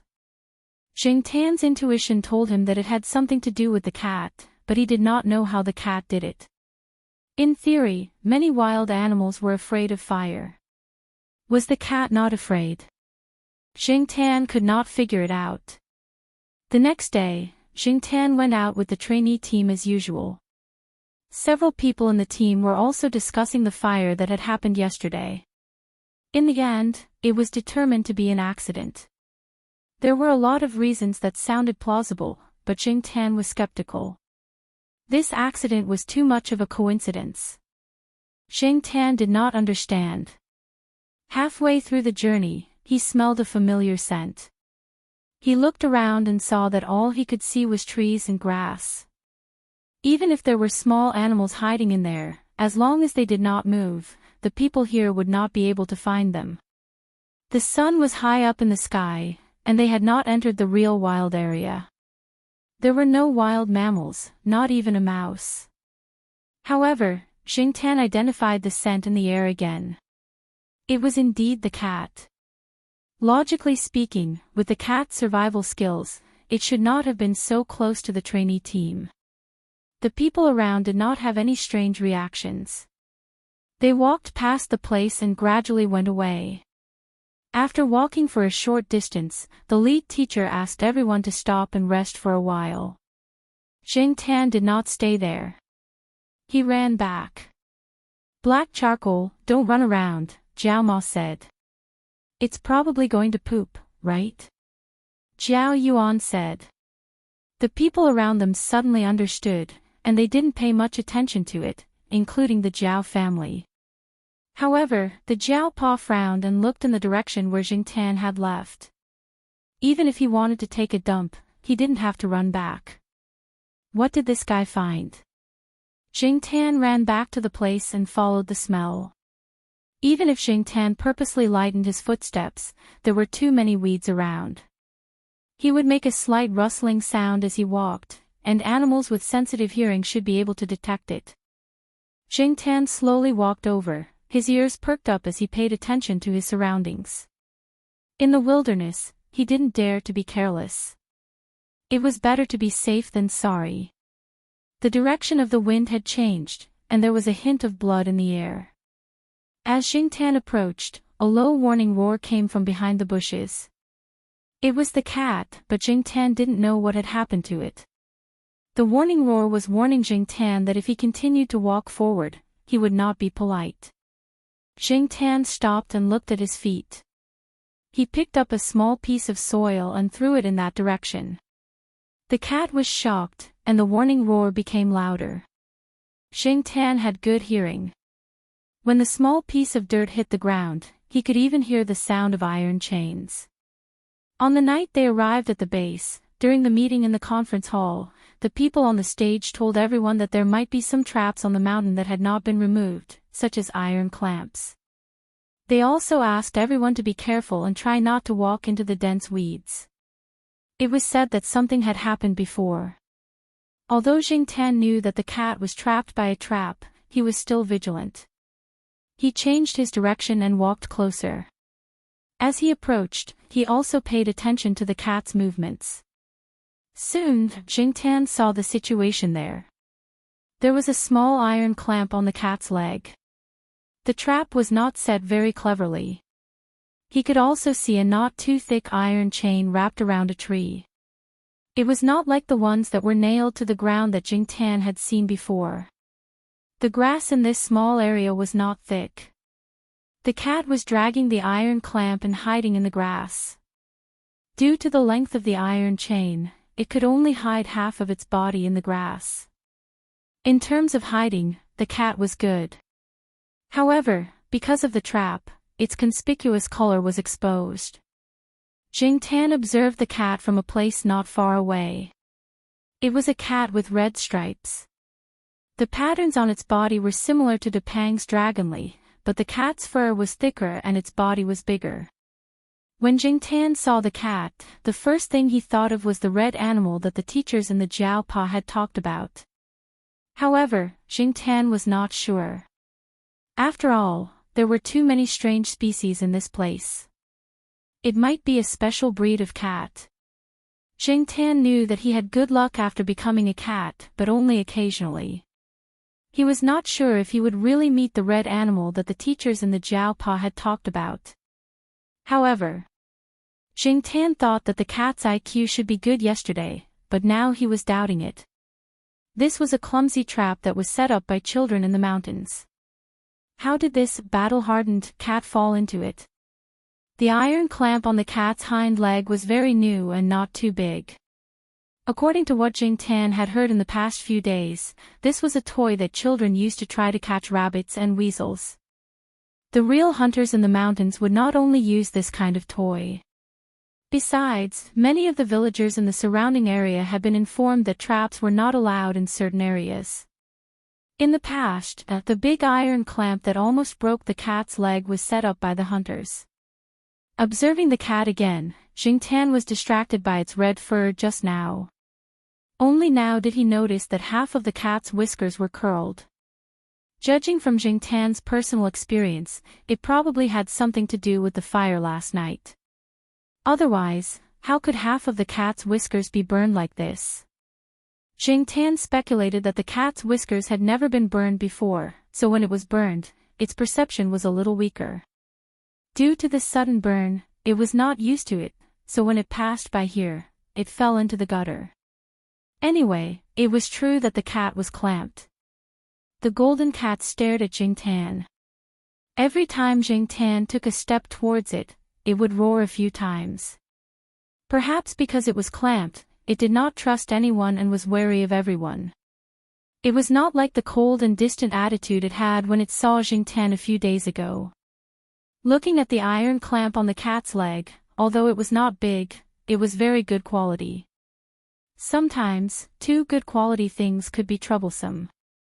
Jing Tan wanted to try to break the clamp, but when he approached, before he could lift his paw, the cat swiped at him.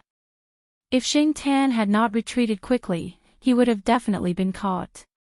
Sure enough, cats in the wild had bad tempers. They did not recognize people when they were angry. Perhaps the cat had been trapped here for a long time and was tired. After Jing Tan tried a few times, the cat's movements became a little slower. Just when he was slightly relieved, Jing Tan was almost scratched by its claws. In a fit of anger, Jing Tan slapped it back. Perhaps it could not take the slap, and after being slapped by Jing Tan, the cat fell to the ground, but its eyes were still fixed on Jing Tan. Jing Tan was ready to give it one last try. If it did not let him touch it, he would leave it alone. When Jing Tan's paw touched the iron frame, the cat's leg shrank, but it did not wave its paw at Jing Tan like before. Although it was still staring at Jing Tan, the threat in its eyes was much less. Only now did it realize that I was being kind. Jing Tan scolded in his heart. When the cat was caught in the clamp, it probably hated him as well. Now that it realized that he was trying to help it, it did not wave its paw. Although it was a toy for the children in the village, it still took Jing Tan some effort. This clamp was different from the one in the Jiao Pa's hometown that Jing Tan had seen before. After breaking open the iron clamp, the cat quickly moved its leg away from the clamp. It did not bother to lick its wound and roared loudly a few times. Its roar was different from that of a normal house cat. It was not as sharp, and it was not as domineering as those large felines, but it was still very imposing. Looking at the situation, Jing Tan suddenly felt that this cat was more like a young man who had just come out of the underworld and was venting his anger after being scammed. The Jiao family members were already calling for Jing Tan. They were probably anxious because Jing Tan had not been seen for a long time and heard the roar of some kind of animal. Jing Tan looked at the cat's wound. It was bleeding just now, but now it was better. Looking at its movements, it did not seem to be too serious. At least its bones were not broken. After feeling that everything was fine, Jing Tan ran to the place where the internship team was resting. Seeing that Jing Tan was back, the internship team continued their journey. After hearing the roar, the teacher in charge suspected that there was some kind of animal, so they did not dare to stay here any longer. Did Black Charcoal fight with the animal just now? The Jiao Yuan asked while walking. I don't think so. Our cat is not a sheriff. It's not that aggressive, the Jiao Ma said. Although it was unlikely that Jing Tan had fought, to be safe, the 4 members of the Jiao family picked up Jing Tan and checked it. There is blood on its paws. Little Pomelo found suspected blood when she wiped Jing Tan's paws with a wet tissue. They nervously pinched Jing Tan's paws and looked at them for a long time. They did not find any wounds, and everything was normal when it walked. Maybe it bullied some animal again, Little Pomelo said. Our cat bullied animals. The Jiao Ma doubted. She thought that animals in the wild were all fierce. Even a stray cat was a beast, not a cat. Compared with a stray cat, of course a wild animal was fiercer. However, seeing that their cat was really not injured, she did not say anything more. It was just that the Jiaos had let go of their worries too early. That night, the 4 members of the Jiao family did not go out. They stayed in the room and talked about what they had learned over the past few days. Jing Tan was about to jump out of the window. The Jiao family was used to this guy walking outside for 2 hours every day. They were about to say something when they heard a sound similar to a cat's howl. Although it was a little different, it should be a cat. There were always a few cats whose howls were different from others. This was not uncommon in Chuhua City. Others might not be able to tell, but Jing Tan could. It was the red-striped cat. Cats had many kinds of howls, and their howls were different depending on their mood and situation. Although they did not speak the same language, Jing Tan felt that the cat's target was him. He lifted his foot and jumped out of the window. Black charcoal is out on a date, right? The Jiao Yuan laughed. What are you talking about? Read your book. The Jiao Ma gently slapped the Jiao Yuan and scolded. Chapter 247. After Jing Tan jumped out of the window, he ran in the direction of the sound. The cat only meowed twice and then stopped.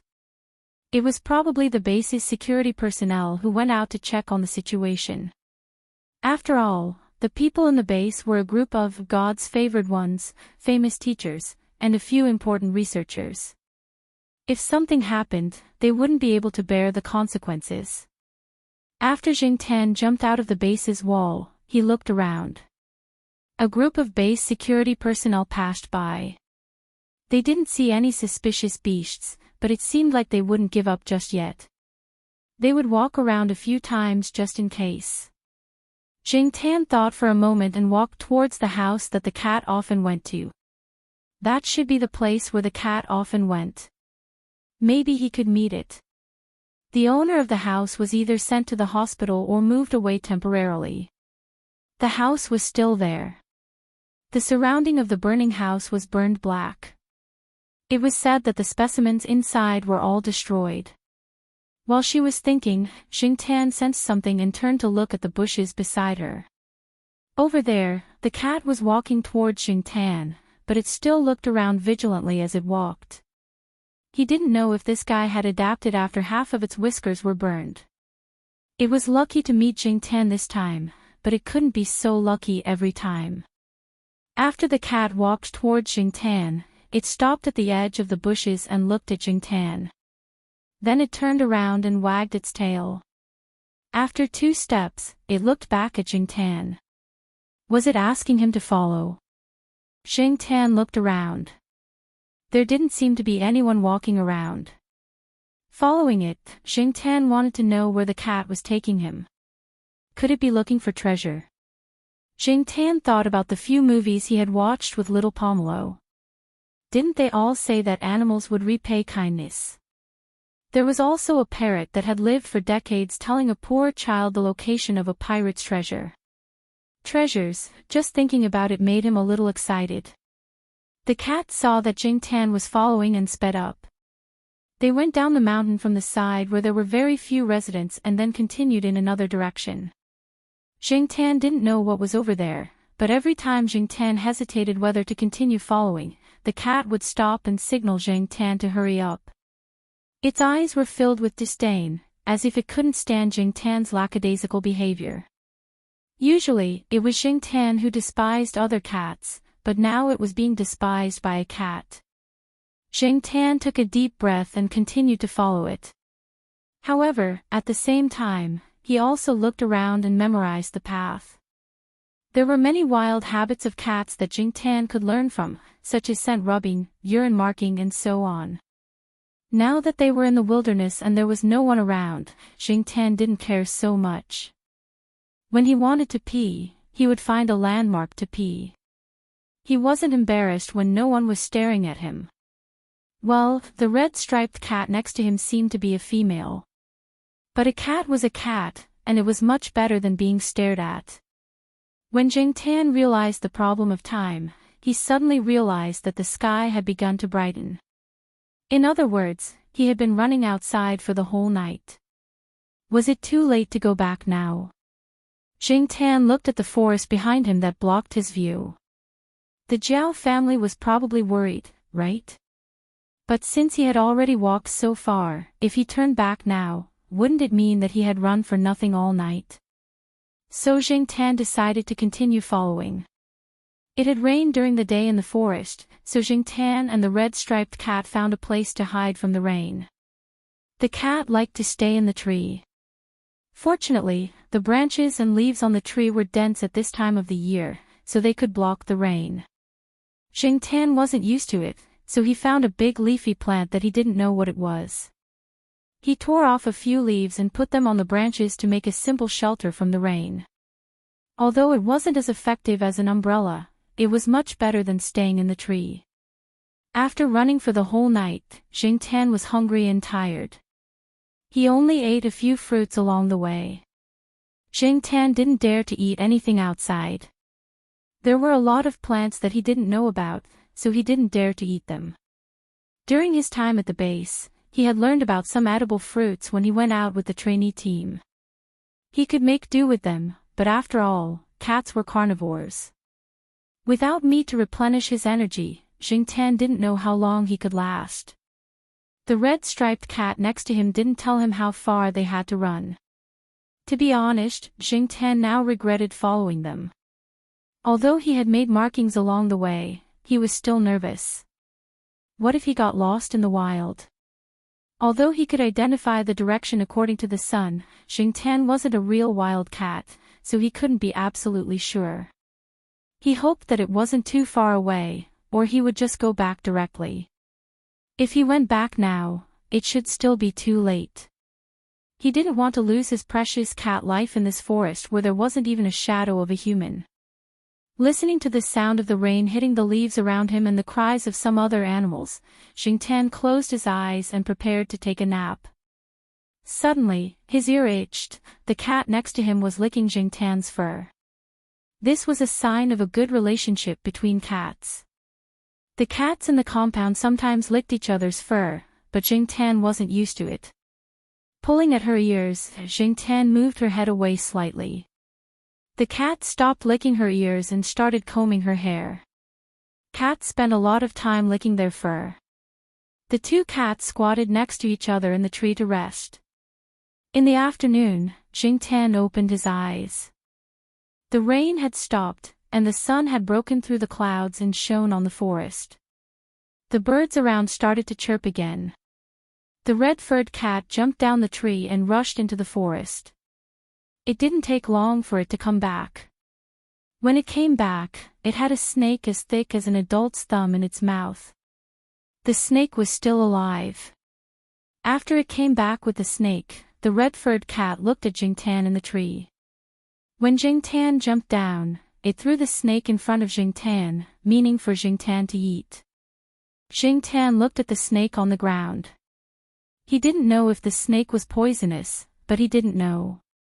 After it was thrown on the ground, it probably wanted to run away.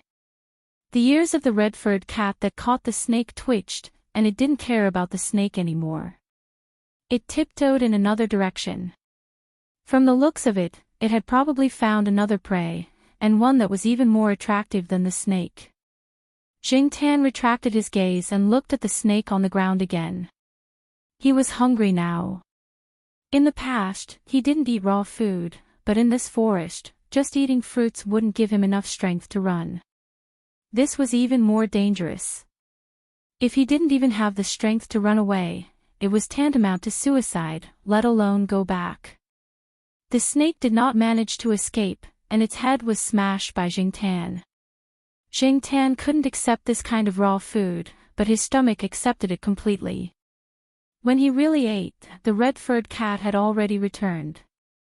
It had a bird in its mouth. It was a little bigger than the magpie Jingtan saw in Tsinghua University. It was still alive and was flapping its wings in the cat's mouth. However, it soon stopped flapping and entered the red-furred cat's stomach. Watching a wild animal eat up close wasn't a very pleasant thing. It was quite bloody. In order to replenish his strength, Jingtan ate as much snake meat as possible. He didn't look at the ferocious cat eating the bird again. Jingtan didn't finish the snake.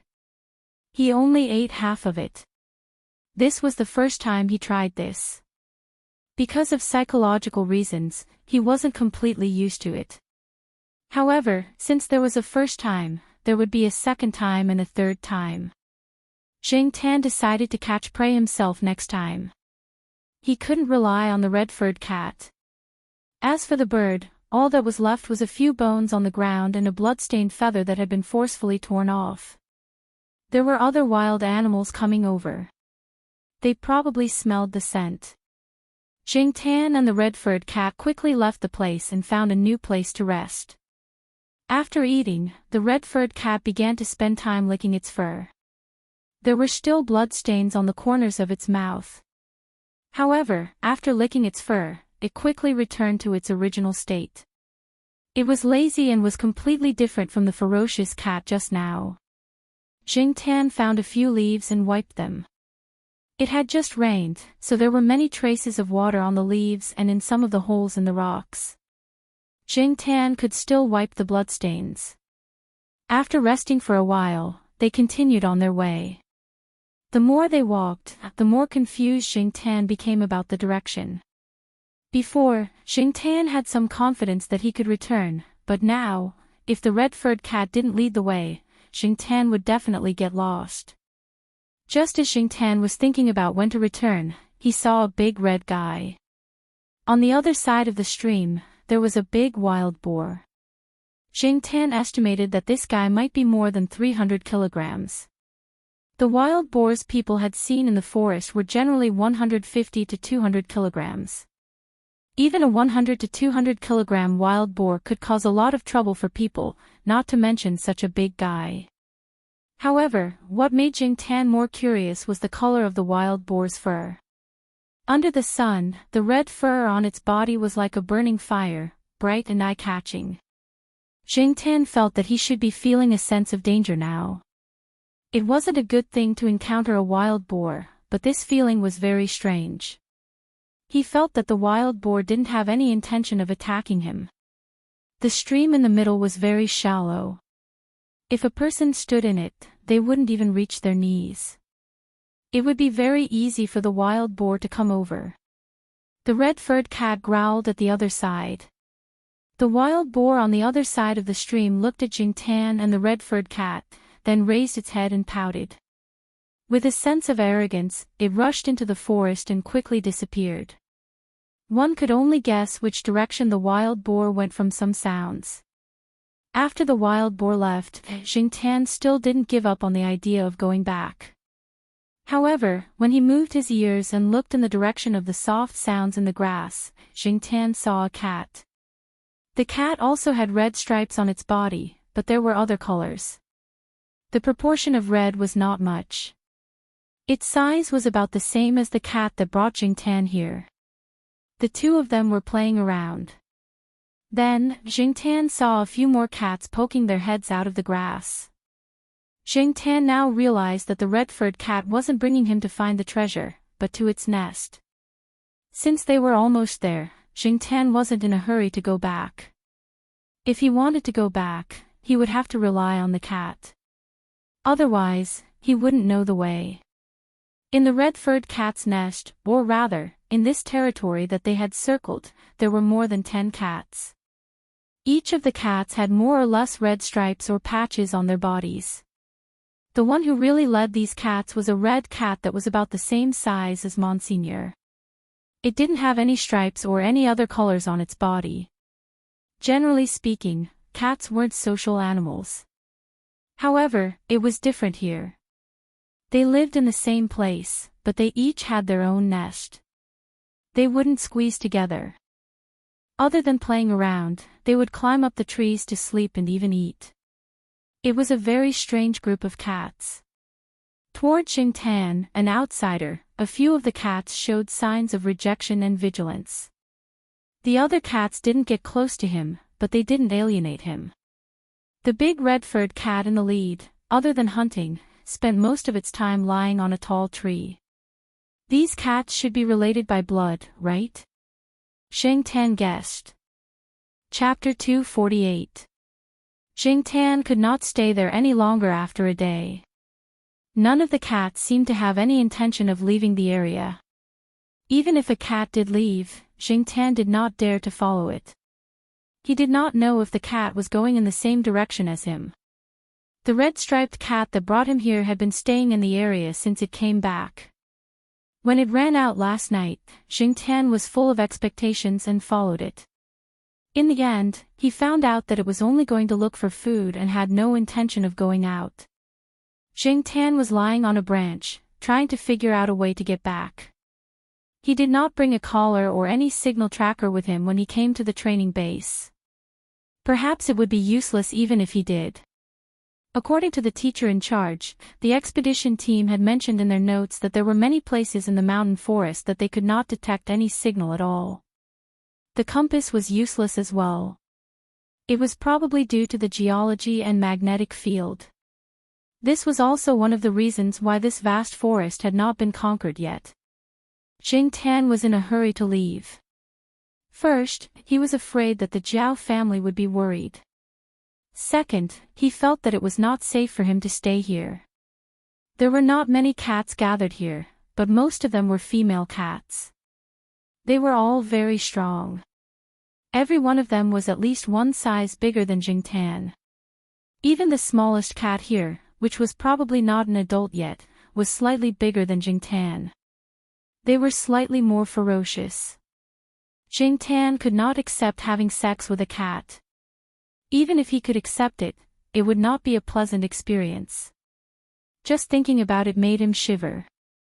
As he was thinking, a sound came from under the tree. A few cats were fighting over a mouse. Xingtan came here. In addition to the leading cat with red fur, he also saw a red-furred wild boar and a red-furred mouse. The few cats were fighting over the red-furred mouse. Yesterday, a nearly 20-centimeter red-furred mouse had been taken up by the leading cat for dinner. Later, a few small red-furred mice were caught by the cats. They were probably the cubs of the big mouse. It seemed that the big cat had dug up a mouse nest. The small red-furred mice were snatched by the cats as if they saw a delicacy. They even fought over a small mouse. Yesterday, the red-striped cat had fought with another cat. After it won, it immediately ate the small red-furred mouse, afraid that it would be snatched by other cats if it didn't pay attention.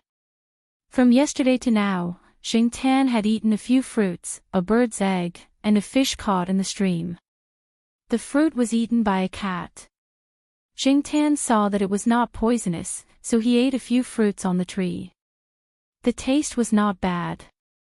The bird's egg was dropped in the grass when the cats were catching birds. The cat did not want the bird's egg, so Xingtan picked it up. For the cats, the bird's egg was just a toy. When they were bored, they played with it like a ball. As for eating it, they had no interest. Xingtan thought about the experience of eating the fish. Maybe it was the cat's tolerance for the fishy smell. Xingtan had a hard time eating it, but he did not feel nauseous after eating it. The internal organs and fish head were not eaten. After Xingtan caught the fish, he cut it open with his claws, removed the internal organs, and rinsed it with the water of the stream a few times. The water of the stream was very clear. As for the parasites and microorganisms, Xingtan did not care about them. He could not care about them. It was better to fill his stomach first.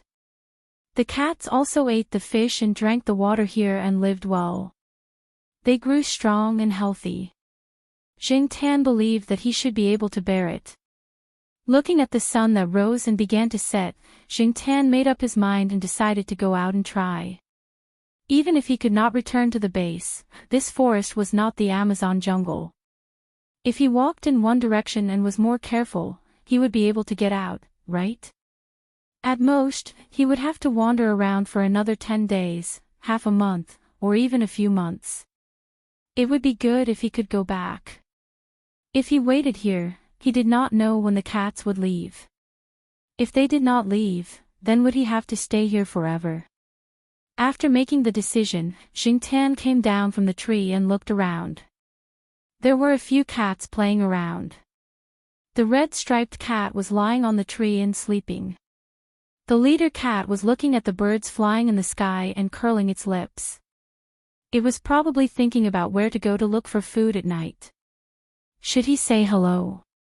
Xingtan snorted in his heart. There was a language barrier. How could he say hello? He remembered that when he came here, he seemed to have come from that direction. There was a stream there, and there was a big wild boar there. He should walk along the stream. After Xingtan confirmed the direction, he lifted his feet and walked in that direction. As he walked, Xingtan felt that the leader cat was looking at him.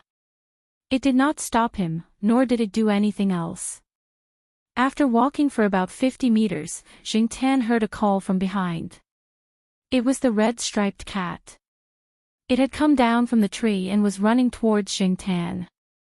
Perhaps it realized that Xingtan was going to leave, so it came over to stop and persuade him to stay. However, before it could get close, the leader cat jumped down and slapped the red-striped cat to stop it from coming closer. The red-striped cat pressed its ears and seemed to be very unhappy. It felt that Xingtan was a good cat and would be a good companion, so it brought him back. How could it leave?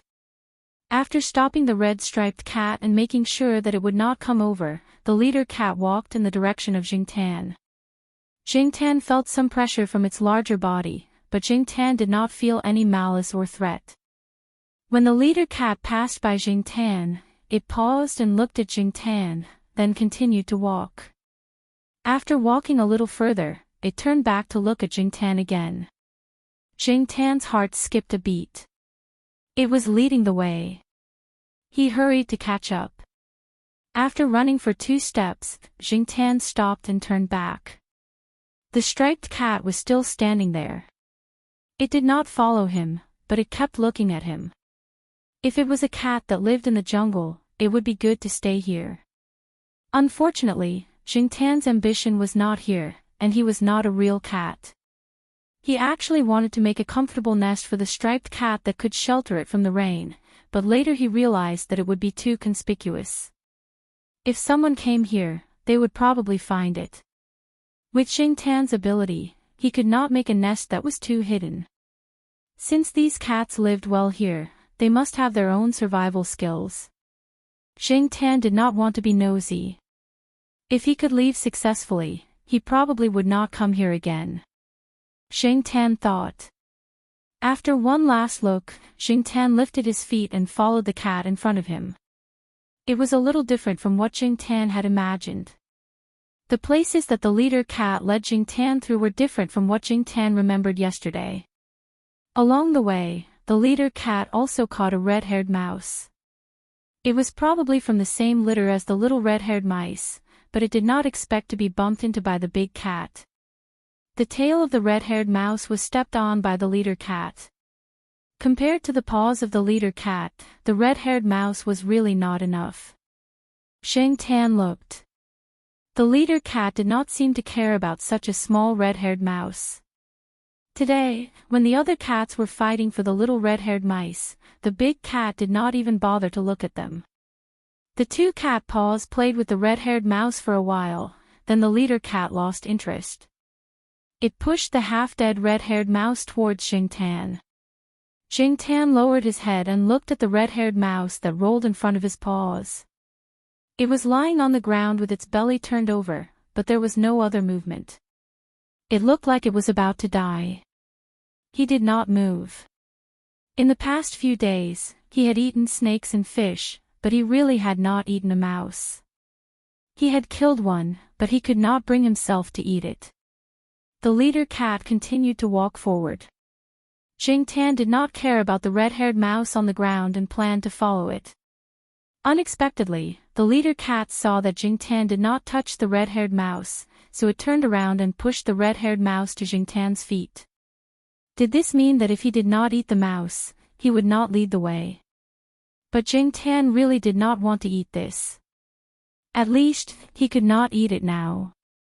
The two cats stood there like this, facing each other. Jingtan was helpless.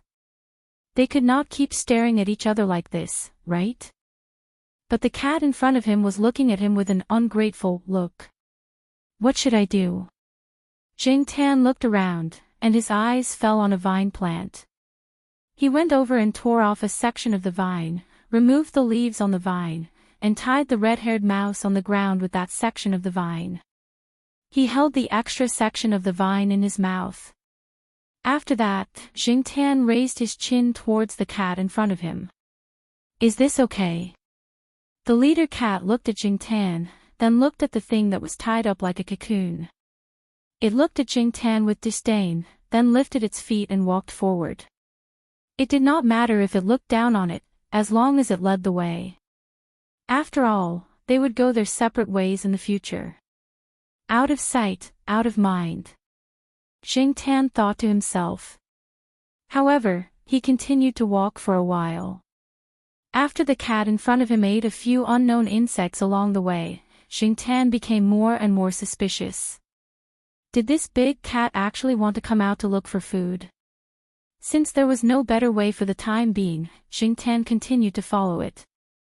At worst, he could wait for the cat to finish looking for food and then follow it back to the forest. The red-haired mouse that was tied up like a cocoon was swung around as Jingtan ran. Jingtan was too lazy to care about whether it was dead or alive. After being played like that by the leader cat, it was probably going to die soon. Anyway, he was not going to eat the red-haired mouse. When the time came, he would just throw it away.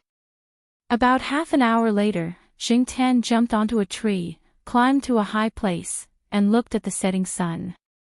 He felt that his sense of direction, which had disappeared for a day and a night, had returned. He was suddenly in a good mood. This was not the place where he came from. It was a little off, but not far. Jingtan felt that he could find the way he came from. As for the leading cat, after bringing Jingtan here, it turned around and left. Perhaps it knew that cats like them could not wander too far away, and they could not appear in areas where humans lived. Therefore, it had to guard this place, a place where no humans had entered. As for the striped cat, it was probably an accident that it appeared at the base. Jingtan couldn't get used to their lives, and they couldn't get used to the life that Jingtan wanted them to live. Looking at the endless forest under the twilight, Jingtan took a deep breath and prepared to rush to the base. As for the half-dead red-haired mouse, Jingtan looked down and saw that the mummified red-haired mouse was chewing on the vines energetically. Its two front teeth moved, and the vines were bitten open. The vines were much thicker than the red-haired mouse's teeth, and Jingtan thought that the vines were quite sturdy. He did not expect the red-haired mouse to bite open a big hole as easily as tofu. It looked like the vines were about to break. There was no movement just now, and in the blink of an eye, it was like this. Noticing that Jingtan was looking at it, the red-haired mouse, which had already squeezed half of its head out of the vines, fiercely bared its two small white teeth at Jingtan.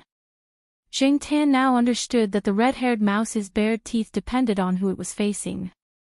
If the leader cat was there, it would only dare to play dead. Chapter 249. A mouse was not afraid of a cat. A small mouse was acting fierce in front of a cat. This mouse was not even as big as an egg when it was curled up. How could it be so arrogant? To be honest, it was Jing Tan's first time encountering such a situation. Therefore, his original plan to throw away this troublesome mouse after the leader cat left was changed. The vines on this little mouse were still tied up and had not been completely bitten off. What was even more arrogant was that after the red-haired mouse glared at Jing Tan, it continued to gnaw on the vines. It did not seem to care about Jing Tan at all. It was really unscrupulous. Jing Tan raised his hand, intending to teach this rampant red-haired mouse a lesson. Previously, the red-haired mouse was tied up with vines.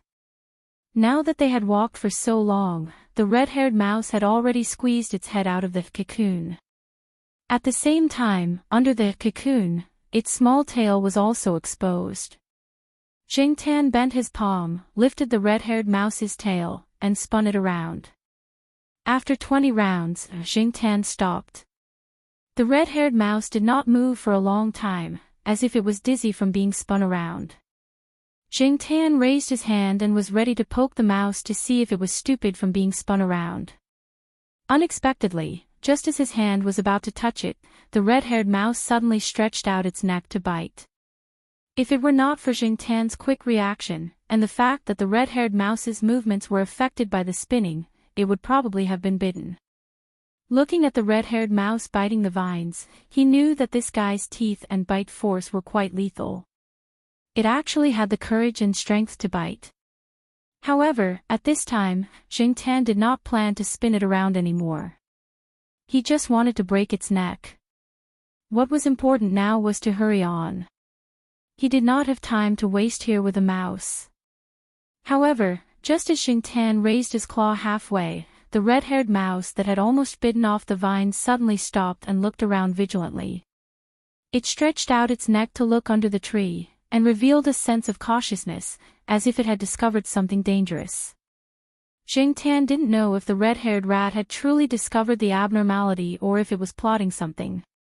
Just in case, Jing Tan still had to be vigilant. If there really was an abnormality, he had to pay attention and deal with it early. Thus, Jing Tan quickly pressed the red-haired rat down, not allowing it to move. Then, he looked down the tree. Suddenly, the red-haired rat squeaked as it was pressed down by Jing Tan. It struggled, but was unable to move away from Jing Tan's palm. Jing Tan did not have the slightest intention of pitying it. If he used a little more strength, he would be able to squash it to death. Only then did the red-haired rat realize that the cat in front of it was also a dangerous creature. Perhaps in its memory, it only had a deep fear of the cats in that area, but it had no memory of Jing Tan, an animal with a very strange smell. It probably also felt that Jing Tan had no intention of eating it, which was why it was so rampant before. Its experience since birth had taught it that being bigger than it did not mean that it was dangerous, and being smaller than it did not mean that it was harmless. Unfortunately, this time, it had miscalculated. This cat indeed had no intention of eating it, but it was not to be trifled with either. It had enough power to squash it to death with one palm. Therefore, after it cried out once, it stopped, and after struggling for a while, it settled down again. However, its eyes were looking around, probably thinking about how to escape. Jing Tan did not pay attention to the red-haired rat that he was stepping on. He focused on looking down, his ears perked up to listen to the movements around him. Just when he felt that the red-haired rat was playing with him again, he suddenly heard a slight sound. Jing Tan, who was about to find trouble with the red-haired rat, immediately focused his attention on that slight sound. The rustling sound of something rubbing against the ground and the surrounding grass gradually came in this direction. Jing Tan held his breath and looked in that direction, feeling nervous. He could already guess what it was. A snake as thick as the mouth of a bowl came out from the grass over there. With its size, it would not have any difficulty swallowing a cat the size of Jing Tan. Jing Tan had seen snakes of this size in the city before, but they were specially raised by some people. At that time, Jing Tan had not yet turned into a cat, so he did not feel that much fear. But now, in this forest full of danger, Jingtan's hair almost stood on end. Fortunately, the snake was not heading in the direction of the tree that Jingtan was in. Moreover, the snake had already eaten, and there was an obvious protrusion on the snake's body. Looking around, Jingtan guessed that the snake was probably planning to go to the wetland not far away. After the snake left, Jingtan waited for a while before coming down from the tree. This time, Jingtan did not plan to release or kill the red-haired rat directly. He found another vine and tied the rat up. This time, he spent more effort, tying 2 knots in a circle, then tying the next circle, repeating the process a few times. This way, even if the rat bit off a section of the vine, it would not be able to escape immediately. Yes, Jingtan planned to keep the rat as an early warning. This primeval forest, which could be said to be well preserved, had many dangerous and uninhabited places. In the ancient and magical forest, all kinds of creatures were breeding and living in an endless stream.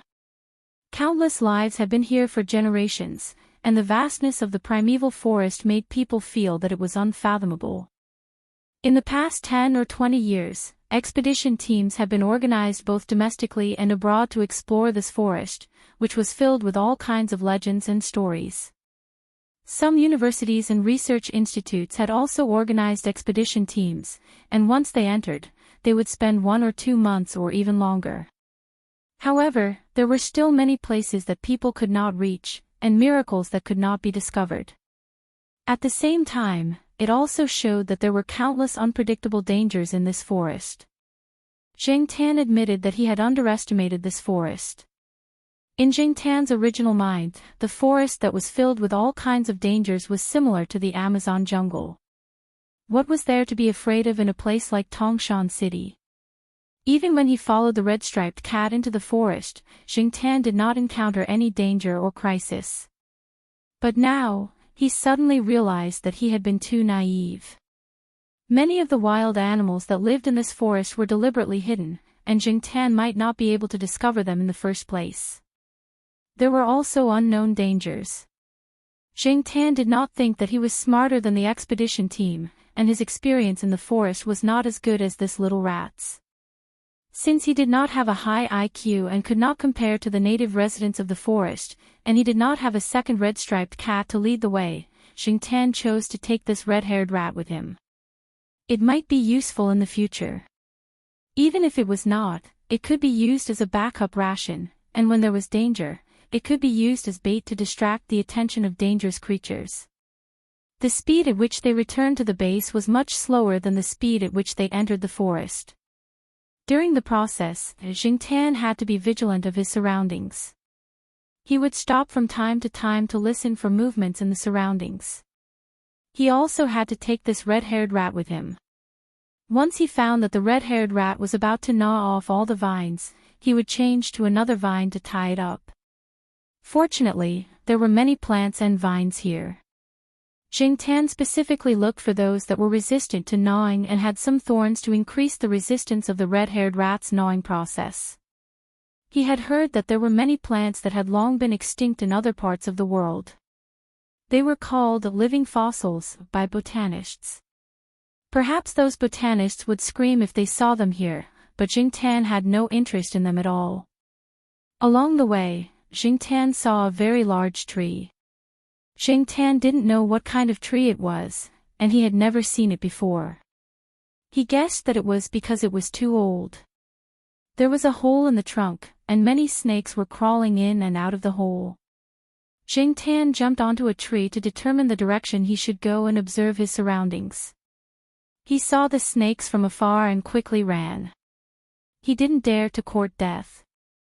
Speaking of gains, Jingtan picked up a piece of amber. He had picked it up when he went to the stream to drink water.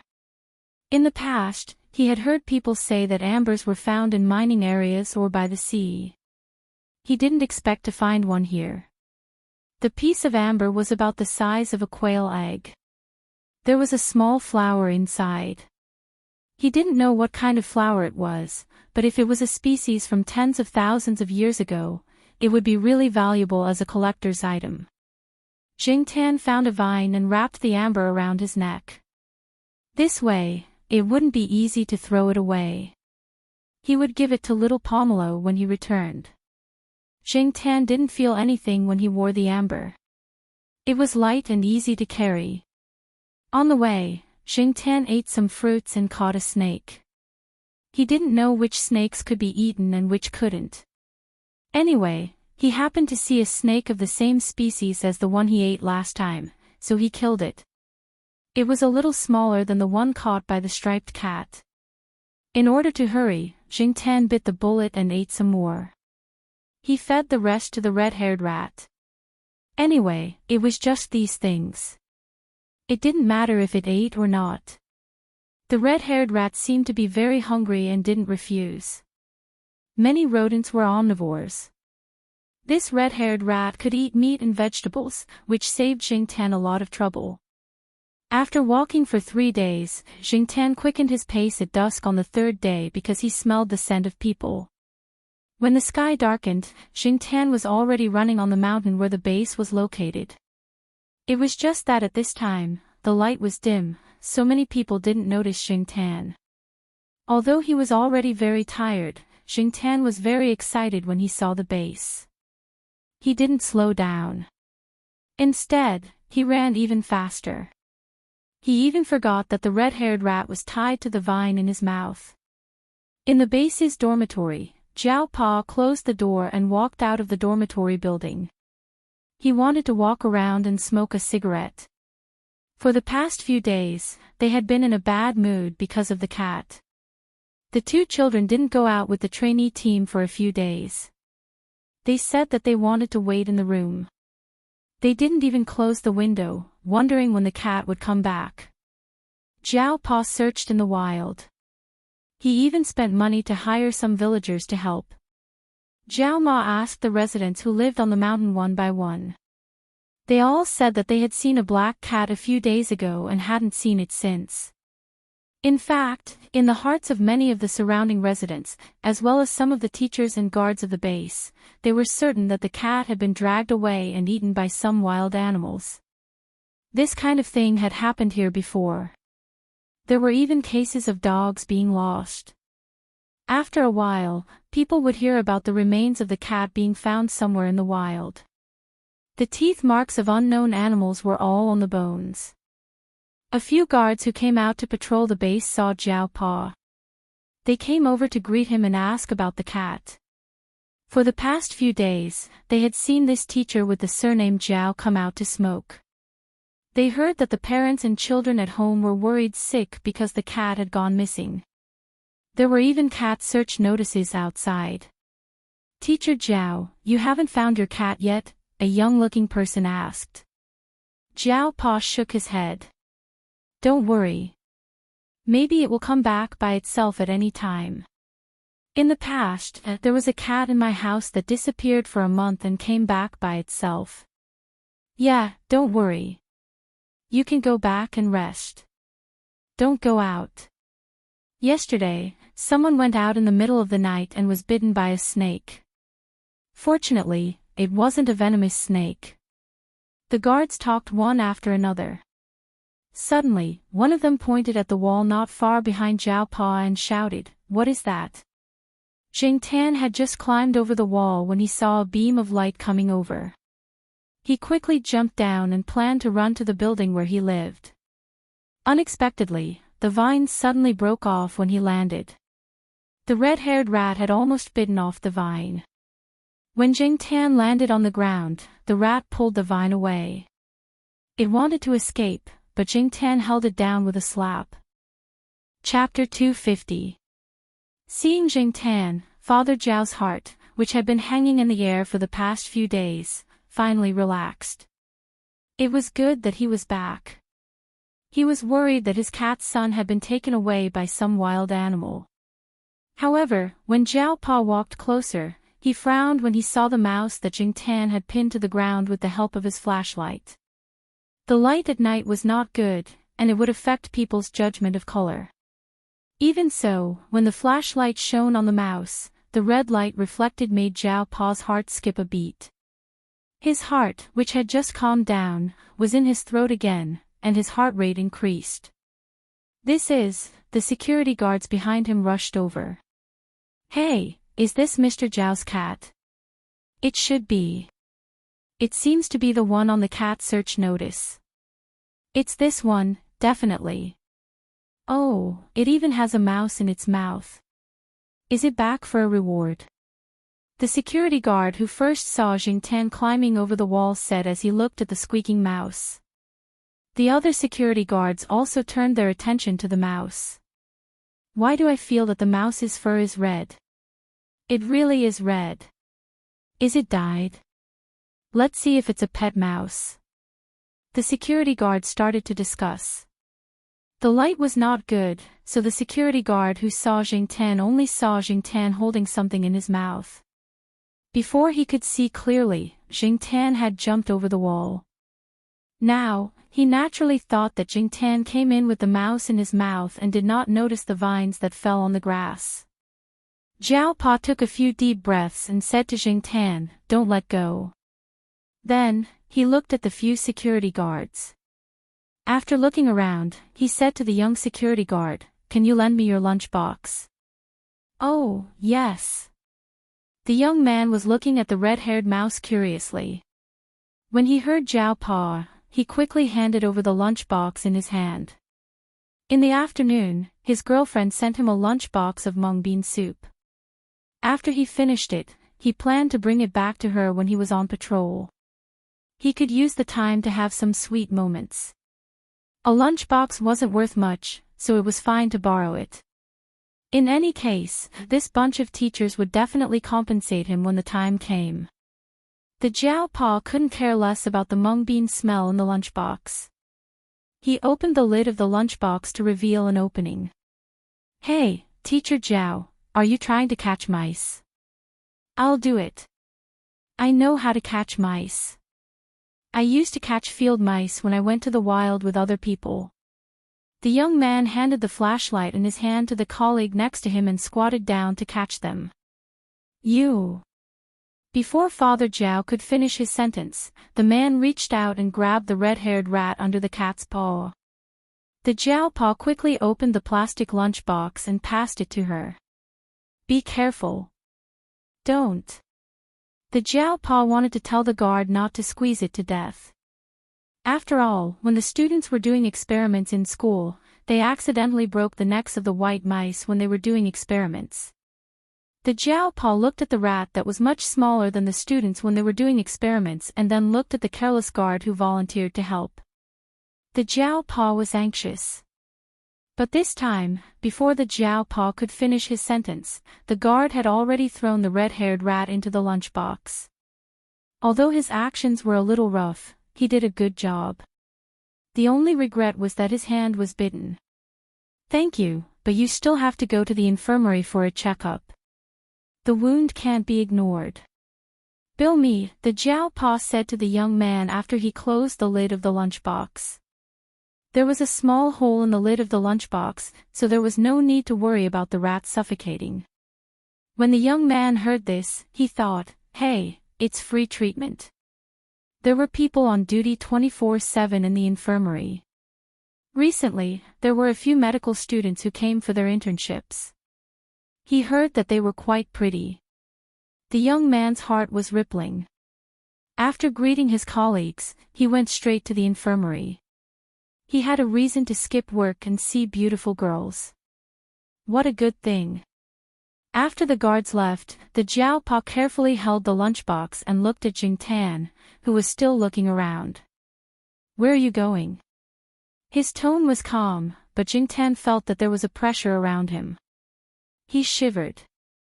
It was probably because of the low temperature at night in the mountains. Jingtan followed the Zhao Pa back to the dormitory. He directly climbed through the window. Anyway, he lived on the second floor, so it was easy to climb through the window. Little Pomelo was sitting at the table with a pen in her hand. She wasn't in the mood to work on the summer vacation homework that was spread out on the table. If she flipped a few pages forward, she would see a pencil-drawn cat on every page. While she was thinking, the screen was pulled open. Little Pomelo and the Jiao Yuan, who was torturing the crab to vent his depression, both looked at the window. Black charcoal.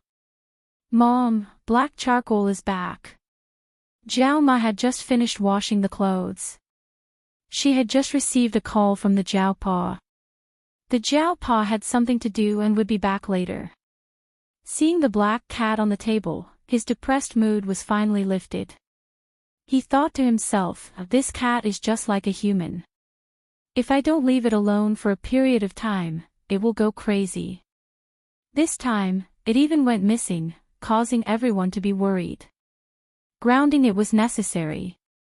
For the rest of the time, this cat would not be able to go out again. Jiao Ma scolded Jing Tan and ordered him to be grounded. At the same time, she carefully checked Jing Tan's body to see if he was injured. Then, she found a plastic tub and filled it with water for Jing Tan to soak in. Jing Tan came back covered in dust. He even felt the active fleas on his body. He really did need a good bath. Ha! Something seemed to be missing. Where's the amber? Jing Tan realized that the amber around his neck was gone. He still had it when he went up the mountain. It probably fell off when he went through the bushes around the base. He would look for it tomorrow. After Jing Tan finished her bath, she wrapped herself in a towel and sat on a stool to wait for her fur to dry. Father Jiao came back with an anxious look on his face. He didn't bring the plastic lunch box with the red-haired rat, and he didn't know where he put it. What happened? The Jiao Ma asked. Is black charcoal injured? The Jiao Pa asked. No, he just had a meal and took a bath. He seems to be in good spirits, the Jiao Ma said. That's good, the Jiao Pa breathed a sigh of relief. It turned out that the young guard who was bitten by the red-haired rat was in trouble. It had only been an hour since he was bitten, but the young guard's hand was already swollen like a bun. He was also dizzy. Fortunately, they had a good supply of medicine, and he came to get treatment in time. Otherwise, he might have died. The Jiao Pa immediately came back to check on the situation. When he saw that Jing Tan was fine, he gave a few words of advice and left. Jing Tan listened to the Jiao Pa's words and broke out in cold sweat. He finally realized how dangerous the rat was. Fortunately, he was not bitten by the rat in the forest. Otherwise, he would have become the feces of the beasts or insects in the forest. Before the Jiao Pa left, he said that he might come back very late. He might not even come back to sleep. The Jiao Pa was not the only one. The other teachers who led the team, whether they were asleep or not, all rushed to the same place. The students who came out to make phone calls were all wondering what had happened. In a room in the base, many teachers were huddled together. It was originally a temporary lounge. Everyone complained that it was too close to the toilet. It was uncomfortable to stay here in the middle of summer, so very few people came here. But now, no one cared. Some male teachers did not change their clothes when they heard the news. They ran over in their singlets and shorts. They did not care if they were laughed at by the other teachers. They stared at the red-haired rat in the cage on the table. The red-haired rat was in the middle of the cage. It was gnawing on a peanut. Its eyes were still looking at the people outside the cage. It did not seem to be afraid at all.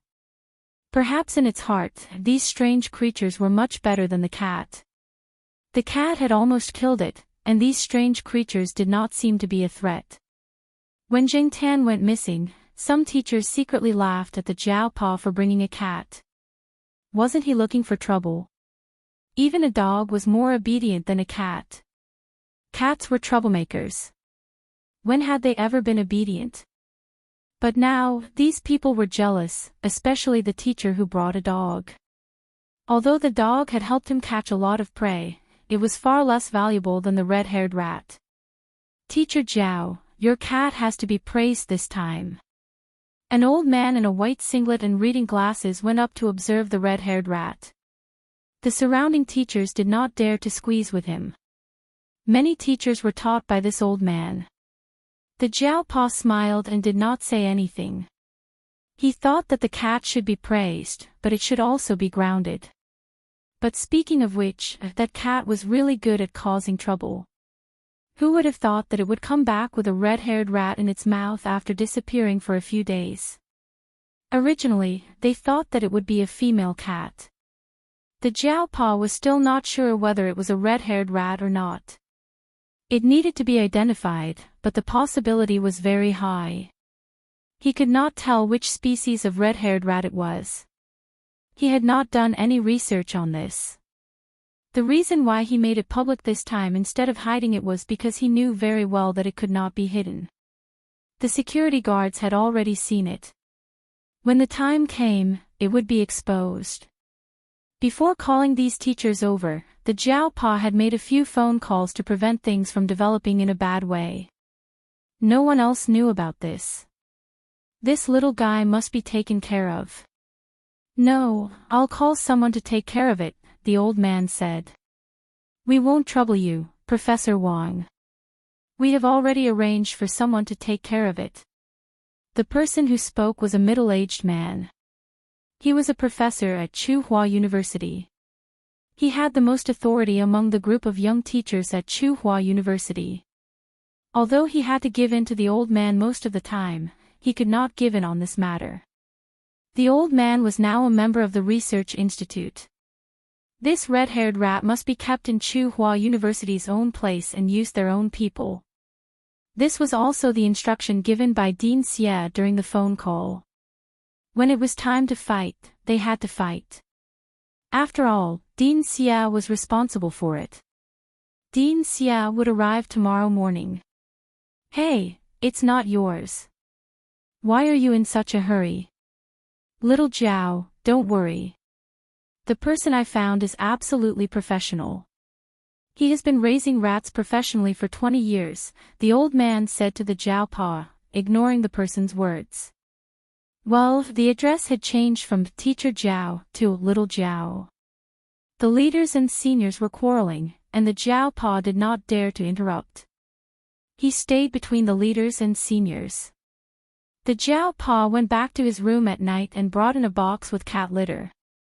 He asked Jing Tan to urinate or poop in the box.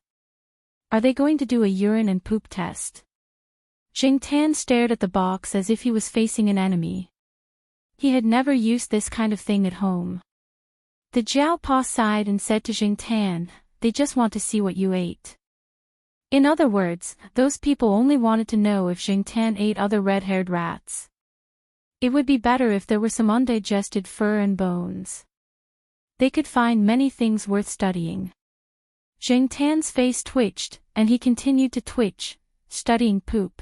These scientists were really hardcore. If he knew it would be so troublesome, he would have just thrown the red-haired rat outside. Why did he bring it in? Jing Tan regretted, but it was too late to regret now. At that time, he was rushing back and did not even think about the red-haired rat. When he regained his senses, he had already climbed over the wall and entered the base.